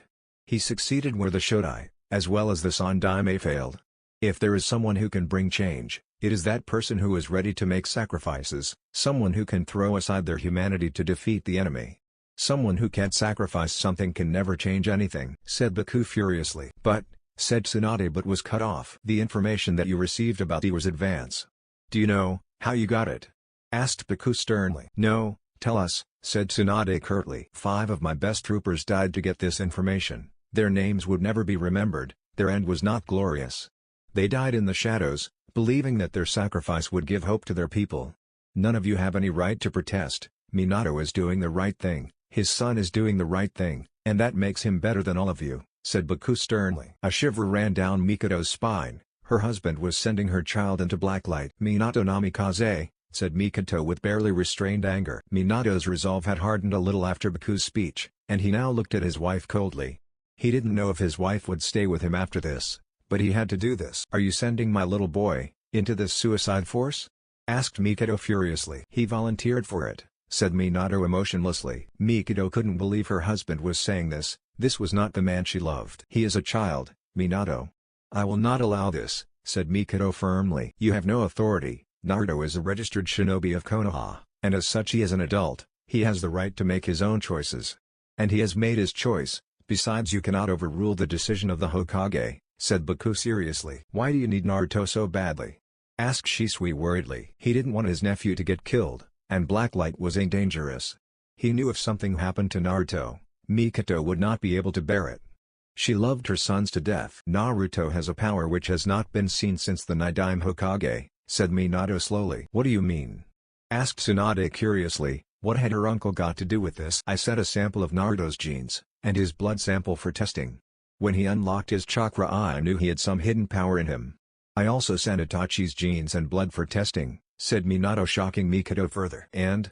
Asked Danzo curiously. Both of my boys have great power in them, said Minato a little proudly. What kind of power? Asked Kagami curiously. Naruto has the ability to control water. The results revealed he will be a master of water style. The biologist believes he will surpass Tobirama Senju very soon. Also his body shows indication of a Kekkei Genkai, we are not sure what it is. Also he is smart, and has the ability to motivate people in impossible situations. He is just the kind of soldier we need in black light, said Baku proudly. Before Mikito could protest, Danzo cut in again. And your younger son? Asked Danzo curiously. Minato gritted his teeth in anger. Couldn't the man just give him a break? He was already dealing with a pissed off wife. He has the ability to mold fire, his chakra is strong too, but weak in comparison to his brother. Whether he has a Kekkei Genkai or not, we are not sure, but he too is exceptional like his big brother. Out of both the boys he has more chance to activate the Sharingan, said Minato silently. I want my son out of this mess, right now, demanded Mikito. The only way you can get him out is if he refuses to join Blacklight himself. There is no other way, said Minato tiredly. I'm going, said Mikito firmly. Wait, said Minato hurriedly. Mikito turned around to face him, and gave him the most murderous look, one which she gave to her enemies. I won't let you sacrifice my little boy, not for Konoha, and not for anyone, said Mikito furiously. She then stomped out of the room, banging the door roughly. None of the people knew what to say, until Jiraiya got a thought. Man, women look so sexy when they are pissed off, said Jiraiya with a chuckle. He then took out his little notebook, and started writing something. The entire room was flooded with ki, the air grew cold, and everyone was shocked to see a dark aura around Tsunade. Jiraiya baka, said Tsunade too sweetly. Oh shit, said Jiraiya in panic. Tsunade gave a hard punch to Jiraiya's face that sent him flying into the wall. Everyone just sighed tiredly. It would take another hour, before Jiraiya woke up, and they could continue the meeting. While Minato and Hiruzen smacked their foreheads in frustration, both of them had the same thought in mind. Kami-sama really hates us. With Mikito walked through the streets of Konoha. Everyone was quite surprised and shocked, as they realized that she was. Small cracks were appearing on the ground she walked. Her chakra was flaring dangerously. No one dared to get in her way, as hell hath no fury like a woman scorned. She still couldn't believe that her husband had did all that. She was a person who always valued morals, while Minato was the opposite. She could even forget what he did, but sending her son straight into the gates of hell. She didn't even care if he could surpass the Nidaime, or if he had a Kekkei Genkai. Even if he was the smartest person in the world, she would not allow him to go. How dare that little blonde idiot Volunteer for this? Was he out of his fucking mind? He sure was, otherwise who would agree to join a Black Ops force that were more dangerous than Anbu, voluntarily? One thought was only running through Mikoto's mind, Naruto Namikaze, I'm going to kill you. With Naruto, he was frustrated. For the past 2 hours, he was trying to find a girl, as well as a boy, on his father's orders. What was the girl's name? Meek, damn it, I forgot again. Thought Naruto angrily. The locals had given him the location where he could find these two persons, but the road was very confusing. He then turned around in an alley, and to his surprise and shock, he found his target. There she was. However, Naruto was shocked when he saw her face. She looks beautiful, thought Naruto with a light blush. He then remembered the name, as well as the details the locals had given him. Everything was matching. He decided to do what he came to do. Hey, are you Mikasa Ackerman? Asked Naruto curiously. The girl named Mikasa had jet black hair that reached up to her shoulders. She had a very cute face, and Naruto was amazed by the fact that Mikasa looked very similar to his own mother. She was wearing an ordinary gray skirt, white sandals on her feet and a small black t-shirt. But the most beautiful thing were her calm blue eyes. Surprised would be the right word to describe what Naruto was feeling right now. He had seen a few beautiful girls in his village, but Mikasa was also very good looking. The girl named Mikasa looked at him with a calm look on her face. Yes, I am Mikasa, who are you? Asked Mikasa calmly. Again, a surprising question asked by the girl. Most people in the village knew who he was, but it seemed that she was unaware of his identity or was not interested in talking. But then he remembered she was an orphan, and lived at the orphanage, and people would describe her as having a very aloof personality. I'm Naruto Namikaze, nice to meet you, said Naruto with a smile, and extended his hand to her for a handshake. Mikasa's eyes widened for a brief second, until they became calm again. She looked at him calmly, her blue eyes were boring into Naruto's soul. She then gently shook his hand. It is nice to meet you, Naruto-san. Now can you tell me why the Hokage's son is searching for me? Asked Mikasa sharply. She was never a person for diplomacy. If there was something she needed to say, she said it directly. Mikasa believed there was no point in talking vaguely. If you want to say something, say it honestly. And also the Hokage's son searching for her could not be a coincidence. Naruto was quite surprised by the girl's sharp question. He liked that she was very straightforward. Well, Hokage-sama sent me to give you this personally, said Naruto seriously. He then handed her the chit which his father had given him. He addressed his father as Hokage, as he was right now an official messenger, and he knew what was right. If he didn't respect his father's position, then the people won't respect him too. He knew what was in that chit, and the reaction which he got from Mikasa surprised him. She read the content of the chit calmly. For a brief period Naruto could see a little shock on her face, but she was very quick in schooling her expressions. After a few moments, she looked at Naruto seriously. Naruto noticed her eyes fixed on a couple of people that were observing them, and got her message. The girl was very observant, and pretty smart. Both of them nodded, and went further away from the crowd. None of them seemed to talk while they were walking, and there was a very uncomfortable silence that was bugging Naruto. Meanwhile Mikasa was walking silently. A lot of things were running through her mind. The Hokage had asked her opinion on whether she would like to join a secret task force or not that would protect Konoha during the war. No further details were given. The message was clear, she had 2 weeks to make up her mind and report to the Hokage. And if she didn't want to join, then the entire memory of this incident would be silently wiped away from her mind, so that it remains a secret. She looked at Naruto closely. The boy was mysterious. He seemed friendly, but she noticed how sharp he was, when he realized her message of going somewhere alone without any words. Just a look and he understood her perfectly. He seemed very calm, and was walking patiently with her. Most kids their age would have asked her a lot of questions, and Naruto was the Hokage's son. She had thought that he must be a little arrogant, but he seemed fine and friendly. Even though he was nobility in Konoha, he didn't seem uncomfortable in walking and talking with a common orphan like her. After a few moments the couple reached a secluded corner, where no people were present. Naruto looked at Mikasa seriously. What is your opinion? Asked Naruto seriously, all playfulness gone from his voice. I need to think about this, it's a lot to consider, said Mikasa hesitantly. Understood, I will relay your message to Hokage-sama. If you make a decision, please report immediately to him in the Hokage Tower, explained Naruto briefly. I see, thank you, said Mikasa curtly. Silence followed for a few moments between the couple, until Mikasa decided to ask something. Are you also joining the force? Asked Mikasa curiously. Naruto looked at her for a few moments. Her expression was calm, and she seemed genuinely interested. Yes, I am. I will protect this village at all costs, said Naruto with determination. Mikasa looked at the blonde-haired boy seriously, his words were firm, and the look in his black eyes showed her that he did mean what he say. "Why?" asked Mikasa. "What do you mean?" asked Naruto curiously. "Why do you want to risk your life in such a dangerous force? You can join the regular forces, why do you purposefully risk your life?" asked Mikasa curiously. She wanted to know what had motivated Naruto to make the decision. Like her, he must also have been asked to make a choice. She wanted to know what was his true purpose behind it, because both of them had faced a similar choice. The only difference was Naruto had already made his choice. Naruto looked at her with a very faraway look on his face. "It's because when I look at these people, they make me remember my family. Each person has a role to fulfill. I was born in this village, so it is my duty to fight for it and protect it at all costs. This world is merciless, Mikasa, but it is beautiful too. There are so many things that I would gladly give my life to protect. My father says I have a special power in me. I don't know what it is, but my grandfather taught me that with great power comes great responsibility as well as sacrifice. I am ready to make the sacrifice. The question is, are you?" asked Naruto seriously. Mikasa's eyes widened a little when she heard that. Naruto was so serious, it was as if he knew what he was doing. But still all of this didn't matter to her anymore. She couldn't even do anything back then. "Then you will die following this dream of yours," said Mikasa harshly. "So what?"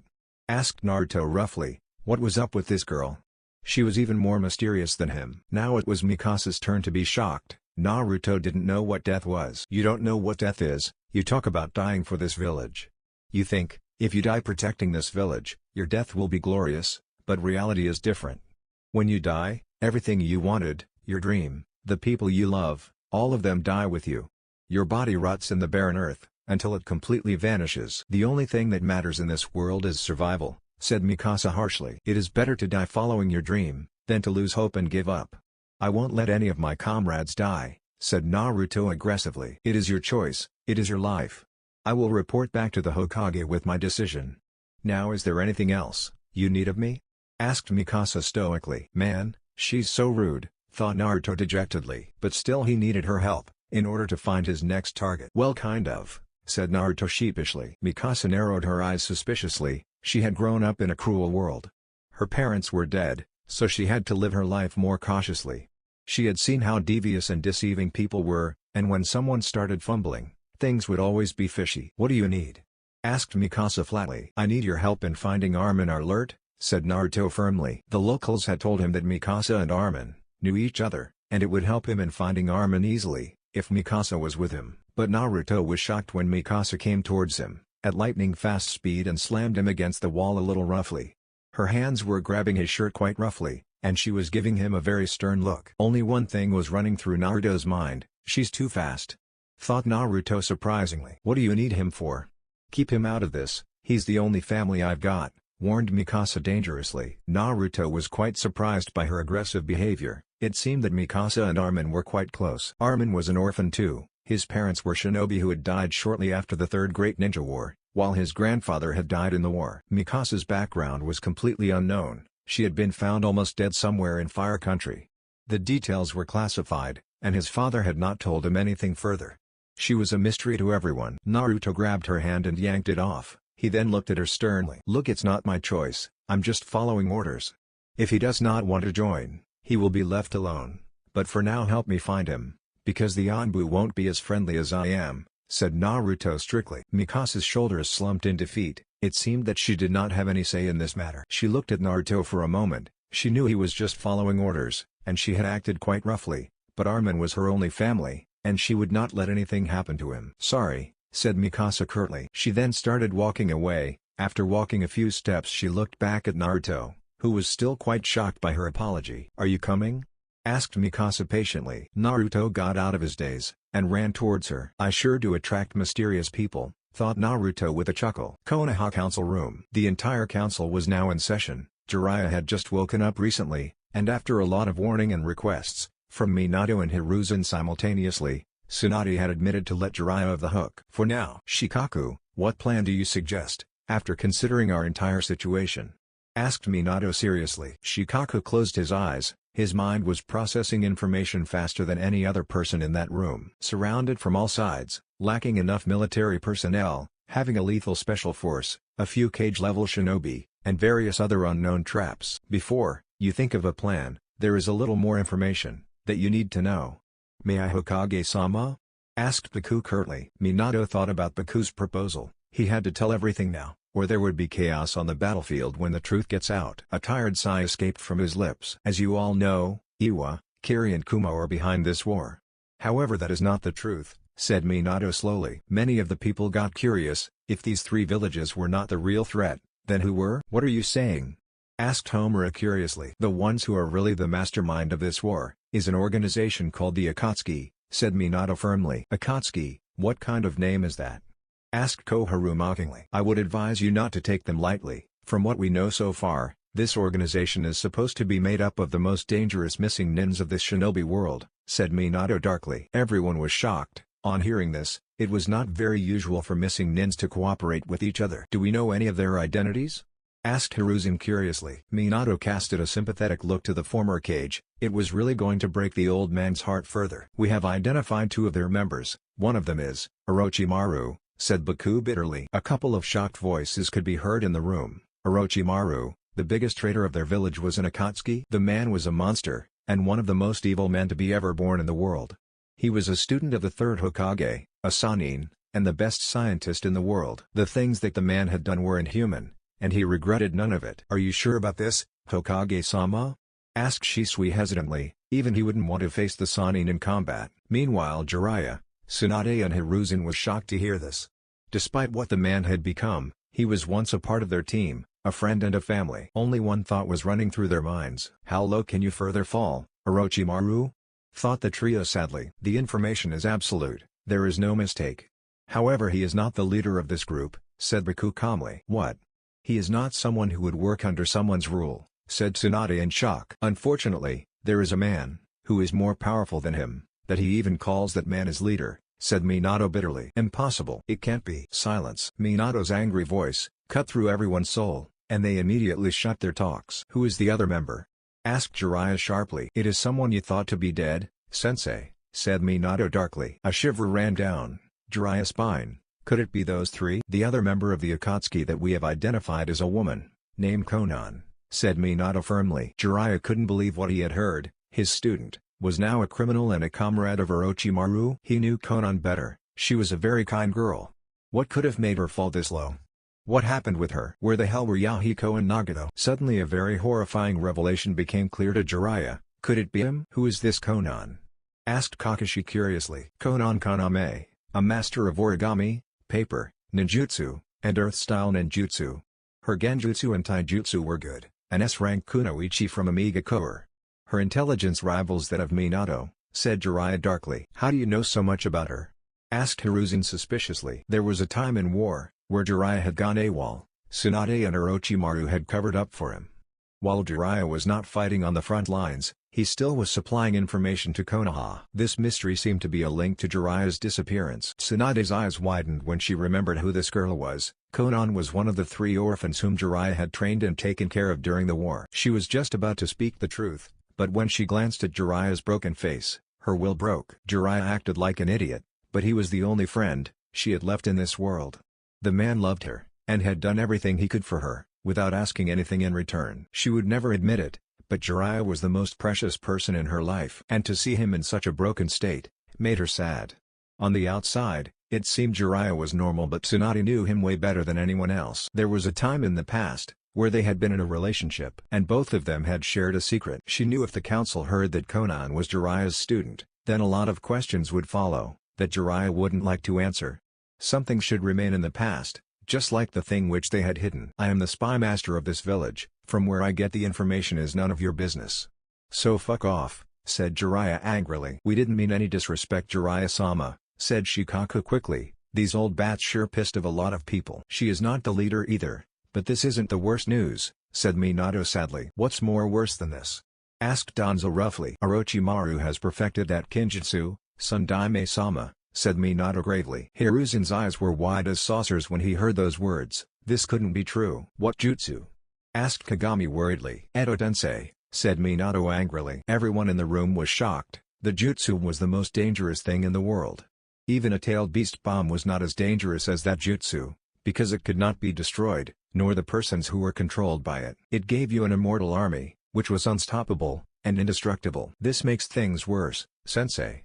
Do we have any idea whom Orochimaru is controlling through that Jutsu? Asked Kakashi seriously. Minato gave a sad look to his student. He was not going to like it. Hashirama Senju, Tobirama Senju, Sakumo Hatake, Mito Uzumaki Senju, and one unknown shinobi, said Baku furiously. Now everyone's eyes were wide as saucers. Did Kami really hate them? This is a joke, right? Asked Koharu fearfully. Does it look like I'm joking, Koharugaki? Asked Baku irritatingly. No, said Koharu curtly. Then shut the fuck up, or I'll rip your panties out, said Baku angrily. Everyone chuckled a little on hearing that comment. Meanwhile Koharu's face was as red as tomato. Only two people were not amused after hearing that, and they were Kakashi and Tsunade. Sensei, is my father really being controlled? Is there any way to free him and the others? Asked Kakashi worriedly. Despite the differences he had with his father, he still loved him, and to see his father's soul being violated was unacceptable to him. Edo Tensei can only be stopped by the caster himself, or if the person who is being controlled is somehow able to free himself. Other than that, there is no other possible way, that we know of yet, explained Minato briefly. Hi, said Kakashi dejectedly. Are my uncle and grandfather aware that they are being controlled? Asked Tsunade sharply. We are not sure, but from what information we have got, Orochimaru had not started the jutsu, so nothing can be clearly said for now, said Baku curtly. Troublesome, said Shikaku worriedly. Hokage-sama, with such dangerous enemies, I am going to need more troopers in Blacklight, but all of my forces are either on the front or behind enemy lines, and I personally don't have time to go searching for exceptional recruits. Do you have any other possible candidates, who can help us win this war? Asked Baku urgently. For once, Minato gave a confident nod, and took out a large file from his drawer, in the wooden desk. I knew this was going to be tough, so I selected 300 more recruits myself. They are all capable, said Minato firmly. I would like to know some of their capabilities. Since all the people here are the most trusted people in this village, it would be good if they can hear that we still have talented warriors in our country, who will help us win this war, requested Baku. Minato thought about Baku's proposal, and looked at all the people in the room. They definitely needed something to lift their spirits, and Baku's suggestion was right. I will tell you some things, but remember this is top secret information which you will not reveal to anyone. Not that you can do it anyway, said Minato with a smirk. What do you mean? Asked Danzo suspiciously. That is none of your business, or do you want me to slice your head off, said Minato dangerously. I have placed seals on all of your bodies. Even if you wanted to tell, you would never be able to tell about Blacklight or our strategy to anyone. Not even a Yamanaka can break through, because if they tried then both of the parties would die, thought Minato deviously. He was a Kage, and if one thing all Kages knew, was to never trust anyone blindly. This was the biggest rule of the shinobi world. Over these years, Minato had marked all the council and military leaders with his seals, so no important secrets get out. Minato then took out the file and started reading its contents briefly. Naruto Namikaze, a powerful water style user, Kekai Genkai unknown, rest of the skills are classified. Sense of intelligence is on par with a Chunin, and good leadership skills. Current heir of the Namikaze clan, and elder son of the 4th Hokage. Mikasa Ackerman, a level-headed person. Remains calm under any circumstances, has unnatural speed and strength. Rest of the information is classified. Armin Alert, the smartest of his generation. Has an IQ above 200, though physically weak, but has all the possible traits to be the next Jounin commander of this village. Rest of the skills are classified. Anko Mitarashi, a tough girl. Specializes in taijutsu and ninjutsu. One of the most dangerous of her generation. Yuga Uzuki, a gifted kunoichi who has great talent for swordsmanship, and a good lightning user. Hana Inuzuka, the daughter of Tsume Inuzuka, and heiress of the Inuzuka clan. Best possible recruit for a recon team or good addition for a strike team. Rest of the skills are classified. Hayate Gecko, another talented child, he has great talent for swordsmanship, and fire ninjutsu. A good infiltrator. Rest of the skills are classified. Aobayama Shiro, a good sensor, has high talent in genjutsu. Shizune Kato, has great talent in medical ninjutsu, has the potential to pass Tsunade Senju in a few decades. A good recruit for the medical unit. Rangiku Matsumoto, born with a powerful chakra, has abilities that have been classified. A very promising candidate for the strike team. Izumi Kamizuki, specializes in weapons and water-style ninjutsu. Kotetsu Hagane, specializes in weapons and a powerful fire-style user. Yamato Nohara, a powerful earth-style user, has great stamina and strength. Rest of skills are classified. Promising recruit for Recon Division. Genma Shiranui, A powerful fire-style user, possess great speed and intelligence. Raito, specializes in taijutsu and weapons. Iwashi, a rare Fuinjutsu specialist, and one of the best possible recruits for the communication team, and the emergency task force. The War Council was quite astonished after hearing of the existence of such powerful children. There were probably many more of such exceptional kids. If trained properly, then they could become a lethal force that could destroy any enemy. There are 284 more of such children who have been chosen for Blacklight. Should they accept to join, train them well and I expect good results, ordered Minato. As you wish, Hokage-sama, said Baku sincerely. He was satisfied. If there was one thing he loved about Minato, was that he never hesitated.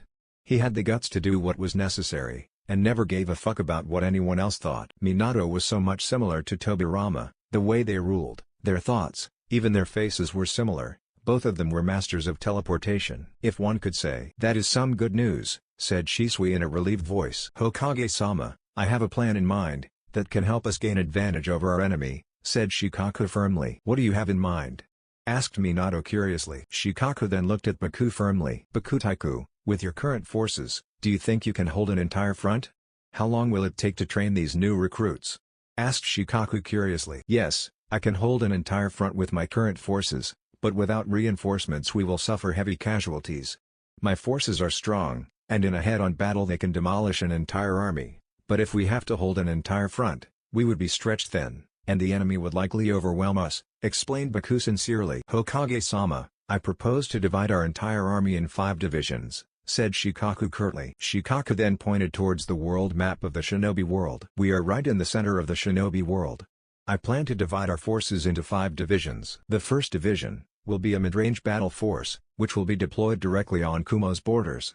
It will be a battle force of 4,000 shinobi. The second division will be a short-range battle force. Now it will play a major role in the war, because it will infiltrate river country, which is right next to Kuza and is very close to Iwa.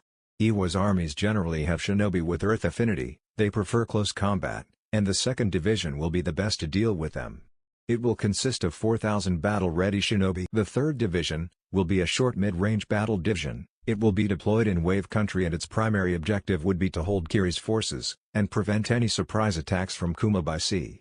It will have 5,000 battle-ready shinobi. This division will have a large number of Anbu Black Ops in it. The fourth division would be a long-range battle division. It will be deployed beside the first division. Its primary objective would be to destroy Kumo's advance forces, and infiltrate their country. It will also provide tactical support to the third division in wave, in case of an emergency. It will have 3,000 shinobi. The fifth division would be a special battle division. It would consist of our Kekai Genkai shinobi, and the entire rebel forces of Kiri. It will be deployed right in the middle of fire country. Every division would need support and this division's primary objective would be to provide reinforcements to all divisions, and supplies. But it will primarily support the Blacklight troopers and protect the southern region of fire country. Why is that? Asked Minato firmly. I plan to deploy the entire Blacklight force on Iwa, Taki, and Kuza's borders. They will hold the enemy as long as possible, and when the 2nd Division infiltrates Iwa's territory from river country, then with support from 5th Division, Blacklight can also move forward and destroy Iwa. But the casualties in Blacklight would be very high, argued Danzo. You are forgetting Danzo-san. Blacklight are paratroopers, they can destroy the enemy faster than any of our forces.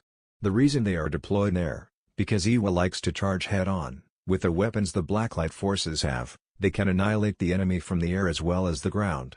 Plus they will have the support of the 2nd Division, as well as the 5th Division. Casualties will be high, but this is what they are trained for, explained Shikaku briefly. What about the medical division?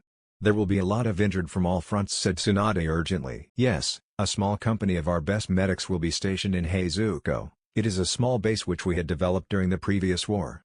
It is very close to all the divisions, so casualties can be moved there easily, while the battle divisions will also have a few field medics.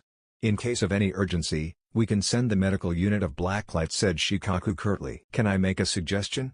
Asked Kagami curtly. Minato nodded. If there was one thing he knew about Kagami, that he was a good tactician. I recommend the formation of a small surprise attack unit. While Blacklight can deal with Iwa, the rest of the companies also need some tactical support. This surprise unit can perform Black Ops missions with the support of the 5th Division, suggested Kagami. A very good idea. We still have a few shinobi left, and they can be transferred to this unit, said Hiruzen curtly. In order to maintain communication and transfer intel, We have to form an intelligence division too, said Kakashi briefly. So be it. I will form a sensor as well as intel unit that will provide us updates about the enemy, transfer intel, and keep communication between our different divisions, said Minato sternly. But what about our internal security? There has to be some law and order in the village. Our shinobi will be on the front lines. How are we supposed to maintain peace in the village? Asked Homura briefly. The police force will keep the peace in the village. Some people of my clan, as well as some powerful shinobi, will help you keep the peace in the village, said Kagami confidently. Everything is decided. Does anyone have any objections, suggestions? Speak now, ordered Minato. None of the members replied, so Minato understood that everyone agreed with this plan. Shikaku, you are the best strategist in this world. We are proud to have someone like you in our forces. You and the Nara clan are the pride of this village, complimented Minato proudly. It is troublesome work, but we will always protect this village. Hokage-sama, you need to appoint the commanders for different divisions, suggested Shikaku. Jiraiya-sensei will be the commander of the first division, said Minato firmly. Jiraiya gave a curt nod, indicating he accepted the job. Hiruzen-sama will be the battle commander of the second division. With his experience and intelligence he can infiltrate Hiwa's borders very quickly, ordered Minato. I shall lead them to victory, said Hiruzen firmly. Kakashi, while you are young, your intelligence is on par with the Hokage, you have fought in a war, and have the respect of the entire village. You are a hero, a bloody icon. Your men will be facing a dangerous enemy, and they will need a man like you on the front. I appoint you the commander of the 3rd Division. The 3rd Division would defend Konoha till the last man. I give you my word. The enemy will not get through our front lines, that is a promise, said Kakashi fiercely. He was very angry that his father was being used like this, and his village was in danger. He would protect Konoha at all costs. He was Kakashi Hitake, the famous copycat ninja and last remaining student of the famous Yellow Flash. I will be the commander of 4th Division, as well as the supreme commander of our army. Under normal conditions I would have stayed away from the front, but this time I will be at the front from the start, and I plan to destroy Kumo's armies with my Hirashin, said Minato firmly. We believe in you, Hokage-sama, said Shikaku confidently. Kagami-san, you are a war veteran, as well as Kekkei Genkai shinobi.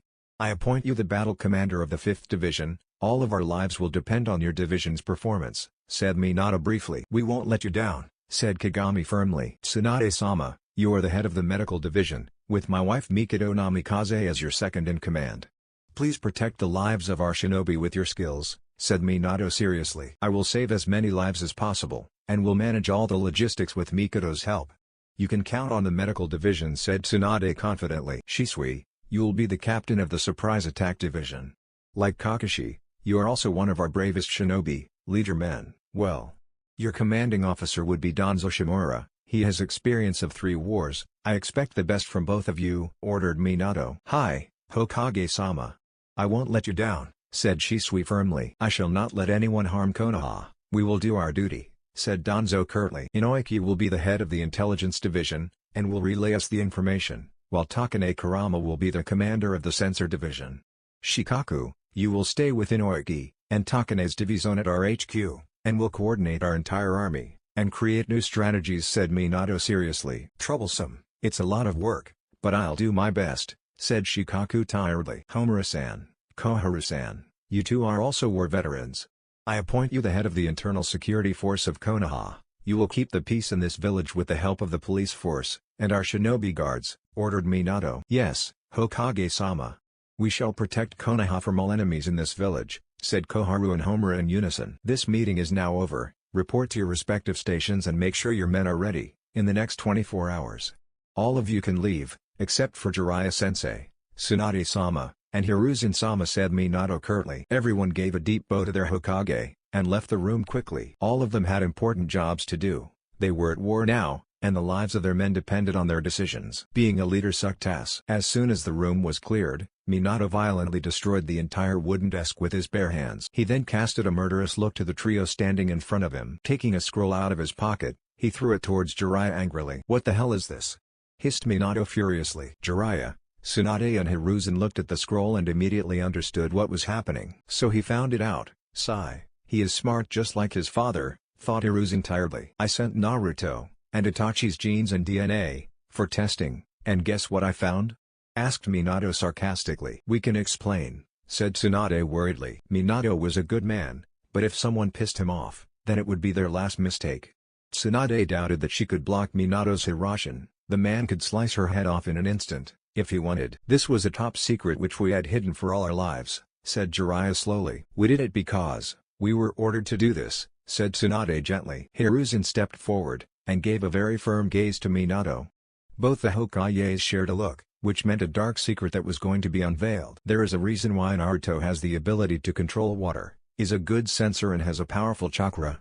You are the only man in this world who is able to perform Hiroshin no Jutsu, Flying Thunder God technique, and that is because." Chapter 12. The long-awaited goodbye. There is a reason why Naruto has the ability to control water, has powerful chakra and sensor skills. On the other hand, you are the only person in the world who can perform the Hiroshin. It is because, said Hiruzen, but was cut off. "I am the son of Tobirama Senju," said Minato calmly, but his voice showed he was a little irritated too. "Yes, you are Tobirama Oji-san's only son, and a part of the Senju clan." "Well, what's left of it anyway," said Tsunade sadly. The Senju clan had fought valiantly in 3 wars and had protected Konoha, but in doing so all of them sacrificed their lives. Even the Uchiha were reduced to very few active members. The other villages had specifically targeted the shinobi of these clans, because they knew if the founding clans of Konoha were wiped out, then it would be easier to destroy Konoha. "Why was I never told about this?" asked Minato sternly. He gave a harsh look to all of them. "It is because this was your mother's dying wish," said Jiraiya seriously. "My mother?" asked Minato in shock. "Of course, Baka, where do you think you got those looks from?" said Jiraiya bemusedly. "Jiraiya, this is not the time," said Tsunade sternly. Jiraiya chuckled a little in embarrassment while Hiruzen and Tsunade smacked their foreheads. "What was her name?" asked Minato sadly. "To never know anything about your mother was a fortune he didn't wish anyone to have." Tsunade came forward and put a hand on the young man's shoulders. He was her family after all. "Her name was Toka Senju. She was a kind-hearted woman, quite opposite to your father. She was pregnant during the last days of the First Great Ninja War. Unfortunately, your father sacrificed his life to save his team," said Tsunade sadly. "She was just a kid back then, but she could never forget her uncle and aunt. Tobirama was a strict man, but he did love her deeply, and Toka looked after her as if she was her own daughter." "What happened to her?" asked Minato quietly. "There were complications during your birth, and she was left with 2 choices. Either give birth to you and die in the process, or save herself. She chose to save you at the cost of her own life," said Tsunade gently. A lone tear slipped from Minato's eyes. To think his mother sacrificed herself for him, made him feel more sad and helpless. "She was a good thinker, and she knew your father had made many enemies, even some in the village itself. Unlike you, your father was not popular among the Uchiha. She feared for your safety. The Senju and Uchiha have always been on thin ice, since the founding of this village. After your father's death, there were very less powerful Senju left, also there was a risk of another war happening, so she asked us to keep your identity a secret. She didn't care that you would not be known as Senju, she only wanted you to live and have a happy life," explained Tsunade gently. "Why? Why save me? She could have lived. She could have had another chance at life?" asked Minato sadly. He felt responsible for her death. If only he had died, his mother would have been alive and lived a happy life. "It's not your fault. Women are strange beings, they love us men despite all our faults and mistakes. They are the reason we exist, and your mother was a person who won't hesitate to sacrifice her life for the son whom she loved more than anything," explained Jiraiya kindly. "You know, Naruto's personality is similar to Toka-sama, kind and gentle, but strong-willed too," said Tsunade with a chuckle. Minato's heart eased a little after hearing that. Maybe one day he could meet his mother, and thank her for everything she did for him. "The Namikaze were a small family, and when I discussed this with your foster parents, they agreed readily and kept it a secret until they died. But they did love you as if you were their own," explained Hiruzen seriously. Minato gave a nod, but there was still some questions which he wanted to ask. "Tsunade-sama, does anyone else apart from you 3, know about this?" asked Minato seriously. The trio immediately bit their lips. Besides them there was still one person who knew the entire truth. "There is one other person who knows this truth," said Hiruzen darkly. "Who is it?" asked Minato firmly. "Orochimaru." With Naruto and Mikasa walked silently through the alleys of Konoha. Both were walking closely to each other, but there seemed to be no verbal communication between them. Naruto was feeling a little annoyed. This girl was very quiet. She never spoke anything to him, and only talked when he asked for directions. He was not a spoiled brat and had behaved with her in a very good way. Then why was she ignoring him completely? "You must be thinking why I'm ignoring you?" asked Mikasa calmly. Naruto was quite surprised that she was able to read his thoughts so easily. Mikasa just gave him an understanding look. "I generally don't talk to strangers, no offense," said Mikasa curtly. "Why is that?" asked Naruto curiously. "We live in a devious world, everyone wants something from you. There is always a catch, and if you want to survive the only one you can trust is yourself. It's not just shinobi who lie and steal, but other normal people also do that knowingly or unknowingly. You always have to watch your back when you don't have family and friends to protect you," explained Mikasa briefly. "I won't say I understand how you feel, because I grew up with a family. But I don't have any friends," said Naruto sadly. Mikasa got curious after hearing that. Naruto was the son of the Hokage, and he could practically be friends with anyone he liked. Most kids would love to be friends with someone like him. "Why is that?" asked Mikasa curiously. "Every person of my age wants to be my friend, because I'm the son of the Hokage. They only are interested in me, because I'm the heir of the Namikaze clan. They only see me as Naruto Namikaze, and not as a person. It is better to have no friends at all, rather than having ones who are only interested in your fame and power," explained Naruto briefly. Mikasa gave a sad look to Naruto. It seemed everything was not so good even for him. But that was life, one which was full of hardships and loneliness. "I see," said Mikasa softly. "Is Armin your good friend?" asked Naruto gently. "Yes, he is the only family I have got left. He is my best friend," said Mikasa a little happily. "You both are lucky to have each other as friends," said Naruto sadly. Mikasa didn't know what overtook her, but she edged a little closer to Naruto and gently grasped his hand. "If you would like we can be your friends? I understand if you don't want to," said Mikasa hesitantly but was cut off. Mikasa was quite shocked when she was enveloped tightly in a bear hug by Naruto. He seemed to be thanking her over and over again. Naruto was feeling a lot more happy. All his life he had been with his family. He had met a few other clan kids, but most were only interested in politics, and the influence which Naruto had due to being the Hokage's son. As such he never had any true friends, but in this past hour which he had spent with Mikasa, made him feel happy. She was never interested in his clan, but talked to him like a normal person. She didn't care that he was the Hokage's son and had even thrashed him against a wall, when he mentioned he wanted to take her friend into blacklight. Her emotions were real, she looked stoic but there was a person in her. Maybe this was what it felt when you made your first friend. Meanwhile Mikasa was surprised, all the assumptions she had made about Naruto were false. He was calm, understanding and treated her with respect, even if she was just an orphan whom nobody knew. This feeling of happiness, she had not experienced this since that incident and after she met Armin. Would this friendship even work? Would the Hokage or the villagers even accept this? "I would like to be your friend," said Naruto happily. Mikasa just put a hand on his back. She really didn't know what to do. She didn't want to be rude to him, but at the same time she really was not happy with this sudden physical contact. Naruto sensed her discomfort and immediately broke the hug. He gave her an apologetic look. "I'm sorry, I got carried away. It's just you are the first friend I have made in my life," said Naruto honestly. Mikasa wanted to warn him, but somehow she couldn't muster enough courage to tell that to his face. "It's okay, but please don't do it again," said Mikasa seriously. "Hi," said Naruto honestly. "Get your shit in line, baka," thought Naruto embarrassingly. He really was feeling a little ashamed of his sudden action, but it did feel good. "Armin should be here somewhere," said Mikasa thoughtfully. Both of them then suddenly heard voices coming from a corner in the alley. The pair nodded and went towards the source of the voice. "Look, what he's got," said a fat boy. "An old hat, a crybaby like you shouldn't have this," said another boy. "Come on, be good and hand it over to us," said another thin boy. Naruto and Mikasa saw a brown-haired boy, surrounded by 3 other boys.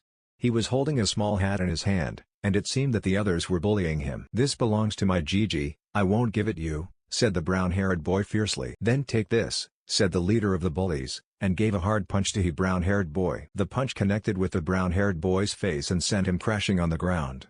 Naruto's anger increased after seeing that. He had to stop this. "Hey you, idiots," yelled Naruto angrily. He then rushed towards the bullies. His fists were tightened and were ready to attack the bullies, but before he could hit the bullies a blur passed beside him. Naruto's eyes widened in shock when he saw it was none other than Mikasa. The bullies' eyes widened when they saw Mikasa approaching them. Naruto watched in amazement as Mikasa crushed the bullies. They were no match for her. She gracefully subdued all of them. After they were defeated she stood in front of them, and gave them a murderous look. "If I ever find any one of you near Armin, I will kill you," said Mikasa dangerously. "Hi," Mikasa said the leader. All the bullies had bruised faces, their clothes were torn from various places. "Remind me, never to piss her off," thought Naruto with a chuckle. He then remembered that they had come to find Armin, and it seemed that the brown-haired boy was him. "Are you alright?"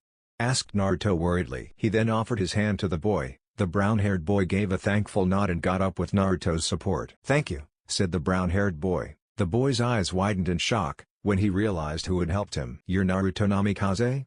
asked the brown-haired boy. "Yeah, are you by any chance, Armin Alert?" asked Naruto sheepishly. "I am Armin, but what are you doing here?" asked Armin in shock. "He has come to give you a message directly from Hokage-sama," said Mikasa seriously. Armin and Naruto looked at her. All the bullies had already ran off and now she was resting calmly with her hands folded, with the support of the wall. Naruto then took out the chit, and handed it over to Armin, who took it eagerly. It seemed as if Armin really had trouble controlling his nerves, as Naruto saw Armin's hands were trembling as he started reading the chit. "Is this really true?" asked Armin in shock. "Yes, and we have to report back to the Hokage with our answer in 2 weeks, said Mikasa seriously. Armin looked at Naruto and gave him a calculative gaze. "By the looks of it, if we are asked to join, then since you belong from 2 powerful clans, then you must also have some special ability. You have been asked to join, am I right?" asked Armin sharply. "So he has got the brains," thought Naruto calculatively. "Yes, I have already agreed to this, in order to protect this village," said Naruto firmly. "I cannot join, I'm sorry," said Armin sadly. Naruto was quite surprised with this answer, but somehow he knew Armin would say this. "Why? Are you afraid or you don't care as to what happens to this village or our country?" asked Naruto bitterly. "Don't tell me that. My parents and grandparents died in the line of duty." "But what did they get in return?" asked Armin angrily. "What?" asked Naruto in shock. He didn't know that Armin's family was killed in action. "They died protecting this village, and all they got was their names carved on the memorial stone. I grew up without the love of a family, in an orphanage. You don't know how that feels, how much it hurts. They all were foolish people," said Armin bitterly. He was quite surprised when Naruto grabbed him roughly by the collar of his shirt. "Don't you ever say that. I cannot understand your pain, but I won't stand you insulting all the people who died for this village. It is because of your parents, grandparents that you and I can live peacefully. Calling them foolish is insulting their sacrifice and I won't let you do that." "I am sorry, your life was hard but they gave their today so that you can have it tomorrow," explained Naruto dangerously. "But, they left me all alone," said Armin sadly. A few tears had already came in his eyes. "You are not alone, you have Mikasa and now you have me. I won't abandon you," said Naruto honestly. "Why? I am just a nobody?" asked Armin curiously. "You are Armin Alert, and from now on you are my friend. You are not a nobody anymore," said Naruto with a smile. Armin's eyes watered on hearing that. He felt truly happy when he heard those words. Suddenly all 3 of them heard noises coming from the main street. The noises were getting louder with each passing second. "We should check out what's going on out there," suggested Mikasa quickly. "Hi," said both the boys in unison. The trio ran towards the main street for a few moments. When they reached there they saw there were a lot of people there. There were many shinobi in their uniforms, and it looked as if they were going somewhere. There were a few families who were crying, and some kids were clinging to their parents. "What is going on?" asked Mikasa respectfully. An old man looked at her, and answered in a sad voice. "The shinobi are moving towards the front lines, they are leaving today to fight this war. Many of them won't make it back," said the old man sadly. "It is very early," said Armin in shock. "So it has already begun," thought Naruto gloomily. "Please father, don't go. I want to spend time with you," said a small raven-haired girl. A middle-aged man bent down and embraced the little girl warmly. There were a few tears in his eyes that were damping his jounin vest. "It's alright Nanao-chan, your dad will come back in just a short time. When I come back I'll bring a lot of gifts for you," said the jounin gently. "You promise? Please don't go away like Ka-chan," said the little girl named Nanao sadly. "I promise," said the jounin sadly. Naruto's fist clenched tightly and he suddenly started walking away from the crowd. Mikasa and Armin immediately went after him. "Oi, Naruto, where are you going?" asked Armin quickly. "It's all because of the enemy, if we destroy them we can protect our people in our village," said Naruto angrily. Naruto then smashed his hands with a nearby wall, and Mikasa and Armin's eyes widened in shock when they saw many cracks appearing in the wall. "So he has some physical strength," thought Mikasa curiously. "What are you going to do?" asked Armin softly. "Armin, Mikasa, I am going in blacklight. I'll gain the power to fight the enemy, and I will destroy each and every one of them," said Naruto murderously. Armin and Mikasa took a step back in fear, when they felt the increase in Naruto's power. They were finding it more difficult to breathe. Naruto's power was immense and the look in his eyes showed he was ready to kill. Before they could answer Naruto quickly ran off. Without saying a word, Armin wanted to follow him, but Mikasa put a hand on his shoulder, and gave him a firm look. Both of them looked at each other and knew they had a decision to make. One that would change their lives forever. Minato Namikaze stood in front of the gate of his house. A lot of things were running through his mind. His entire life had changed today, and he didn't know what that meant for him and his family. But one thing was certain, he would always be an Amikaze. His mother Toka Senju wished him to live a good life, and he had fulfilled her wish. Also his foster parents had taken good care of him, so he would always be an Amikaze no matter what. He didn't want to tell his family the truth yet, there were too many problems going on. He felt Mikoto's presence in the house and his younger son Itachi's too. I guess she was not able to find Naruto, thought Minato tiredly. He then slowly opened the gate and entered his house. As soon as he entered the front door, he saw Mikoto sitting on the couch, and she was giving him a firm gaze. Even her Sharingan was active and was glaring at him dangerously. "We need to talk." Naruto was running quickly towards the eastern side of the village. There was only one place where he wanted to go right now. Entering the gates of the Uchiha compound, he quickly made his way towards Kagami's house. There was only one person besides his mother, with whom he could share everything. He and his father were not very close, and this person had supported him during his childhood. After a few moments of running, he reached his grandfather's house. Opening the door of the house, he saw the person he wanted to meet. Shisui Uchiha sat in front of him with a calm look on his face. "Good to see you, Naruto-kun," said Shisui with a kind smile. "Oji-san, I need to talk with you," said Naruto slowly. "Of course, have a seat. I'll bring some water for you. After that you can tell me what is troubling you, okay?" asked Shisui gently. "Thank you," said Naruto gratefully. If there was anyone after his mother, who understood him perfectly, then it was his uncle. Shisui had always been kind and gentle to both him and Itachi. He acted more like a big brother to both the brothers, and Naruto knew if he needed any help, he could always count on Shisui, and right now his thoughts were conflicted. On one hand he knew, his mother and family did not want him to go in blacklight, on the other hand he wanted to go and protect his country. He didn't want to break his mother's heart, she meant everything to him. But at the same time he also didn't want to sit back and do nothing but watch. Shisui came back after a few moments, and offered Naruto a glass of water. Naruto gave a thankful nod, and drank it. "So, what is troubling you?" asked Shisui calmly. "You see." 30 minutes later. "So it's like that, huh?"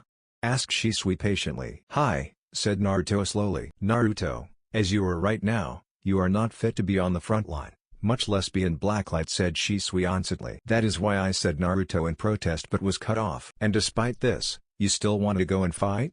asked Shisui seriously. "Yes, I do," said Naruto firmly. Shisui looked at his nephew seriously. The boy had enormous power, and if what he had seen and heard during the council meeting was true, then maybe it was for the best. "That's fine then," said Shisui with a smile. "Huh?" said Naruto in shock. "You still don't know anything about your power, but there is still a way for you to fight," said Shisui patiently. "But, what about Kachan?" asked Naruto curiously. "Always remember this, Naruto, it doesn't matter what people say you should be, but what's important is what you want to be," said Shisui sagely. "Oji-san," said Naruto in awe, his uncle really knew how to guide him. "Well, I haven't taught you anything much in your life, if you like I can teach you something, you know? It will help you fight and protect yourself and your comrades," said Shisui happily. "Really?" asked Naruto eagerly. "Hi," said Shisui with a smile. "Then what are we waiting for?" said Naruto happily. Shisui chuckled on hearing Naruto's excited voice. It was time for him to teach his nephew, and contribute his part in making him a true shinobi. Both uncle and nephew walked towards the training ground of their house. Shisui was thinking about all the possible things he could teach Naruto, and what could be best for him. Meanwhile Naruto was very excited. His uncle was finally going to teach him. He knew Shisui was known as the best teleporter in their village after his father. People had even given him a nickname of Sunshine no Shisui. He also excelled in ninjutsu and shuriken jutsu, and his Sharingan was said to be the strongest in the Uchiha clan. "So what are you going to teach me?" asked Naruto curiously. "How much time is left before you are shipped out?" asked Shisui seriously. 2 weeks, after that I have to leave," said Naruto sincerely. "Have Ne-chan and Minato-sama taught you anything?" asked Shisui curiously. "Yes, they have already taught me the tree walking and water walking chakra control exercise. I know the entire theory about chakra too," explained Naruto briefly. "That's very good, it will make it easier for me to teach you ninjutsu," said Shisui firmly. He then took out a small paper from his hand, and handed it to Naruto. "What is this, Oji-san?" asked Naruto curiously. "This is a chakra paper. But before I tell you any further, tell me what are the 5 basic types of elements, and its applications for ninjutsu?" asked Shisui seriously. "There are 5 basic types into which the nature of chakra can be transformed, called the 5 elements nature transformation, Godai Shitsu Henka. These 5 types are also called elements and are not only the origin of the names of the 5 great shinobi countries, but also the foundation of all elemental ninjutsu. The 5 basic natures are all connected to each other in a circle, each being weaker than one and stronger than the other. They are fire, water, wind, earth, and lightning. Explained Naruto briefly. Very accurate. Every person has chakra that has an affinity towards one of these types, a characteristic that seems to be genetic, since whole clans sometimes share the same affinity. Most members of the Senju clan, for example, had an affinity towards the earth and water nature. They were one of the most skilled earth and water manipulators in the world, the most skilled being the Nidaime Hokage, who was said to be the most powerful water user of his time. He could convert the moisture in the surrounding environment and create water. Explained Shisui briefly. What affinity does the Uchiha clan have? Asked Naruto curiously. We excel in fire ninjutsu, we are the best fire style user in the shinobi world, said Shisui proudly. So since Kachan is an Uchiha, does it mean I can have fire chakra nature too? Asked Naruto curiously. Maybe, let's find out. Channel your chakra into that paper. If your affinity is fire it will burn, if your affinity is water it get wet/damp, if your affinity is earth it will crumble, if your affinity is wind it will be sliced, and if your affinity is lightning it will wrinkle. Explained Shisui briefly. Naruto nodded and channeled his chakra into the paper, and what happened next shocked Shisui. The entire paper got so wet, that it disintegrated into small wet pieces. Shisui activated his Sharingan, and saw there was so much water chakra in the paper, that its entire molecular form was disturbed, but he also saw some pieces crumble to dust, while some burned away. Impossible, thought Shisui in shock. He couldn't believe what he had just seen. Such high affinity for water was not seen in any shinobi of Konoha, after the Nidaime Hokage. More than that, Naruto did possess affinity for earth and fire too. But water was his primary affinity, and its power was unbelievable. Oji-san, what does this mean? Asked Naruto curiously. It took Shisui a few more seconds to get over his shock. He then looked at Naruto with a suspicious look. There was only one clan in the entire world that inherited such natural talent in water style, and they were the Senju. Shisui had thought that, since Mikoto was Naruto's mother, he would have fire as his strongest chakra, but it was the opposite. He still had fire as his affinity, but water was more stronger as his chakra nature, not to mention earth. You have 3 affinity, with water being your strongest, followed by earth and fire respectively, said Shisui patiently. That is amazing, isn't it? Asked Naruto happily. Yeah it is, said Shisui with a small smile, but something was wrong and he decided to find out about it later. So it means, it is better if I learn water style ninjutsu? Asked Naruto curiously. Yes, it is, but judging from your chakra levels and stamina, you will only be able to learn small techniques at first, explained Shisui briefly. So, do you know any water ninjutsu? Asked Naruto quickly. I don't have an affinity for water, but I do know one water ninjutsu, which you are fit to learn now, said Shisui sharply. What is it? Asked Naruto eagerly. It is called Mizubushin no Jutsu. It creates clones out of water that have 1/10 of the original person's power. Like other solid clone techniques, the clones can be used to perform tasks the user is unable or unwilling to do for themselves. The range of the clone is limited however, as it cannot travel very far from the original body without losing control. Like other clone techniques, if the water clones are injured enough they will revert back to normal water. Now normally this technique requires a source of water, explained Shisui briefly. He then led Naruto towards the lake of his house, and pointed Naruto to stand on the water. He watched in surprise, as Naruto effortlessly stood on the water. He watched closely with his Sharingan and saw that Naruto was using very little chakra to stand on the water. The boy's water talent was amazing. This is a C-rank ninjutsu, and it can be performed by the tiger seal. Watch carefully, said Shisui seriously. He then made the ram hand seal, and 2 identical clones rose from the water, and stood in front of Naruto. Now you try, but use only a limited amount of your chakra. Don't overdo it, warned Shisui. Naruto had watched his uncle perform the ninjutsu, and with his sensor skills he had gathered information about the right amount of chakra that had to be molded. He made the tiger hand seal, and put the right amount of chakra. Shisui's eyes widened in shock, when 20 water clones of Naruto rose from the lake, and now stood in front of him with a smirk on their faces. Baka, I told you not to overdo it, said Shisui irritatingly. But I didn't use all my chakra, said Naruto in protest. What? Is this his power?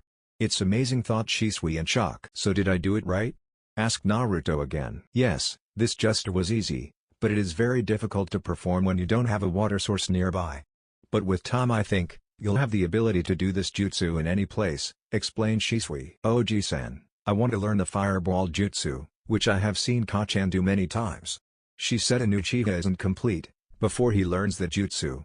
Before I go to war, I want to become a true Uchiha too, requested Naruto. Shisui was happy to hear that. He was glad Naruto was giving importance to the Uchiha clan's rituals too. Alright then, now the jutsu that you want to learn is called Kaden, Gokakyu no Jutsu Fire Style, Fireball Jutsu. It is one of the prized jutsu of the Uchiha clan and is a C-rank offensive ninjutsu. In this technique, chakra molded inside the body is converted into fire, and expelled from the mouth either as a massive ball of flames or as a continuous flamethrower. The scope of the attack is altered by controlling the volume of chakra that is mustered. The released flames will engulf their target, and leave a crater on the ground surface. Explained Shisui seriously. Can you show me how it's done? Asked Naruto. Shisui nodded and stepped in front of the lake. Naruto and his water clones stepped aside, but what he did next surprised Shisui. I want half of you to watch the hand seals, while the rest of you will try to find out the correct amount of chakra needed to be molded for the attack, ordered Naruto firmly. Hi, said the water clones. So he is using his clones to gather information. Water clones cannot pass information after they are dispelled, so while they are active he wants them to observe my jutsu and report it to him. In this way, he can watch and analyze the jutsu with the help of 20 minds, which will help him in at least understanding the dynamics of the jutsu better. Ingenious, thought Shisui proudly. The real Naruto put his hand on the water surface and closed his eyes. Shisui saw the water clones nodded, and gave the signal to perform the jutsu. He quickly performed a set of hand seals. Kaden, Gokakyu no Jutsu Fire Style, Fireball Jutsu. Naruto's water clones watched as Shisui formed a perfect fireball, which was about the size of a huge rock, and blew it over the lake. The water beneath the fireball evaporated due to the heat. So, this is the secret behind this jutsu, thought Naruto with a smirk, as he sensed Shisui had molded chakra in his lungs. Shisui stopped the jutsu, and he watched as Naruto talked with his water clones, who told him about the hand seals, as well as what they learned about the attack. Naruto then dispelled the clones. He felt a little tired as a part of his chakra was used, but he still had plenty of chakra left. Shisui watched closely, and was quite surprised as Naruto performed all the hand seals correctly. Even his speed was good for a first try. Naruto took in a deep breath, and molded the right amount of chakra which he thought was required. He felt something burn in his chest, and with great speed he opened his mouth. Kaden, Gokakyu no Jutsu Fire Style, Fireball Jutsu. A fireball which was half in size in comparison to Shisui's fireball, was released from Naruto's mouth. The attack was small, but it was so powerful that more steams rose from the lake, as the fireball was burning the water. His attack is not perfect, but it is powerful. The fact that more water is burning due to the fireball, in comparison to my own, shows his chakra is more powerful than mine. He is a prodigy, and if he keeps on practicing, he may learn this jutsu in a few weeks, thought Shisui with a smile. That's enough for today, you did a good job, said Shisui happily. Naruto stopped his fireball. He then started panting heavily. There were also some burn marks on his lips. Shisui came forward and picked him up. I'm feeling tired, said Naruto sleepily. Let's get you home, said Shisui gently. Next day, Naruto slowly opened his eyes. He looked at the ceiling and found that he was in his house. The training really took a toll on him. He couldn't master the fire ninjutsu, but it was a good attempt. He felt someone sleeping beside him, and he turned around and found it was none other than his father. He gently tapped his father's shoulder. Minato slowly opened his eyes, and saw his elder son was awake and was now looking at him curiously. Last night had been very rough. He and Mikado had the biggest fight of their life, but he didn't blame her. The fact that Naruto came back home, unconscious and with a few burn marks, made her more angry. Shisui had to hear her rant for 30 minutes, while he was sent straight out of the bedroom. Only God knew when she was going to calm down. Morning, Naruto, said Minato with a smile. Let me guess, she's pissed, said Naruto with a chuckle. Minato chuckled a bit, and Naruto laughed too. However, both of their laughters died in their throats when they heard a new voice. That I am, said Mikado angrily. Naruto looked at her. She was standing at the door of the room. The fact that she had her Sharingan active and had a pissed-off look on her face, made him even more nervous. Kami-sama hates me, thought Naruto with a dry chuckle. Mikado came forward and bonked Naruto a little hard on the head. You idiot, what are you thinking? Asked Mikado angrily. Kachan, I can explain, said Naruto slowly. How can you even think of going into blacklight? You can get killed easily, said Mikado worriedly. She then sat in front of Naruto and looked straight into his eyes. Naruto saw anger, sadness, but most of all they had a lot of worried feelings in them. I have to do it. Yesterday I saw a Jounin hugging his daughter. Maybe he won't come back alive. If we don't win this war, there would be many more crying children in this village. I can't let that happen, said Naruto passionately. He was quite shocked when Mikado gave him a hard slap. Even Minato was shocked. Mikado had never hit either of her boys, But today she had hit Naruto. Naruto was shocked when his mother slapped him, but he looked up and saw tears freely falling from her eyes, even her Sharingan had faded away. "Don't you ever think about how I feel? Do I mean nothing to you?" asked Mikado sadly. Minato didn't utter a single word. She had warned him that she did not want to talk with him, and it was best if he did not speak, because he had to save their relationship, and he wanted Naruto to make his own choice. "That's not true, I love you more than anything," said Naruto quickly. "Then please don't go, join some regular force. I cannot watch one of my sons walk straight into the gates of hell. I can't live knowing you would be in the most dangerous missions, where your life would be at stake. You are my son, I brought you in this world, I raised you, looked after you, and stood by you every day. I cannot live if something happens to you," said Mikado sadly. Naruto gently hugged her. He was in a lot of emotional turmoil. What should he do? "Always remember this, Naruto. It doesn't matter what people say you should be, but what's important is what you want to be." Naruto's eyes widened as he remembered what Shisui had told him. He remembered the sad look in that little girl's eyes. He remembered the enemy was stronger and they needed an edge over them, and black light was that edge. He looked at his father. The man was looking at him calmly, and was saying that whatever decision he made, he would have his full support. He could still feel the tears falling from his mother's eyes, and the sadness in her heart. But he knew what he had to do. "I'm sorry, Kachan, but I have made my choice," said Naruto sadly. Mikado broke the hug, and looked at her son in shock. Did he really mean that? Did she mean nothing to him? "I am not going to allow this. Even if you are a shinobi now, you will not go," said Mikado sternly. "Kachan," said Naruto dangerously. Mikado was shocked when Naruto talked with her in such a high tone. He had never done such a thing before. "This is who I am, a shinobi. And I will follow only one code, live for nothing or die for something. I cannot let my personal feelings get in the way, when my country's existence is at stake," said Naruto harshly. "So you are abandoning me?" asked Mikado coldly. "No, I will never abandon you, but at the same time I must do what I think is right," said Naruto firmly. "But you will die," yelled Mikado angrily. "So be it. Death is our profession. I may die even in the regular forces. The future is not set in stone, but I will do my duty at all costs," said Naruto seriously. Mikado looked at her elder son harshly. So this is what he wanted, despite her feelings, despite the dangers? She couldn't understand him at all. "Is that your final decision, Naruto Namikaze?" asked Mikado stoically. "Hi," said Naruto sadly. Mikado roughly got up from the bed and made her way towards the door, but stopped at the exit.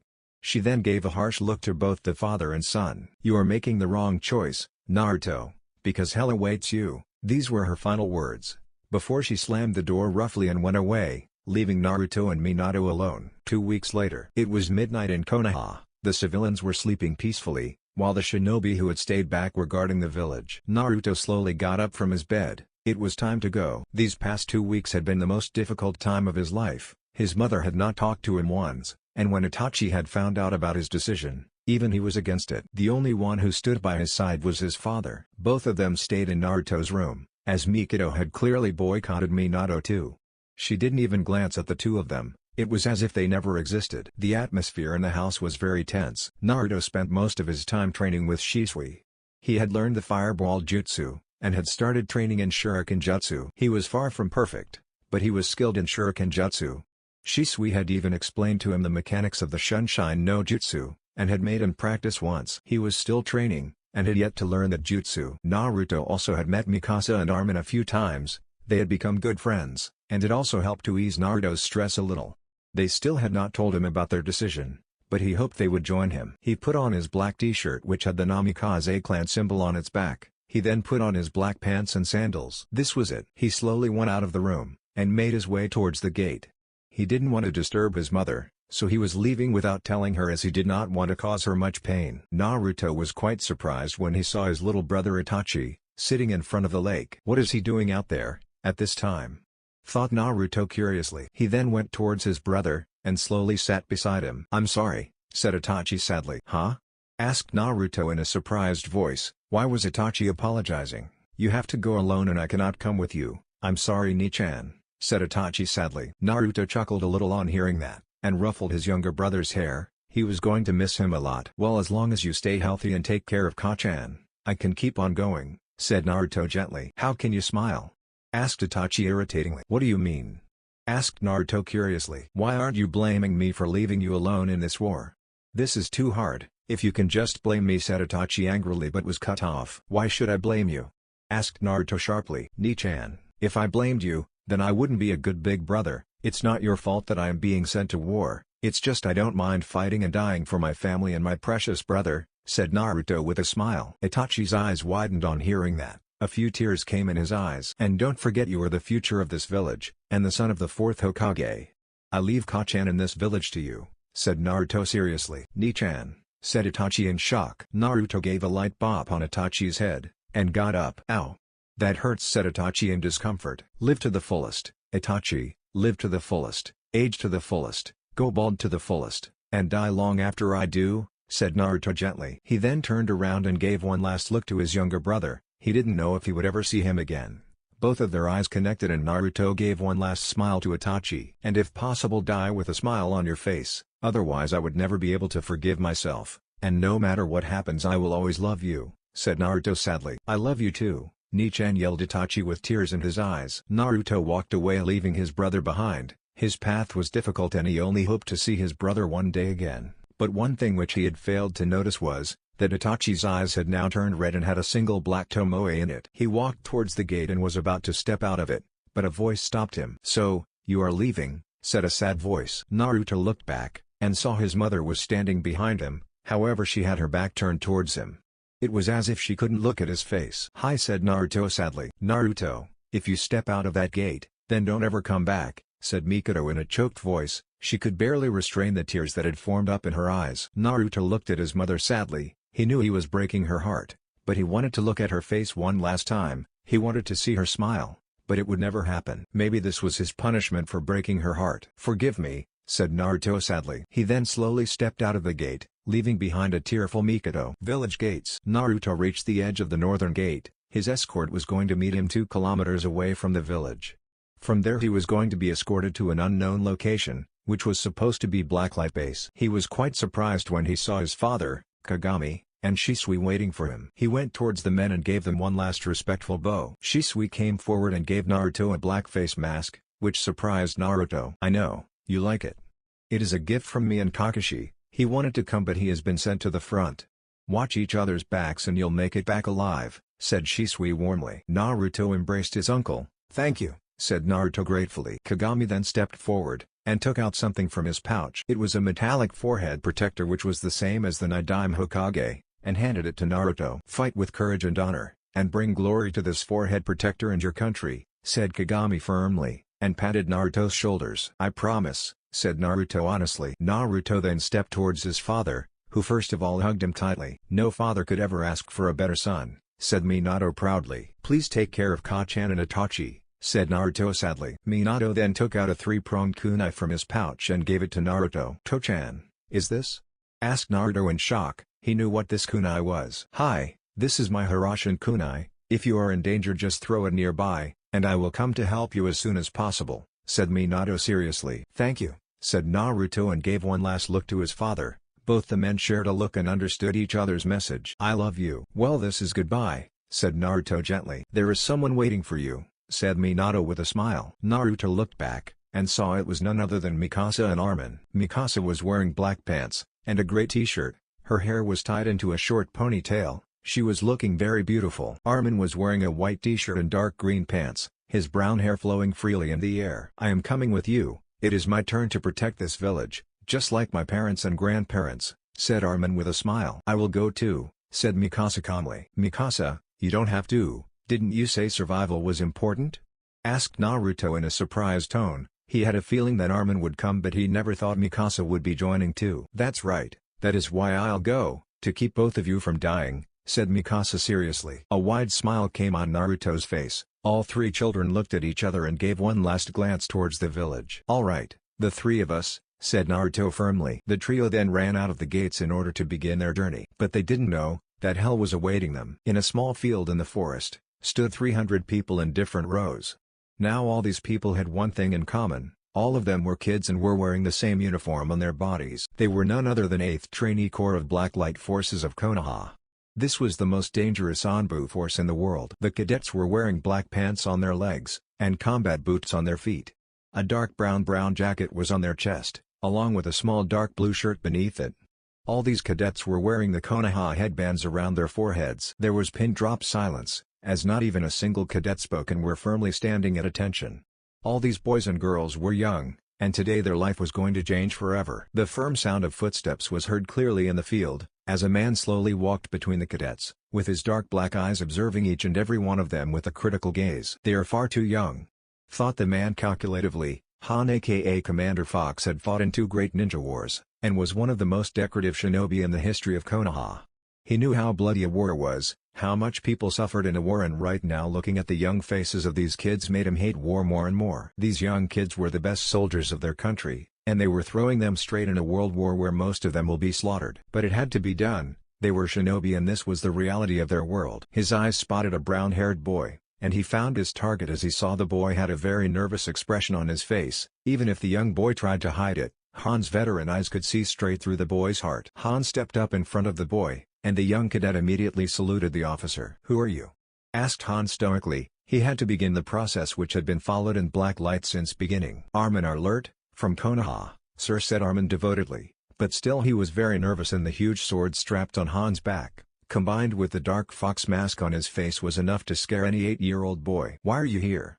asked Han sternly, and his voice had a firm commanding tone to it. "To fight for Konoha, and kill all the enemies," said Armin quickly. He really cursed his luck as he heard Han giving him a disappointed snort before he grabbed Armin by the collar, and lifted him off the ground so that he could look the boy straight in the eye. "The only one who is going to die is you, Arlert," said Han distastefully, and threw Armin straight on the ground. Han's sharp ears picked up the sound of fists clenching, and a small smirk formed on his face as he spotted 2 people who had looked at him angrily for a moment. "So, they are your friends?" thought an amused Han. Han saw now the cadets were a little wary of him, and this was what he wanted from them. This introduction process was compulsory for each and every cadet of Blacklight. Here the young soldiers' resolve would be tested, their beliefs and their ideals would be demolished by the end of their training, provided they survived, which more than 100 of them won't. That crafty son of a bitch, Minato. He told the council lies. If they would see what these kids would go through, they would have his head, thought Han firmly. He fully supported Minato. This was a world where the strong survived and weak perished. This was the law of nature. He stepped in front of a young girl. She had dark black hair with light shades of light blue on the ends. She had a very mischievous look on her face, and Han knew she was one of those who were dangerous. "Who are you?"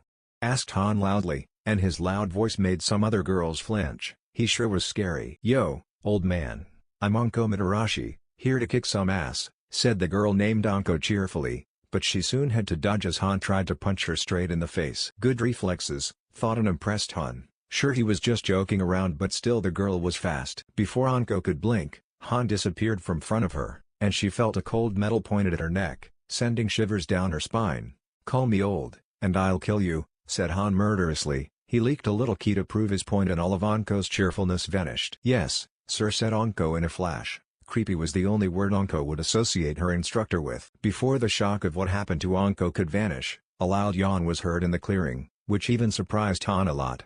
His eyes followed the sound, and he found the culprit quickly. He walked quickly towards his target, leaving a relieved Anko behind. He now stood in front of a young blonde girl. Han had to admit she was very beautiful among her entire batch, and could become a great spy working behind enemy lines. "Oi team, what was that?" asked Han angrily, and bonked the girl a little harshly on the head. The blonde girl rubbed her head slowly, but instead of being scared of him she had a lazy look on her face. "Come on, it's still 3 a.m. in the morning, sir. I am feeling sleepy," said the girl honestly, and yawned straight in front of Han's face. In his entire career, Han had not seen such kids. One was a nervous wreck, other was an idiot, and now a lazy ass. What crime had he done, that he had to train such idiots to be Blacklight soldiers? He decided to test this girl, right now. "Who are you, Gaki?" asked Han sternly, and all the lazy attitude vanished from the girl's face. "Reinjiku Matsumoto, from Tenshin Village, here to save my country," Commander said Ranka faithfully, and Han was satisfied that the girl had some resolve at least. "You wouldn't be able to save shit," said Han with a snort, and ruffled the girl's silky blonde hair roughly. "You have no right to say that," said an angry voice. Han looked behind Reinjiku and saw a young boy with silky blonde hair. He was wearing a face mask, but those cold black eyes. He could recognize those eyes anywhere. Han stepped in front of the boy and looked at him murderously. Kids like these were the first ones to get killed. "An Uchiha perhaps?" asked Han mockingly, and flicked the boy's forehead. "Now that the war has begun, no names matter," Commander, said the boy coldly, and Han was quite surprised with the empty look in the boy's eyes. Just who are you, boy? Asked Han curiously. Something bad must have happened to this kid, so much coldness at such a young age. I'm no one, the only thing I want is to protect my brother, and I will kill anyone who tries to harm him, said the boy murderously, and this time Han got a satisfied smile behind his mask. I see, but still, what's your name? This is an order, said Han sternly. Naruto Namikaze. Everyone's eyes widened on hearing that name. They couldn't believe that the elder son of the Hokage, and heir of Namikaze clan was here. Even Han was surprised by the boy's resolve. He had received a report of how attached Naruto was to Itachi, and his reason to fight. Han heard some murmuring, and immediately raised his ki, so everyone just shut their mouths. Like he said, names don't matter. I asked some of you, why you are here. And only his answer was a little satisfactory. I'm Commander Fox, and it is a disgrace that I have to train worthless pieces of trash like you, said Han disappointingly, and many of the cadets had angry looks on their faces. As I thought, they are very raw, they have to pass the test, thought Han firmly. You think you are Blacklight? You are nothing but shit, nothing but cattle. We don't need pussies, we need soldiers. From today, you are no one, you don't want to be anyone. Whatever you were in the past, rich, poor, clan heir, or any other shit, none of that matters. From now on, you are expendable soldiers, ready to be sacrificed anytime for our nation, said Han harshly, and many of the kids were a little scared after hearing that. But we thought we are in Blacklight now? Asked a young purple-haired girl. Gaki, the day you kill every emotion in your heart, then you become a Blacklight. When you are ready to kill your friends, your family, your love, and yourself, then you become a Blacklight. The day you erase your existence, then you become a Blacklight. Can you do that? Asked Han sharply, and the girl took a step back in fear. No one answered. Could they do such a thing? Talking about dying for your country was one thing, but to actually do it without hesitation required a resolve that these cadets didn't have right now. You are right, Commander. We are worthless pieces of trash. I broke the heart of the person I loved the most. I'm sure many of us have done the same thing to get here, so throw whatever obstacle you want. We will become Blacklight, and nothing can stop us, said Naruto fiercely, and Han noticed the confidence returning in many of the cadets. Always the loud mouth, but still, thought Mikasa warmly, and a small smile came on her face. The same smile was mirrored by a certain blonde girl, who looking at Naruto quite intently. Damn that mask, she wanted to see how he looked? Reincarnation was always curious, and this boy had supported her maybe indirectly, but he had stood up for her. Namikaze Naruto, you seem to be quite interesting, thought Reincarnation with a mischievous smile on her face. Show off, I'll show him who's the boss here, thought Genma furiously. He really wanted to show how special he was, and he was not going to let Naruto get in his way. Namikaze, I bet you won't have the same confidence by tomorrow, said Han confidently, and now stood in the center of the crowd. Enough talking, since you all are such cocky little shits, I have a reward for you. Give me a 2-mile run right now. Tired was the right word which could describe the current condition of the cadets of Blacklight. Never in their entire lives had they faced such a gruesome day. Han had ripped all of them apart, starting from running, then exercising, then again running. Entire day he had made them work without any food and water. Many of them had already fallen unconsciousness, due to fatigue and dehydration. As expected, Han had told them this was just warm-up for the hell that was arriving. None of them knew what it meant though. Mikasa was tending the wounds on Armin's right leg. He had tripped over a rock and had twisted his leg. He was not given any medication, instead he was ordered to keep on running. How's the wound now, does it hurt? Asked a concerned Mikasa, and she was a little relieved on seeing Armin giving her a small smile. It's better than before, thank you. Don't worry, I'll be fine by tomorrow, promised Armin lightly, and Mikasa gave a hesitant nod. Silence followed as none of them spoke a word, instead were busy seeing the other cadets talking or trying to eat some food that was provided to them. Many of them were asleep on their tables, while some were eating like they had been starved for days. Mikasa couldn't understand why they were being given such a delicious dinner. Everyone was happy and were eating to their heart's content, but she had a real bad feeling about all this. From what she had seen so far, there were slim to none soldiers in the base, except for Han and his few subordinates. Even the base was a very small for training 300 cadets. Armin had told her that he had also not seen any training equipment in the base, and this was making her a little nervous. But right now her eyes were observing Naruto intently, or rather the person he was talking to. Armin noticed where Mikasa was looking, and a small smirk came on his face as he noticed a little anger as well as jealousy in her eyes. My, I never knew you could impress even people like her, Naruto, thought an amused Armin. Meanwhile Naruto was busy talking with Reincarnation, who had just dragged him away from others as she wanted to talk with him. He could see many boys were looking at him jealously, while the same looks were being given to Reincarnation by the girls. He was quite surprised when she just kissed him on the cheek. In his entire life he had never expected such a thing, and for once he was thankful he had his mask on, or else as everyone would have seen how embarrassed he was. "You, didn't need to do that," said Naruto nervously. He had to admit Reincarnation was good looking, but his mind was always focused on a certain raven-haired beauty who was right now looking at both of them a little murderously. Reincarnation wrapped her arm around his neck, and laughed loudly. "You stood up for me against the commander, and I'm grateful to you for that," said Reincarnation happily. "It was not just for you, he thrashed Armin too, and insulted all of us, so I couldn't control my anger," said Naruto honestly, and he received a small smile from the blonde beauty beside him. "That's what I like about you," said Reincarnation mysteriously, and Naruto's eyes widened on hearing that. "What?"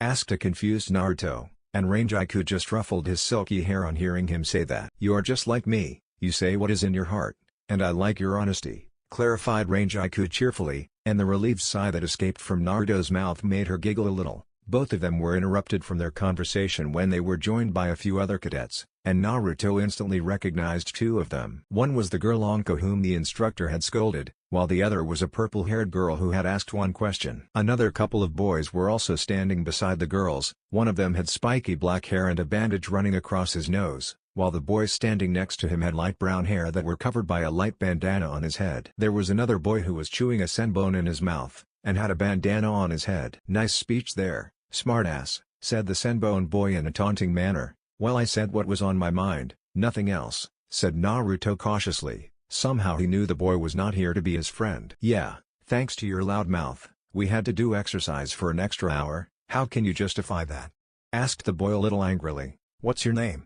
asked Naruto sharply, and the others noticed the situation was getting a little heated. "Genma Shiranui." "Like I said, Genma, I am here to protect my brother, and if the instructor punishes the whole group then it's his problem, not mine.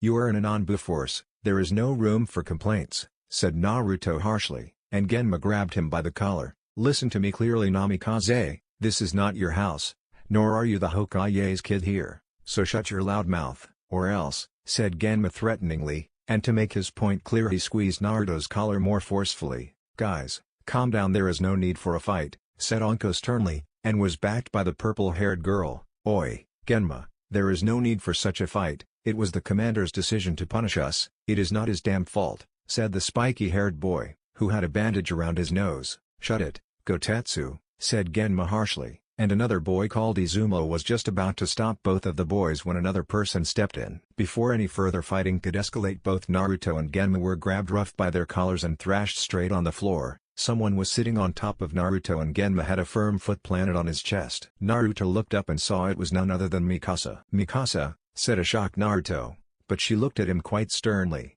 "You shouldn't engage in useless fights," said Mikasa flatly, and this seemed to increase Naruto's anger. "You have no right to tell me that," said Naruto furiously, and for a moment he noticed some shock in her blue eyes. "Fine," said Mikasa curtly, and got up from his chest and walked straight out of the door, while everyone else was quite stunned on seeing a girl taking down two boys so effortlessly. So fast. "Damn, she is impressive," thought Genma happily. He had to admit the girl was beautiful too.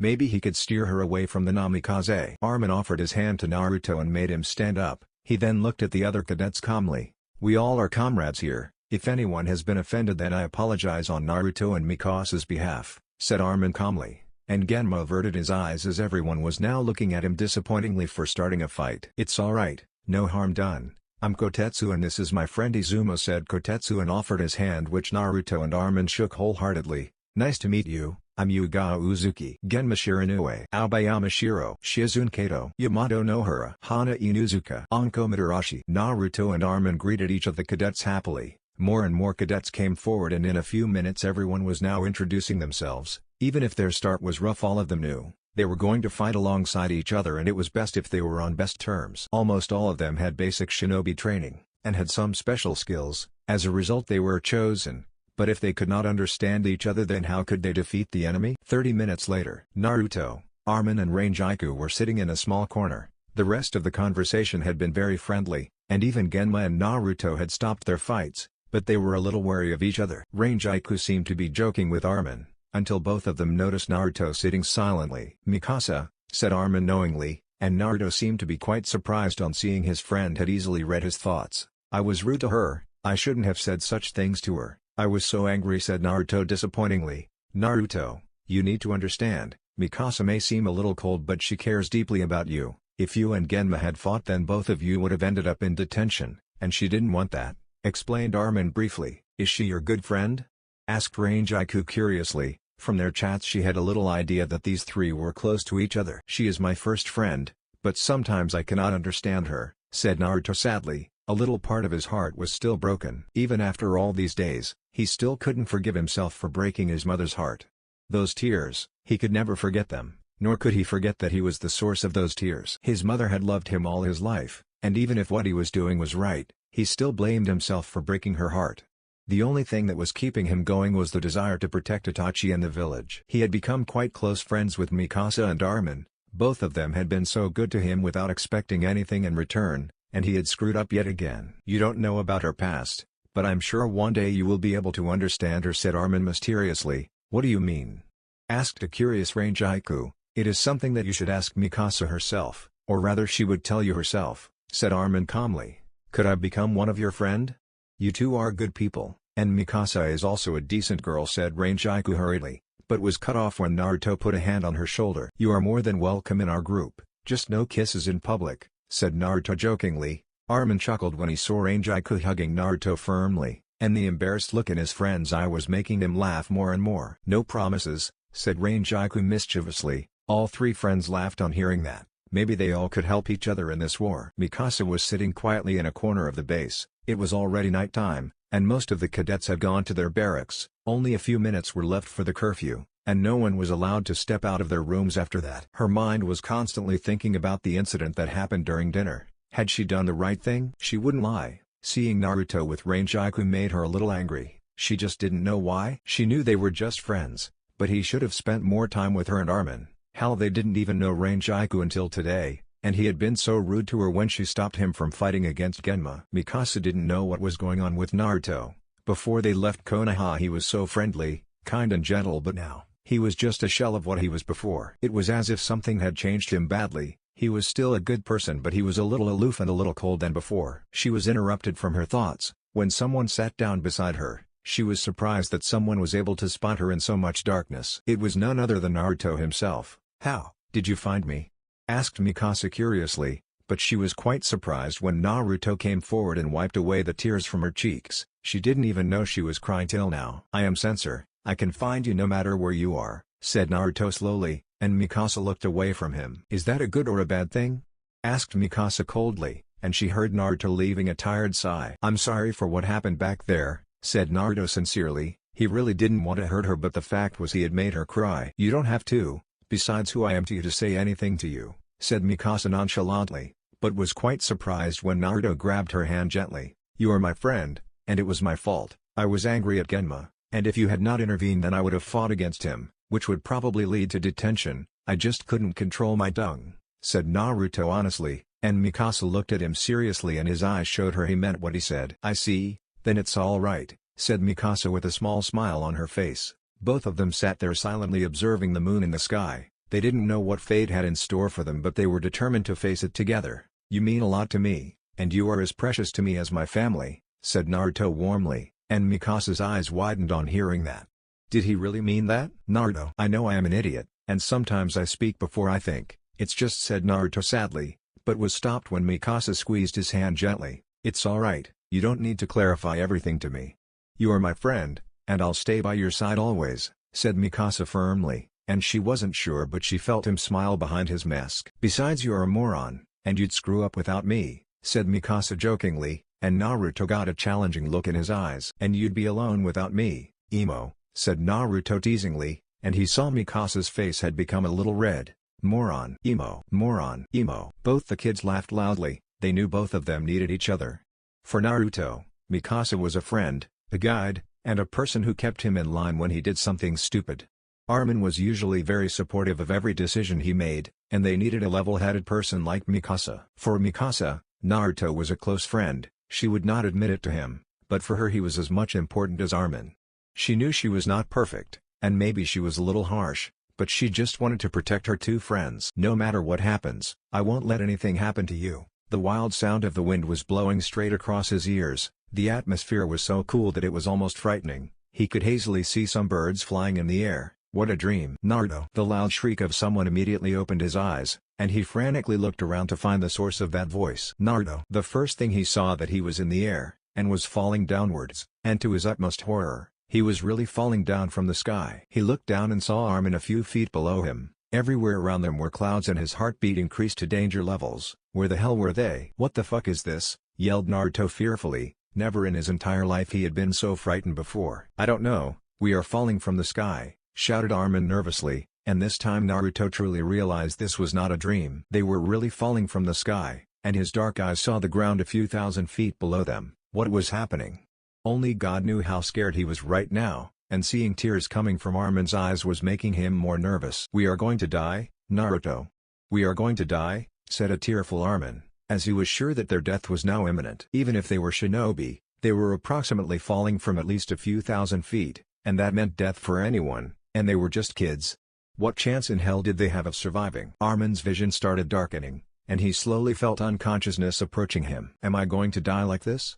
thought Armin sadly. How was he supposed to face his parents in the afterlife? However, he was shook violently, and he hazily opened his eyes and saw Naruto was firmly holding him and was yelling at him. "Calm down, I'll get us out of this shit alive," promised Naruto quickly, and Armin saw his friend was scared too, but he trusted Naruto. Both of them saw the ground approaching, and they probably had 40 seconds before they were crushed to death, and Armin heard Naruto taking a deep breath. "Armin, I am going to do something crazy," said Naruto nervously, and Armin didn't know why a small chuckle escaped from his lips. "Aren't we all crazy bastards?" said Armin jokingly. If they were going to die, at least he had his friend with him. "I don't know if it will work, but I can feel a large amount of water in the air. If I can just convert a large amount of water, then maybe we won't die from this crash," thought Naruto tactically. Naruto pushed ahead of Armin, and was now falling ahead of him. He was ignoring Armin's shouts and was trying to make his plan work. He had only one chance. Either he would live or he would die. He didn't care about his fate, but he had promised that he wouldn't let his friend die, and he would make sure nothing happens to Armin. Armin was quite shocked when he felt a huge explosion of chakra, and when he looked below he was shocked to see Naruto's entire body wrapped in blue flames. "What is this?" thought Armin in shock. Mizubunshin no Jutsu, water clone technique. Armin had never seen something like this before. Hundreds of clones of Naruto were now surrounding him and Naruto, and had formed a huge protective barrier around both of them. But to his horror, he saw Naruto was falling down more quickly than before, and his eyes widened in shock when he saw Naruto had blood leaking out of his nose, and his eyes were probably closed. Shit, did he use all his chakra? Thought Armin in fear. Furthermore, he saw the clones were also in panic as they didn't know where they were, and everywhere there was chaos. "Clone army, prepare for crash landing.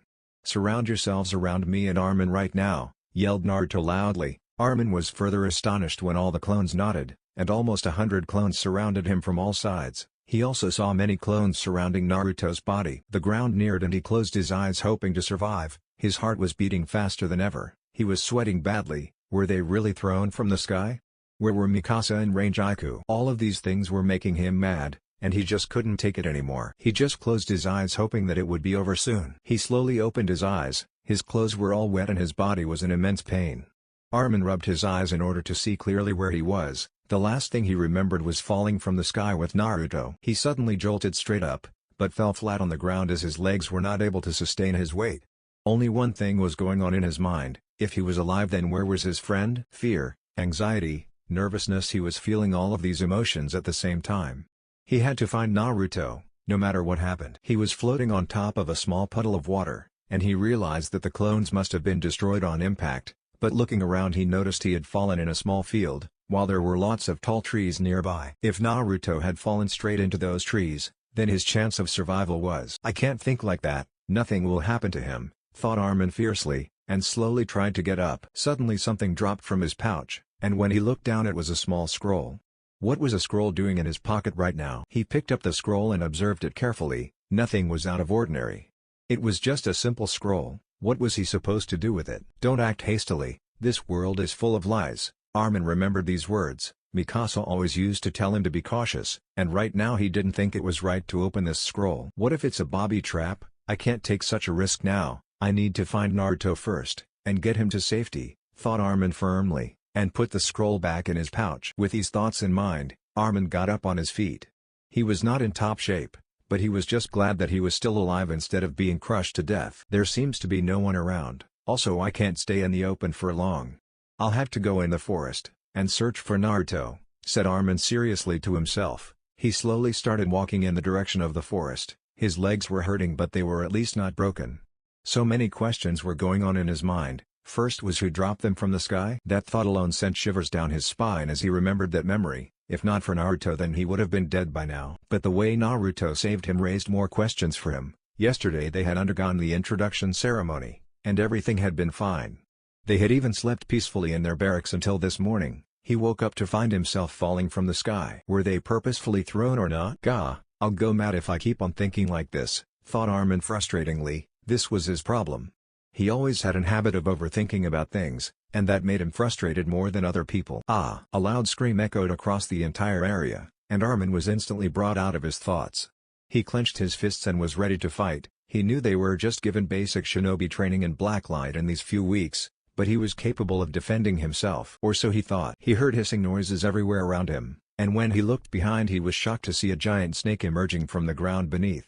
And it was looking at Armin as if he was his prey. Holy shit! Armin's scream echoed across the entire area, and he started running like hell. He didn't look back, he just ran and ran as fast as his legs could take him. He had a fear of snakes, and seeing a giant snake behind him was making him more nervous than ever. He wondered if he could climb the trees, but it would take time and the snake was right on his back. Suddenly he lost his balance and fell flat on the ground, sending jolts of pain across his entire body. And when he looked back he was terrified. The snake was standing above him. It was looking at him murderously, and Armin tried to get up but failed as he realized his leg was twisted. Fuck this, I won't let you eat me, yelled Armin angrily, and threw a few stones at the snake. But the snake took the hits head on, and Armin was now really scared as the snake opened his mouth and he knew this was it for him now. I'm sorry, Mikasa, Naruto. He was waiting for the snake to eat him, but was quite surprised when a bright arrow cut straight across the snake's face and landed right between his legs. The creature's eyes widened for a moment and then his entire body collapsed to the right side in a quick motion. Yo, said a new mysterious voice. Armin looked up and was quite surprised as well as relieved to see his savior. You. He was in pain, terrible pain. Naruto slowly opened his eyes. The last thing which he remembered was being surrounded by his clones and then everything went black. He was quite surprised when he saw himself lying upside down on a branch of a tall tree. Where am I? Thought Naruto groggily. His vision was still blurry and his entire body was in pain. Suddenly he realized blood dripping on the ground, and this blood was coming right at him. He slowly lifted his hand and touched his face, and to his shock the blood was his own. He felt an unbearable jolt of pain in his left hand, and tried his best to suppress the scream in his throat. It seemed his landing didn't go well, and he had sustained some significant damage. His eyes looked around the area, and he saw there were a lot of trees everywhere. It seemed he was in some kind of forest. There seemed to be no one nearby and that was making him a little nervous. I need to find Armin quickly. I can't leave him alone in such a place, thought Naruto firmly, and tried to move. A wrong move, as he suddenly lost his balance and fell flat on the ground with a sickening thud, and this time he screamed at the top of his lungs as he felt some of his bones breaking. Armin was sitting silently in a small cave. He still couldn't believe what had happened today. First they fell from the sky like angels, next thing he knew his friend was nowhere to be found. Then a giant snake almost killed him. If not for her, he would have been dead, and he hated this. Reincarnation, why did you save me? Asked Armin irritatingly. The blonde girl gave a tired sigh and now sat beside Armin, and put a hand on his shoulders. Do I need a reason to? Asked Reincarnation flatly, and Armin averted his eyes from her. He just couldn't bear this shame. You should have left me to die, said Armin seriously, and this time Reincarnation grabbed him firmly and looked at him straight in the eye. Why would I leave a friend to die? I don't understand, said Reincarnation frustratingly. The sad look which she saw in her friend's eyes made her realize that maybe there was more to Armin than she knew. She didn't know anything about his past, so making assumptions would be useless. This is hell, this world is hell, said a terrified Armin, and his body started shaking badly. Reincarnation hugged Armin tightly. She didn't know what was happening to Armin, but maybe he had been through a very bad day. It'll be alright, said Reincarnation soothingly, and wiped the tears that were falling from Armin's eyes. Only the strong survive in our world, there is no place for weaklings. Except my friends tried to be strong for me, they protected me even though I am weakling, every time both of them saved me and even now you had to save my life. I can't bear that, said Armin sadly, And this time Rangiku realized where the problem lay. Armin had severe self-esteem issues, whose roots were dug deep in his past. He had always relied on others and that was hurting his pride. "It is not a bad thing if your friend helps you," said Rangiku patiently. "No, I want to fight alongside everyone. I want to protect them too, and not just be a weakling.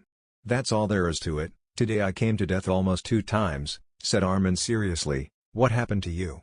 asked Rangiku curiously, and what she heard next shocked her to the core. "Both me and Naruto were thrown from the sky," said Armin drastically, and Rangiku's eyes widened on hearing that. "Impossible," said Rangiku in horror. "It's the truth. If not for Naruto, I'd be dead. He created so many water clones from thin air, it was just amazing, and now he's out there in the forest all alone and I can't do a fucking thing," yelled Armin angrily, and Rangiku immediately put a hand on his mouth. "Shut up, do you want to get us killed? This forest is fucking dangerous. I woke up today and found myself hanging from a cliff," said Rangiku seriously, and now it was Armin's turn to be shocked. "What did you say?" asked Armin in a terrified voice. Was this happening to all the cadets? "Armin, we need to stay here. This forest has some very dangerous creatures. On my way here I noticed the bodies of some cadets," said Rangiku darkly. This time Armin was horrified on hearing this. He was now really worried about his friends. He just wanted them to be safe. Rangiku realized what Armin must be thinking and decided to come clean. "I didn't find Naruto or Mikasa's bodies. They are alive," said Rangiku comfortingly. "That's a relief," said Armin in a relieved tone, but he still had to find them no matter what happened. "Armin, can I ask you something? It's about Naruto's power. I know he belongs from 2 powerful clans, and his father is a Hokage, but only the second Hokage had the ability to create water out of thin air. Don't you think it's strange Naruto has the same ability?" asked Rangiku curiously. Armin thought about Rangiku's theory. He had never seen something like that before. He knew Naruto was strong, but he had no idea he had abilities similar to the second Hokage. "Maybe. I don't know Rangiku, we'll ask him when we find him," said Armin firmly. And Rangiku was glad to see that her friend had now some confidence in himself. Even if it was just for saving his friends, it was still a good sign that Armin was growing. Armin then remembered something which he wanted to ask Rangiku since their battle with the snake. He had also not seen something like that before. "Rangiku, what was that weapon you used to kill that snake?" asked Armin curiously. This time Rangiku got a small smile on her face, and she made a hand seal, and in the next moment a shining bow and arrow appeared in her right hand. "Whoa, that's amazing," said an amazed Armin, and Rangiku giggled a little on seeing his reaction. He was kind of cute. "This is the ability I inherited from my father. I can control my chakra and give it a precise shape and use it as a weapon. I can fire multiple arrows at once and can destroy enemies," said Rangiku happily. "Is that why you were chosen as Blacklight?" asked Armin curiously. Rangiku gave him a sheepish smile, and rubbed the back of her head in a comic way, which really made Armin smile a little more. "I hope so," said Rangiku sheepishly. "Rangiku," said Armin slowly and looked at the blonde girl with a kind smile. "Huh? I'm glad you are here." Naruto was slowly limping in the forest. His entire body felt like it had been through a meat grinder. Blood was coming out from his head. To say he was injured would be an understatement. He was badly wounded, and without any medical help he wouldn't last long in this forest. But still it would be worth it, if he was able to save his friend. His vision was blurry, and with each step his legs were making him feel more and more pain. His left hand was certainly broken, but he was not sure about the condition of his legs. "I can't give up, I can't leave Mikasa and Armin here," thought Naruto tiredly, and coughed up a little blood. Some drips of blood fell on the grass beneath him, and when he looked down he was quite shocked when he found a trail of blood that was heading straight on ahead of him. "What is this?" thought Naruto nervously. He certainly had a real bad feeling about this. He slowly started limping in the direction of the blood trail. He was very nervous and he didn't even have any weapon to defend himself. In case of an attack he would be defenseless, as he had used almost all of his chakra in making those water clones. Naruto took a small turn, and what he saw next would forever be arched in his mind. He had never seen such a horrifying sight before, and in an instant he puked on the ground badly. There in front of him was a badly mutilated body, and from what it seemed this was a cadet of Blacklight. It was a young boy the same age as him, but his stomach was tore apart. It was as if someone had teared him apart with their bare hands. He coughed up a few more times, and put a hand on his chest to calm himself down.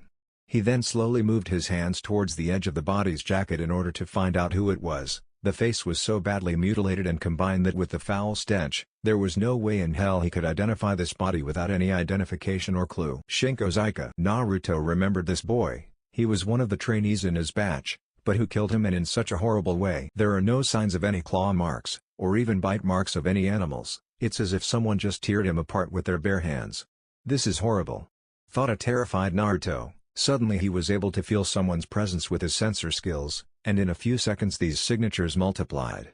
Naruto's heartbeat increased immediately as a horrible feeling came in his mind. I am surrounded, thought Naruto nervously, and he tried to calm himself down. The only question that remained was whether these signatures were friends or foe. He heard silent footsteps coming from nearby bushes and he was instantly on guard and was ready to defend himself with his right hand. But the thing that came out was something he had not even imagined in his wildest dreams. What is this?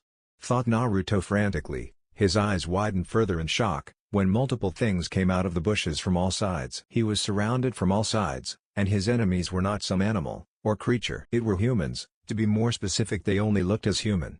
The fact that they were crawling with the help of their legs and hands was terrifying. They were all males and were wearing ragged clothes, but when he looked closely he was terrified to the core of his soul, as these people were wearing black light uniforms. What are you?